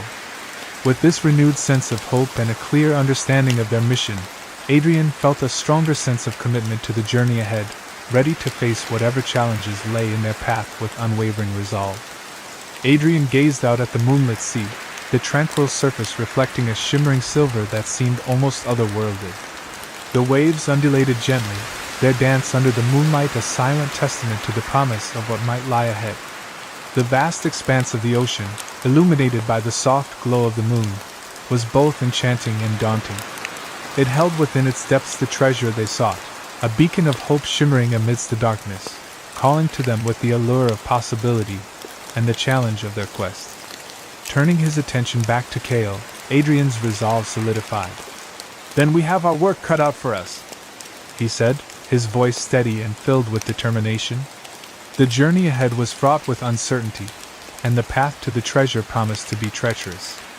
Yet, the conviction in Adrian's tone reflected his readiness to confront whatever lay in their way. His commitment to finding the treasure and breaking the curse was unwavering, fueled by the belief that their combined efforts could overcome even the most formidable obstacles. We'll prove that even the deepest curses can be lifted, Adrian continued, the words carrying a weight of purpose and hope. His declaration was not just a promise to Cale, but a pledge to himself and to the journey that lay ahead. The challenge before them was immense, but Adrian's determination was matched by a newfound sense of partnership and shared purpose. With Cale by his side, he felt ready to face the trials that awaited them, driven by the conviction that their quest could transcend the boundaries of magic and fate. Cale placed a hand on Adrian's shoulder, the gesture conveying a deep sense of gratitude and solidarity.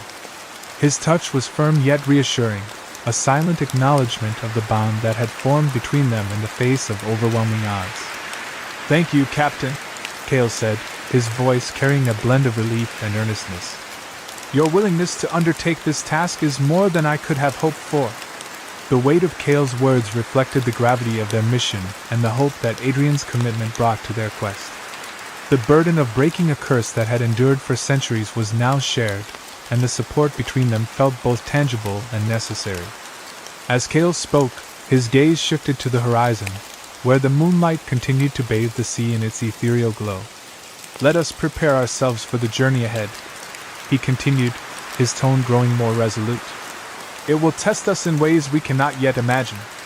The path they were about to embark upon was shrouded in uncertainty and danger, each step fraught with challenges that would push them to their limits. Yet Cale's words carried an underlying optimism, a belief that their courage and determination could overcome the obstacles that lay in wait. With a final squeeze of Adrian's shoulder, Cale's expression softened, reflecting both the weight of their task and the glimmer of hope that fueled their mission. "But with courage and determination, we may yet find a way to end the curse." The promise of their shared endeavor was clear. Despite the daunting nature of their quest, their unity and resolve would be their guiding lights. The journey ahead was formidable, but the strength they drew from each other fortified their spirits, readying them for the trials to come. As they readied themselves for the trials that awaited them, the fire crackled with a steady rhythm, its warmth contrasting sharply with the cool night air. The ocean's gentle whispers seemed to carry secrets of its own, a subtle reminder of the depth and mystery that lay beneath the surface. Adrian felt a profound shift within him, a renewed sense of purpose that anchored him firmly to their quest. The curse's origins, once shrouded in obscurity, were now clearer, its demands and implications laid bare. The understanding of what lay before them infused Adrian with a sense of determination that was both fierce and unwavering. With Cale standing beside him, the weight of their shared mission felt less daunting. The promise of redemption had transformed their goal from a mere pursuit of treasure into something far more significant. The treasure had taken on a new meaning, no longer just a coveted prize but a beacon of hope, representing a chance for both Cale and Adrian to confront and overcome the shadows of their pasts. The idea of redemption for Cale, and a future unburdened by the chains of ancient magic, provided them with a powerful motivation that transcended mere material gain. As they prepared to embark on their journey, Adrian's resolve hardened, his readiness to face whatever challenges lay ahead evident in every step he took.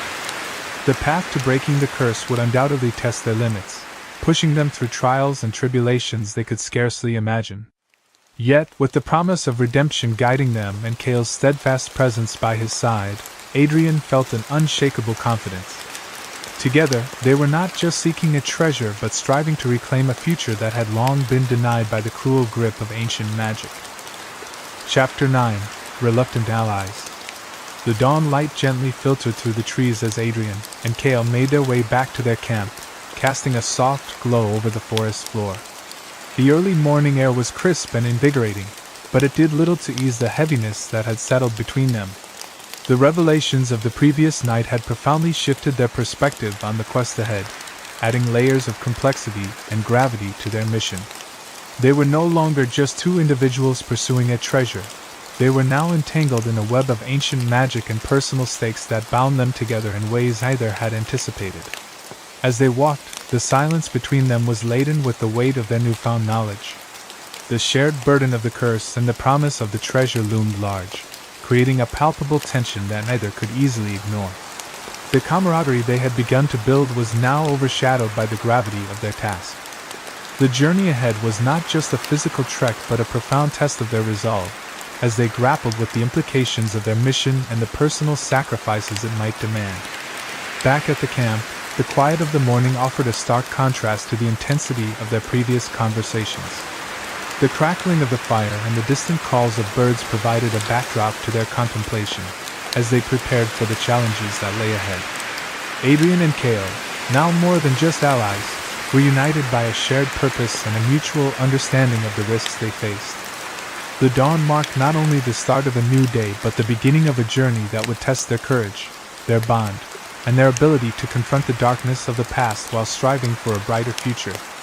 As they approached their campsite, Adrian's eyes were drawn to Cale, who walked beside him with a palpable air of cautious determination. The crisp morning air seemed to sharpen the contrasts of their situation, with the ocean's distant roar echoing the enormity of their impending journey. The waves crashed rhythmically against the shore, a constant reminder of the vast and uncertain path that lay ahead. Adrian's gaze lingered on Cale, whose every step seemed imbued with a blend of resolve and unease, mirroring the tumult of thoughts swirling within Adrian himself. The silence between them was heavy, punctuated only by the crunch of gravel underfoot and the distant sounds of the forest awakening. Adrian could sense the unspoken apprehension that clung to Cale, a reflection of his own conflicted emotions. The night's revelations had deepened their mission, intertwining their fates with ancient magic and an elusive treasure. Cale's rigid posture and the occasional fleeting glance toward Adrian spoke volumes about the weight of their shared burden, as if the very air around them was charged with the gravity of their quest. When they finally reached their campsite, the contrast between the tranquility of their temporary refuge and the profound challenges awaiting them was stark.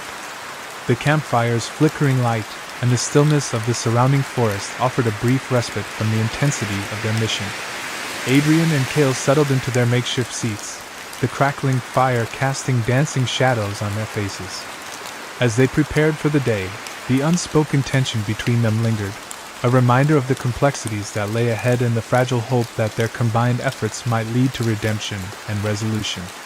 They reached the campfire, which had dwindled to a bed of glowing embers, casting a soft, fading light in the early morning. Adrian approached the fire with a practiced hand, gently stirring the embers to coax the flames back to life. The crackling of the kindling and the gradual resurgence of warmth offered a small but welcome comfort against the chilling uncertainty that lay ahead.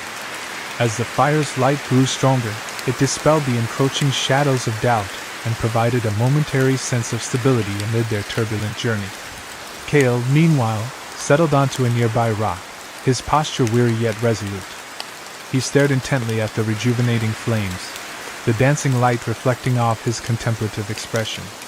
The flicker of the fire seemed to hypnotize him, drawing his thoughts inward as he wrestled with the gravity of their mission and the burden of his own curse. Each crackle and pop of the fire was a small reminder of the fragile hope that clung to their efforts, a beacon of warmth in the face of their daunting task. As Adrian continued to tend the fire, he glanced occasionally at Cale, sensing the weight of the moments shared in silence. The warmth of the fire contrasted sharply with the cold uncertainty of their quest, yet it provided a necessary pause, a chance for both of them to gather their thoughts and steel themselves for the challenges to come. In the growing light of day, the embers' glow served as a symbol of their shared resolve, a small but vital source of strength as they prepared to confront the trials that awaited them. So, Adrian began, breaking the silence that had settled over the campsite. "We have a plan. We know what needs to be done." His voice carried a tone of pragmatic resolve, yet it was clear that his thoughts were turning toward the next crucial step. "But it seems we still need to address how we're going to work together." The flickering light from the rekindled fire cast a warm glow on his face, underscoring the seriousness of his words. Adrian's gaze shifted to Cale, whose thoughtful expression mirrored the weight of the conversation that lay ahead. Cale's eyes, reflecting the fire's warm hues, met Adrian's with a mixture of contemplation and acceptance. "Indeed," he replied, his voice steady but laced with a hint of fatigue. "The path we're embarking on will require more than just shared objectives. It will demand cooperation and mutual trust." Cale's tone was measured, his focus intense as he considered the practicalities of their alliance. "We'll face not only the dangers of the treasure's guardians, but also the challenge of blending our strengths and skills. Our success hinges not only on our individual capabilities, but on our ability to work as one." Adrian nodded, acknowledging the gravity of Cale's words. "We need to establish how we'll handle the trials ahead," he agreed, the firelight dancing in his eyes as he spoke. "Our skills and knowledge are different, but they complement each other. I'll bring my experience in navigating treacherous waters and facing physical threats, while you bring your insight into the ancient magic and its traps. The resolve in his voice was tempered with a sense of practicality, as if recognizing that their journey would test not only their physical endurance but their ability to forge a cohesive partnership. If we're to succeed, we must understand each other's strengths and limitations and build a strategy that leverages both. Cale looked up from the flickering flames, his expression guarded but thoughtful. I agree, he said, his voice carrying a weight of reflection. We have a shared goal, but that doesn't mean our paths will be easy to navigate. His gaze remained fixed on the fire as he spoke, the shifting shadows casting an almost somber light on his face. We're bound by this quest, but our individual motivations, skills, and approaches are distinct, and they may lead to conflicts or challenges as we move forward. He paused, the silence stretching between them as he considered the implications of their differing perspectives. Our motivations are different, Cale continued, his voice steady but tinged with a hint of caution. While the treasure represents a chance for redemption for both of us, the reasons we seek it and the ways we interpret its significance may not always align. His words were a reminder of the complexities that lay beneath their united front, an acknowledgement that their journey would require more than just shared intentions. Cale's eyes met Adrian's with a mixture of resolve and understanding. We need to recognize these differences and use them to our advantage, he said, a note of determination in his tone. Our diverse skills can complement each other if we communicate openly and work through our differences. If we can navigate these complexities, we might find a way to succeed in this quest and lift the curse that binds us. The sincerity in his voice underscored the importance of their collaboration, setting the stage for the teamwork that would be crucial for the challenges ahead. Adrian nodded in acknowledgement, the seriousness of Cale's words sinking in. True, he began, his voice reflecting a newfound clarity. We're both here for different reasons. He glanced at the crackling fire, its warmth contrasting with the chill of their conversation. I'm driven by a sense of adventure and the promise of treasure. For me, this quest is as much about the thrill of the chase as it is about the riches at the end. His tone carried a hint of the excitement that initially propelled him, even as he recognized the complexity of their situation. He turned to Cale, meeting his gaze with a thoughtful expression. You, on the other hand, are seeking redemption and a way to lift the curse, Adrian continued, his voice softening. Your motives are deeply personal and tied to a profound sense of responsibility. There was a note of respect in his tone as he acknowledged the weight of Cale's quest, understanding that their goals, though linked, were driven by different forces. It's not the easiest mix, Adrian admitted, a wry smile touching his lips despite the seriousness of the moment. The fire crackled softly as Adrian's words hung in the air, marking the beginning of a deeper understanding between them. We need to find a way to balance our motivations, Adrian said with resolve. Our different perspectives and goals might be challenging, but they can also make us stronger if we learn to align them. His determination was clear, a commitment to not only seek the treasure but to ensure that their partnership was productive and respectful, forging a path that could unite their disparate aims into a cohesive journey. Cale sighed deeply, his frustration evident as he rubbed his temples with a weary gesture.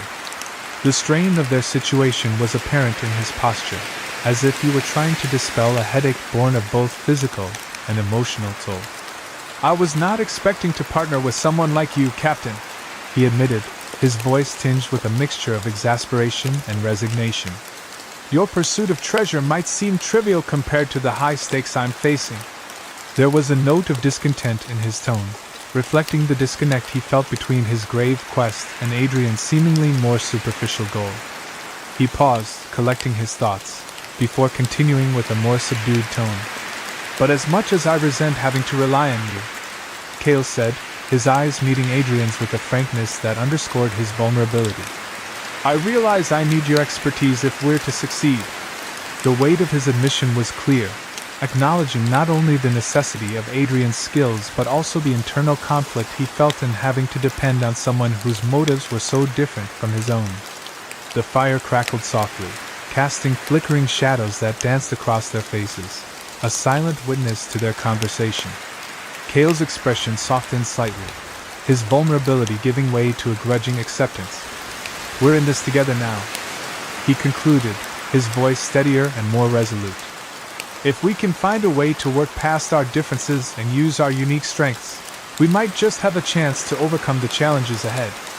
His acknowledgement marked a tentative step toward cooperation, recognizing that their combined efforts could be the key to achieving their intertwined goals. Adrian took a deep breath, the weight of their situation pressing heavily on his shoulders as he considered the gravity of their predicament. "And I need you as well," he began, his voice steady but tinged with a depth of seriousness that matched Cale's. "Your knowledge of the curse and the treasure is crucial to our success." The burden of their quest was beginning to coalesce into a shared responsibility, and Adrian knew that his skills alone would not be enough to navigate the complexities of their challenge. He continued, his gaze fixed on the fading embers of the fire, which mirrored the intensity of his thoughts.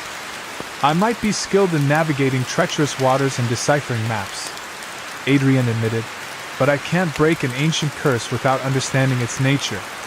The realization of his own limitations brought a new clarity to his resolve.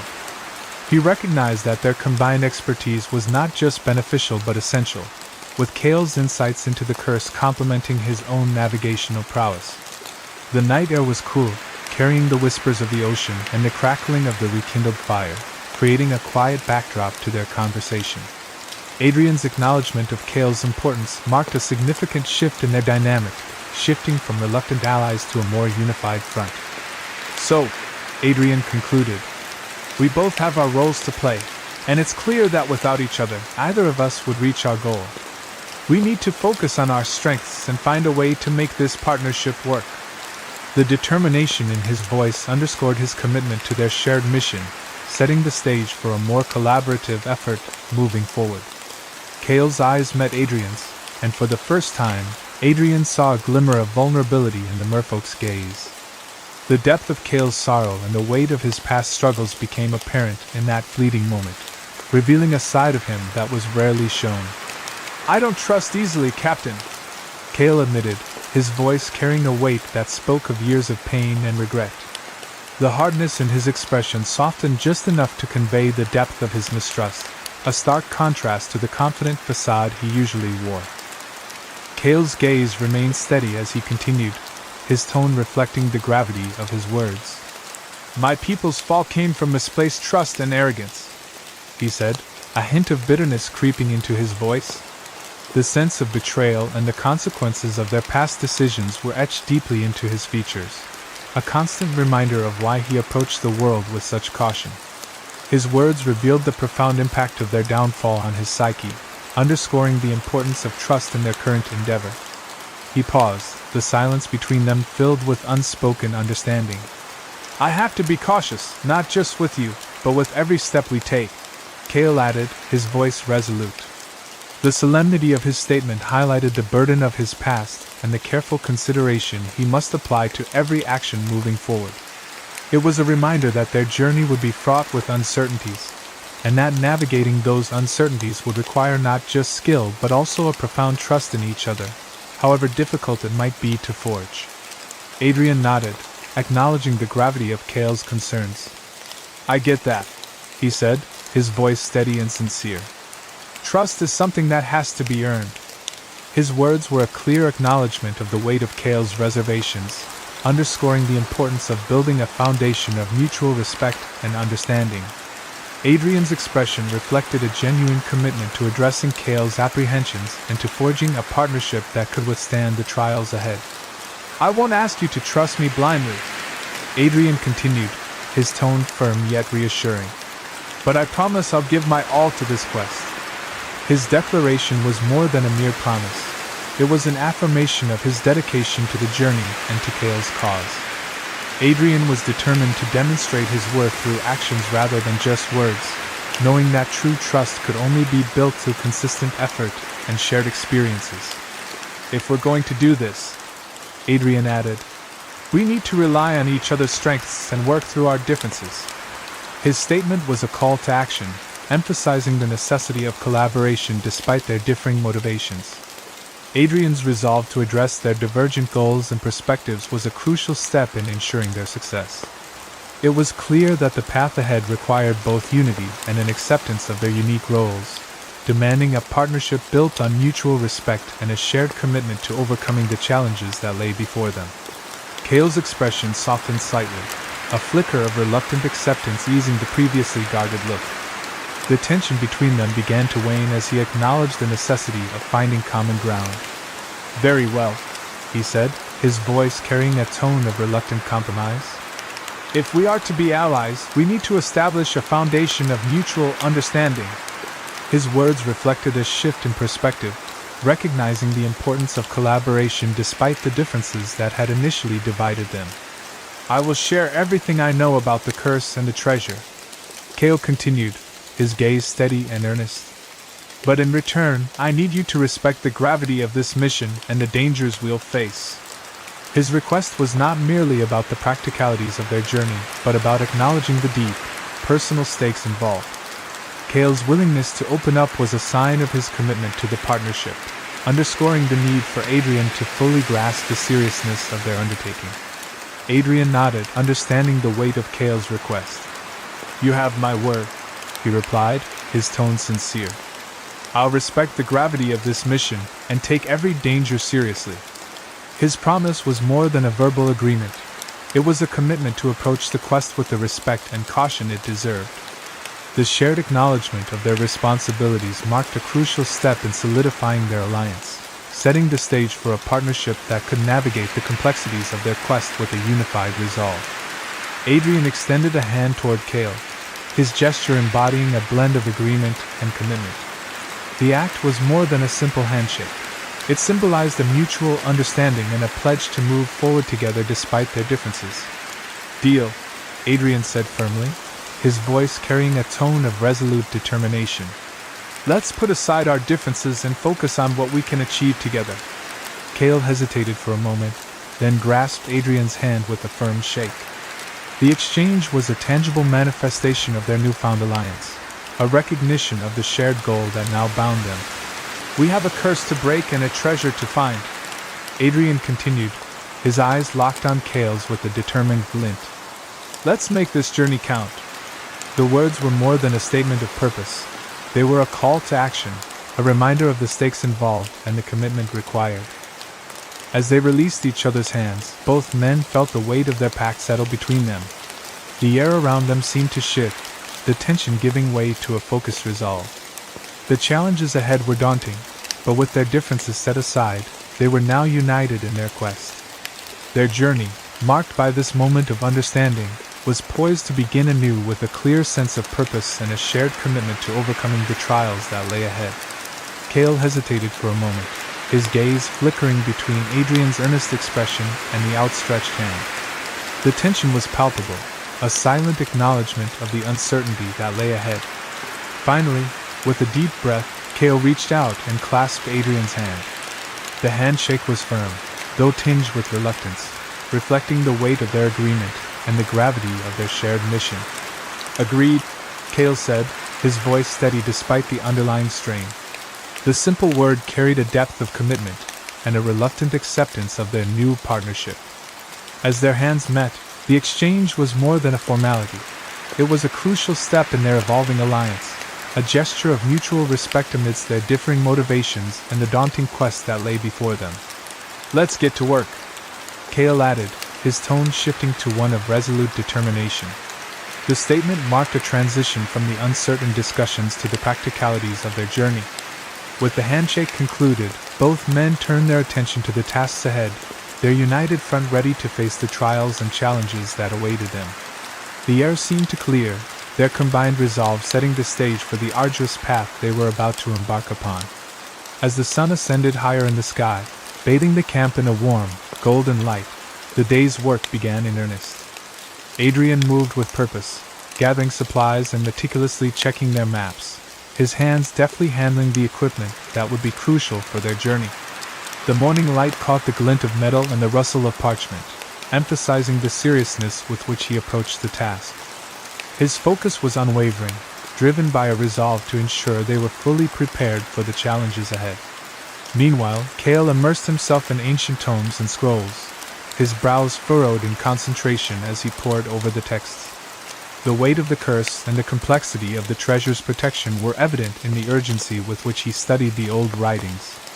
Each page turned with a sense of determination, reflecting the depth of his commitment to understanding the intricate magic that bound them to this quest. The air around him seemed to hum with the intensity of his efforts, as he sought any clue that might aid in breaking the curse. Despite the differences in their methods and motivations, an unspoken understanding hung between them, weaving through the tasks they performed. The charged atmosphere was a testament to their mutual resolve, each man recognizing that their success depended on their ability to collaborate effectively. As they worked side by side, the friction of their past interactions softened, replaced by a shared focus on the goal that lay before them. The promise of redemption and the weight of the curse bound them together, forging a partnership that, despite its beginnings, was now marked by a tangible, collaborative effort. The journey that lay ahead was laden with obstacles, each one a testament to the formidable nature of their quest. Yet, for the first time, a sense of unity began to crystallize between Adrian and Cale. The vast unknowns of the path to the treasure seemed less daunting as they recognized the strength of their newfound alliance. Despite the uncertainties and the weight of the curse that loomed over them, their shared determination provided a glimmer of hope that illuminated their way forward. As they ventured into the heart of the Crimson Isles, the path to the treasure remained enshrouded in secrecy and challenge. The intricate web of magic and danger that guarded the fabled prize was still largely unknown, and each step forward was a plunge into the depths of mystery. However, with their alliance cautiously solidified, Adrian and Cale moved forward with a resolve that transcended their individual motivations. The blend of their skills and knowledge offered a promising advantage, hinting at the potential for success despite the daunting nature of their task. Bound by their common goal, Adrian and Cale embarked on their journey with a renewed sense of purpose. Their reluctant partnership was now tempered by the hope that, through their combined efforts, they might not only break the ancient curse but also uncover the secrets concealed within the heart of the Crimson Isles. The promise of redemption for Cale and the allure of the treasure for Adrian fused into a powerful drive, fueling their resolve as they faced the trials that lay ahead. Chapter 10: A Growing Bond. The sun had fully risen by the time Adrian and Cale embarked on their quest, its golden rays spreading warmth and clarity over the land. The light of the morning seemed to gently dissolve some of the tension that had lingered from their earlier discussions. The first light of day brought with it a renewed sense of purpose, as if the sun itself was encouraging them to set aside their uncertainties and focus on the journey ahead. The earlier darkness of doubt was replaced by the promise of a day filled with opportunity and resolve. With their supplies meticulously packed and their route carefully mapped, Adrian and Cale were ready to face the trials that awaited them. Every detail had been considered, from provisions to navigation, ensuring they were well prepared for the challenges that lay in wait. Their combined efforts in planning and preparation reflected a deepening commitment to their shared goal, a testament to their growing cooperation. The preparations were more than just logistical. They symbolized the beginning of their tentative alliance taking shape. As they began to move toward the unknown, the physical distance between them seemed to shrink, mirroring the gradual closing of the emotional gap that had once separated them. Each step they took together on this new path was a step towards understanding and mutual respect. The journey, though fraught with uncertainty, was now a shared endeavor, and with every mile they covered, the partnership between Adrian and Cale solidified. The promise of their quest ahead forged a new bond, one that held the potential to overcome the shadows of their past and illuminate the path to their ultimate goal. Their journey led them through dense, untamed forests, where the canopy of trees blocked out much of the sunlight, and the air was thick with the scent of earth and pine. The terrain varied from rocky outcrops that required careful navigation to winding paths that twisted and turned, pulling them deeper into the island's mysterious heart. Each day presented its own set of challenges, from navigating treacherous undergrowth to scaling rugged hills. The isolation of their environment only amplified their shared experience, pushing them to rely on each other's strengths. As the days wore on, the initial awkwardness that had marked their interactions began to fade, gradually giving way to a more comfortable and genuine camaraderie. The daily trials they faced together, whether fending off unexpected storms or deciphering cryptic clues from the old tomes Cale had brought, served to bridge the gap between them. Shared victories and struggles brought them closer, allowing them to see each other not just as allies in a quest but as individuals with their own strengths and vulnerabilities. The growth of their relationship was subtle but significant. What began as a reluctant partnership evolved into a mutual respect born of countless shared experiences. As they navigated the island's challenges, they found themselves working together seamlessly, their initial reservations giving way to a genuine bond. The camaraderie that developed was not anticipated, but it proved to be a vital component of their journey, strengthening their resolve and enhancing their ability to face the obstacles that lay ahead. One evening, as the sun dipped below the horizon, casting a warm, golden glow across the landscape, Adrian and Kale made camp beside a serene lake. The lake's surface was a mirror, perfectly reflecting the ancient trees that encircled it, their gnarled branches stretching out like watchful guardians. As they set up their camp, Adrian took a moment to step away from their tasks and sit on a large, smooth rock at the water's edge. The tranquility of the lake contrasted sharply with the intensity of their quest, offering a rare moment of calm reflection. Adrian watched as Kale busied himself preparing dinner over the campfire. The merfolk's movements, once cautious and hesitant, had grown more relaxed and confident over time. The meticulous way Kale arranged the ingredients and tended to the fire spoke of a newfound ease and sense of belonging. Adrian noted the subtle shift in Kale's demeanor, from the distant and reserved figure he had first encountered to someone who now worked with purpose and even a touch of pride. It was a sign of the camaraderie they had built, a testament to their evolving partnership. As Adrian observed Kale, he felt a stirring of emotions that he hadn't fully acknowledged before. The sight of the merfolk, once a symbol of enigma and distance, now fully immersed in their shared journey, evoked a sense of connection in Adrian. He realized that the quest for the treasure and the curse had forged not only a bond of necessity, but also one of mutual respect and understanding. The journey, with its trials and triumphs, had transformed their relationship into something deeper, turning their alliance into a true partnership. "Kale," Adrian said, his voice gently breaking the comfortable silence that had settled between them. The evening's tranquility seemed to invite conversation, and Adrian found himself curious about the life Kale had once known. "I've been meaning to ask. What was it like living in the sea?" His tone was soft but earnest, reflecting the genuine interest he felt in understanding more about his companion's past.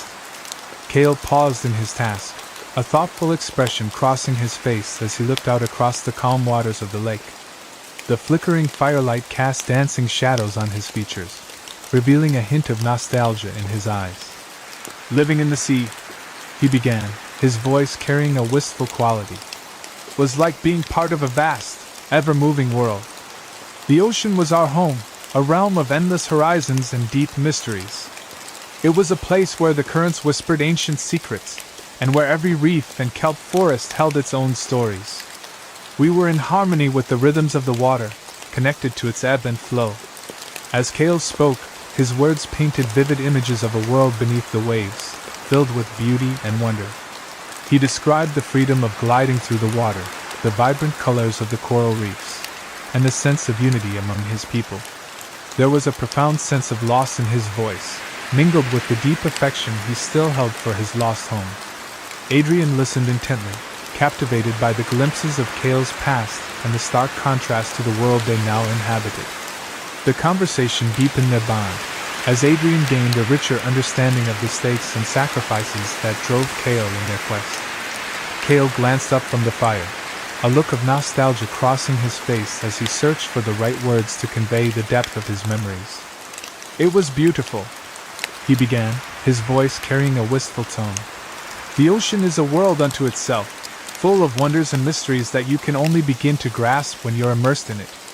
We lived in a realm where the rhythms of the deep governed everything, from the rise and fall of the tides to the movement of the creatures that shared our home."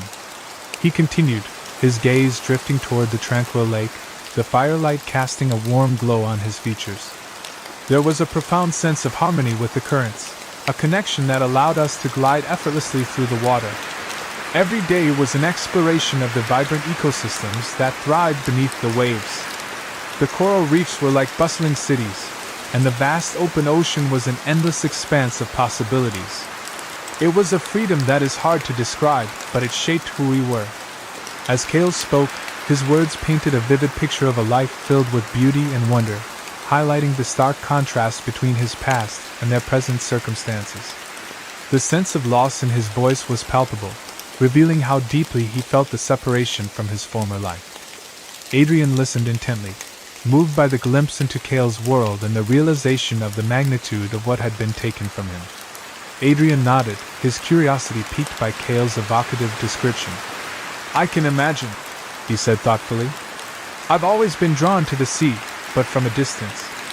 The way you describe it, so vibrant and alive, it sounds like a dream." He paused, considering the contrast between his own experiences and Kale's lost world. "There's something about the ocean that has always captivated me, but I've never truly known it beyond the surface." He looked out across the serene lake, trying to visualize the underwater paradise Kale had described. "The sea has always been a symbol of adventure and mystery to me," Adrian continued, his tone reflective. "Hearing you speak about it, though, adds a new layer of depth to my understanding. It's as if I'm getting a glimpse of a world I've only imagined."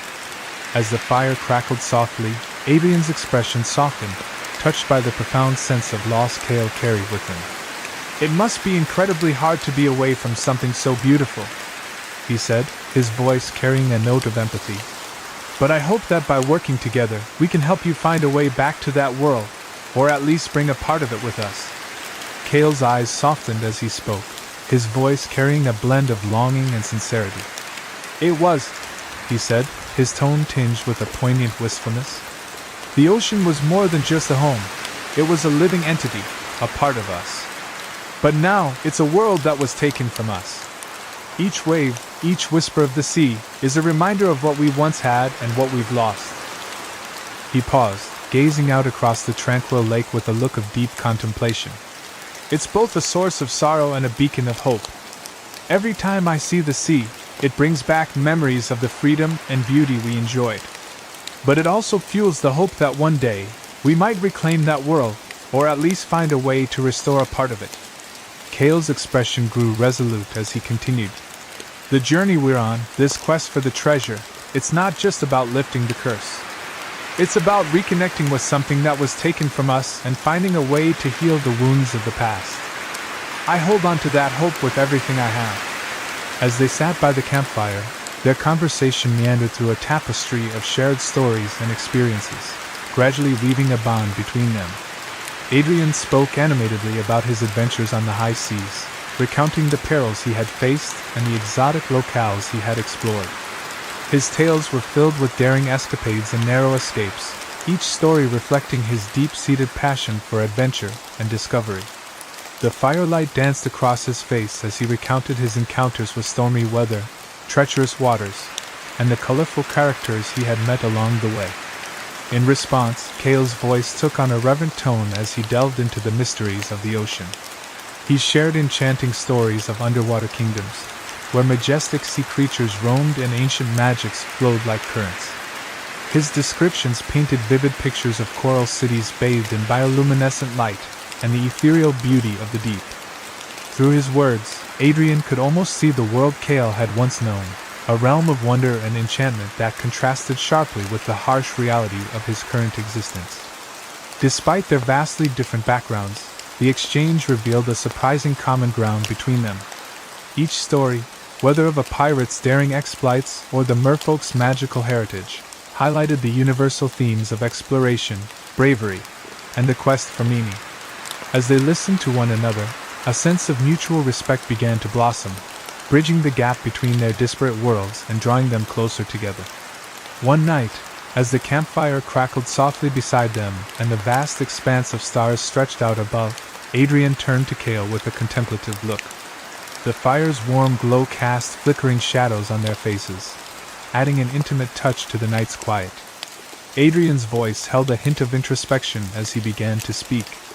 "You know, I never thought I'd end up on a quest like this. It wasn't what I planned for. My life was all about the thrill of the chase, the lure of hidden treasures, and the excitement of uncharted territories. But now, with each passing day, this journey has become something much more profound. Kale listened intently, the firelight reflecting in his eyes, his expression a mix of curiosity and understanding. Adrian continued, his tone reflecting a deeper sense of reflection. Having you here, hearing your stories about the sea and the curse, and seeing the dedication you bring to this quest, it's changed my perspective. I've come to realize that there's more at stake than just the treasure we seek. It's about understanding and redemption, the weight of past mistakes, and the possibility of reclaiming something precious that was lost. As Adrian's words lingered in the air, Kale felt a stir of gratitude and hope. The shared experiences and the quiet moments under the stars had forged a bond between them that transcended their initial differences. Adrian's revelation was a testament to the evolving nature of their quest, one that had transformed from a pursuit of riches into a journey of mutual respect and deeper meaning. In that moment, the two men found a new layer of connection, united not just by their quest but by the shared understanding of the stakes involved.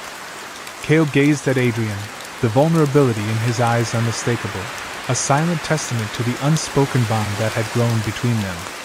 There was a depth to his gaze, a quiet plea for understanding that belied the strength he often projected. I never expected to find an ally in you, Kale began, his voice soft but steady, as if the words themselves carried the weight of his people's past. His admission was not just an acknowledgement of their unexpected partnership, but a recognition of the trust that had developed, almost against his will. It was a rare moment of openness from someone who had always guarded his heart so fiercely. The fall of Kale's people was a subject steeped in pain and regret, a wound that had never truly healed. My people's fall came from our arrogance and isolation, he continued, his tone laced with the bitterness of hindsight. There was a time when his people had believed themselves invincible, their strength derived from their unwillingness to rely on anyone else. But that strength had become their greatest weakness, blinding them to the world beyond their borders and leading them to a downfall they had never anticipated. Kale's words hung in the air, a somber reflection of a history marked by pride and the heavy cost it had exacted. Yet, as Kale spoke, there was a shift in his demeanor, a subtle change that hinted at the possibility of something more. But your willingness to help, he said, looking directly into Adrian's eyes, despite your own reasons for being here, has shown me that perhaps there's still room for redemption and understanding. There was a sincerity in his voice that was impossible to ignore, a glimmer of hope that had been absent for so long. Adrian's actions, driven by his own motivations, had somehow managed to break through the walls Kale had built around himself, offering a glimpse of a future that was not defined by past mistakes. In that moment, Kale realized that redemption was not just about righting past wrongs but about forging new connections, allowing oneself to be vulnerable and open to change. The trust he now placed in Adrian was a sign of that change, a step toward healing the deep wounds that had festered for too long. It was not an easy path, and the road ahead would be fraught with challenges, but for the first time in a long while, Kale felt that there was a way forward. He had found an ally where he least expected it, and with that ally, the possibility of redemption and understanding no longer seemed so distant. Their journey together, fraught with challenges and unexpected twists, had forged a bond between Adrian and Kale that transcended mere necessity. What had begun as a partnership of convenience, driven by their mutual need to survive, had evolved into something far deeper. The countless trials they had faced, from treacherous landscapes to the ever-present threat of their enemies, had pushed them to their limits, revealing their true characters. In those moments of vulnerability and shared struggle, a connection was formed, one built on trust, respect, and a growing sense of camaraderie. This bond was no longer just about survival. It had become a vital part of who they were as individuals and as a team.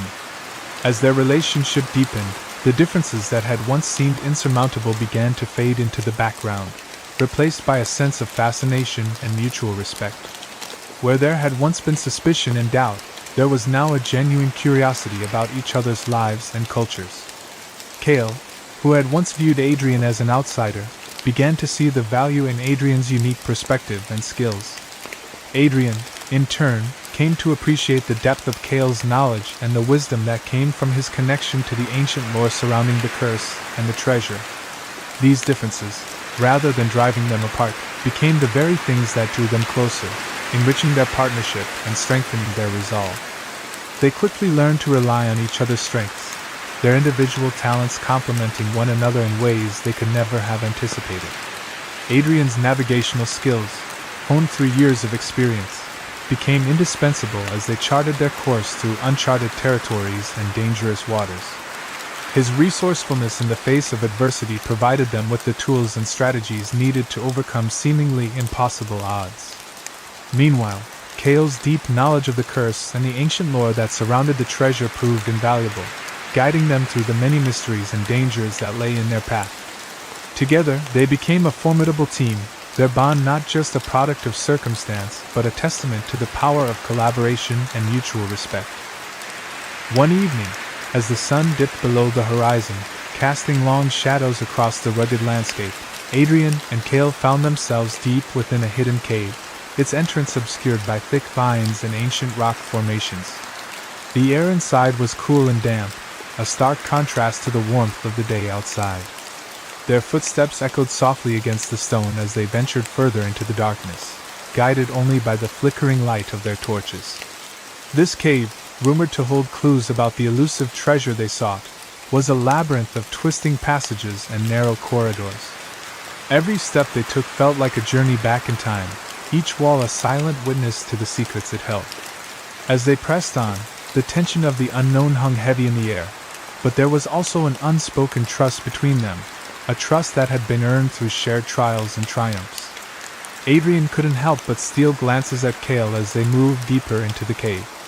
The way Cale carried himself, with a quiet confidence and unwavering focus, was nothing short of impressive. He watched as Cale approached the walls of the cave, his eyes scanning the ancient inscriptions that had long been forgotten by the outside world. There was a calm determination in Cale's movements, a sense that he was in his element, navigating a world that few others could even begin to understand. Adrian found himself in awe of Cale's expertise, the way he seemed to effortlessly decipher the symbols and markings that adorned the stone walls. Each inscription revealed a piece of a larger puzzle, and Cale was the key to unlocking it. As they paused in front of a particularly intricate set of carvings, Adrian felt a deep sense of humility wash over him. Despite all his own skills and experiences, there was something profoundly humbling about witnessing Cale's mastery firsthand. It wasn't just that Cale had knowledge Adrian lacked, it was the way he approached each discovery with a blend of curiosity and reverence, treating the ancient lore with the respect it deserved.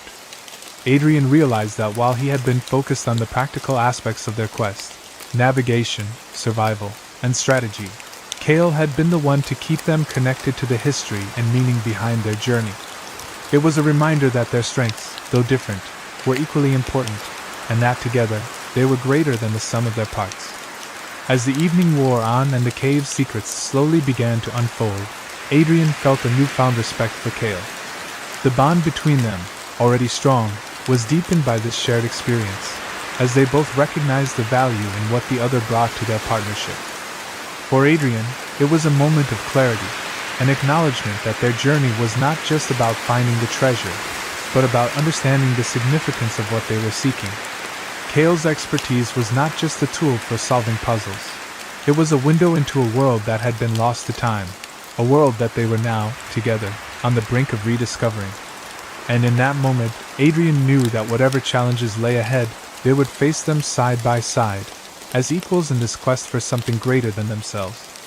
As Adrian stood back, watching Cale meticulously examine the ancient inscriptions etched into the cave walls, he couldn't help but be struck by the ease with which Cale deciphered the cryptic symbols. Each movement of Cale's hand seemed deliberate, his fingers tracing the grooves in the stone as he murmured to himself, piecing together the fragments of a forgotten language. The glow of the torchlight danced across Cale's face, highlighting the concentration in his eyes. Adrian felt a sense of admiration welling up inside him, realizing just how crucial Cale's expertise was to their quest. This wasn't just about following a map or navigating treacherous terrain. This was about understanding the deeper mysteries that had been hidden for centuries, and Cale was the one who could bring those mysteries to light. "You've got a real gift for this," Adrian said, his voice tinged with genuine respect as he watched Cale at work. The words came out almost involuntarily, a reflection of the awe he felt in that moment. Adrian knew that he was no stranger to challenges and problem solving, but what Cale was doing went beyond anything he could have achieved on his own. There was a certain artistry to it, a blend of intellect and intuition that Adrian found both fascinating and humbling. The way Cale approached the task, with a combination of scholarly insight and almost instinctive understanding, made it clear that this was more than just a skill, it was a true gift. Adrian realized that without Cale's unique talents, they might have been wandering these dark corridors forever, blind to the secrets that lay hidden in the stone. Cale paused, looking up from the inscriptions with a modest smile as Adrian's words sank in. "I don't think I would have figured any of this out on my own," Adrian admitted, the sincerity in his tone unmistakable. It was a rare thing for him to acknowledge his own limitations, but in Cale's presence, it didn't feel like a weakness. Instead, it felt like an affirmation of the partnership they had forged, a recognition that they each brought something essential to the table. For a moment, the weight of their quest felt a little lighter, bolstered by the knowledge that they were in this together, each contributing in ways the other could not. As they continued their exploration of the cave, Adrian knew that this was a moment he would carry with him, a reminder of the respect and trust that had grown between them, and the strength they found in one another. Cale paused in his work, his fingers lingering on the ancient inscriptions as he turned to glance back at Adrian. The faint torchlight illuminated his features, softening the usually stoic expression he wore. In that moment, a rare, genuine smile spread across his face, one that reached his eyes and reflected an unexpected warmth. It was a smile that spoke of more than just gratitude. It was an acknowledgement of the bond that had formed between them, a connection built on mutual respect and shared challenges. For someone like Cale, who had spent so much of his life guarding his emotions, this smile was a rare gift, a brief glimpse into the heart of a man who had seen and endured much. "And you've shown me a different kind of bravery, Captain," Cale said, his voice steady but imbued with a sincerity that Adrian hadn't often heard from him. "Not just in facing danger, but in confronting the complexities of this quest with an open mind." Cale's words were measured, carefully chosen, and they carried the weight of someone who had long been skeptical of others' intentions. In the time they had spent together, Cale had come to realize that Adrian's courage was not just physical, it was also intellectual and emotional. Adrian's willingness to adapt, to question, and to embrace the uncertainties of their journey had surprised Cale in the best possible way. It was a kind of bravery that Cale hadn't expected from a man known for his decisive leadership and quick thinking, and it had left a lasting impression. As Cale's smile faded into a more contemplative expression, he continued, "It's something I didn't expect, but I'm grateful for it." There was a quiet earnestness in his tone, an admission that wasn't easy for him to make. Cale had spent much of his life relying on his own knowledge and instincts, often keeping others at arm's length. But Adrian had shown him that there was strength in openness, in allowing oneself to be challenged and changed by new experiences and perspectives. The gratitude Cale felt wasn't just for Adrian's bravery, but for the way it had influenced him, pushing him to reconsider his own approach to their quest. In this moment of shared vulnerability, Cale recognized that their partnership had become something far more significant than either of them had anticipated, something that had the potential to change them both for the better. As their quest progressed, the evolving bond between Cale and Adrian became increasingly evident in the way they communicated and collaborated. Where once there had been hesitation and formality, now there was an easy flow to their interactions, a natural rhythm that spoke of the trust they had built. They moved in sync, anticipating each other's needs and working together seamlessly as if they had been partners for far longer than the time they had known each other. This change was most noticeable in their conversations, which had shifted from terse exchanges to lively discussions, punctuated by knowing glances and shared understanding. Their journey, once filled with uncertainty, was now navigated with the confidence that came from knowing they could rely on one another completely. Laughter became a frequent companion on their journey, something neither had expected when they first set out. They found themselves sharing jokes, often in the midst of their most challenging moments, the humor serving as a balm against the hardships they faced. These light-hearted moments, woven into the fabric of their quest, were as important as any battle they fought or puzzle they solved. The camaraderie that developed between them was born out of these shared experiences, where laughter eased the tension and reminded them of the humanity they both possessed. When the challenges grew intense, they supported each other without hesitation, whether through a steadying hand or a few encouraging words.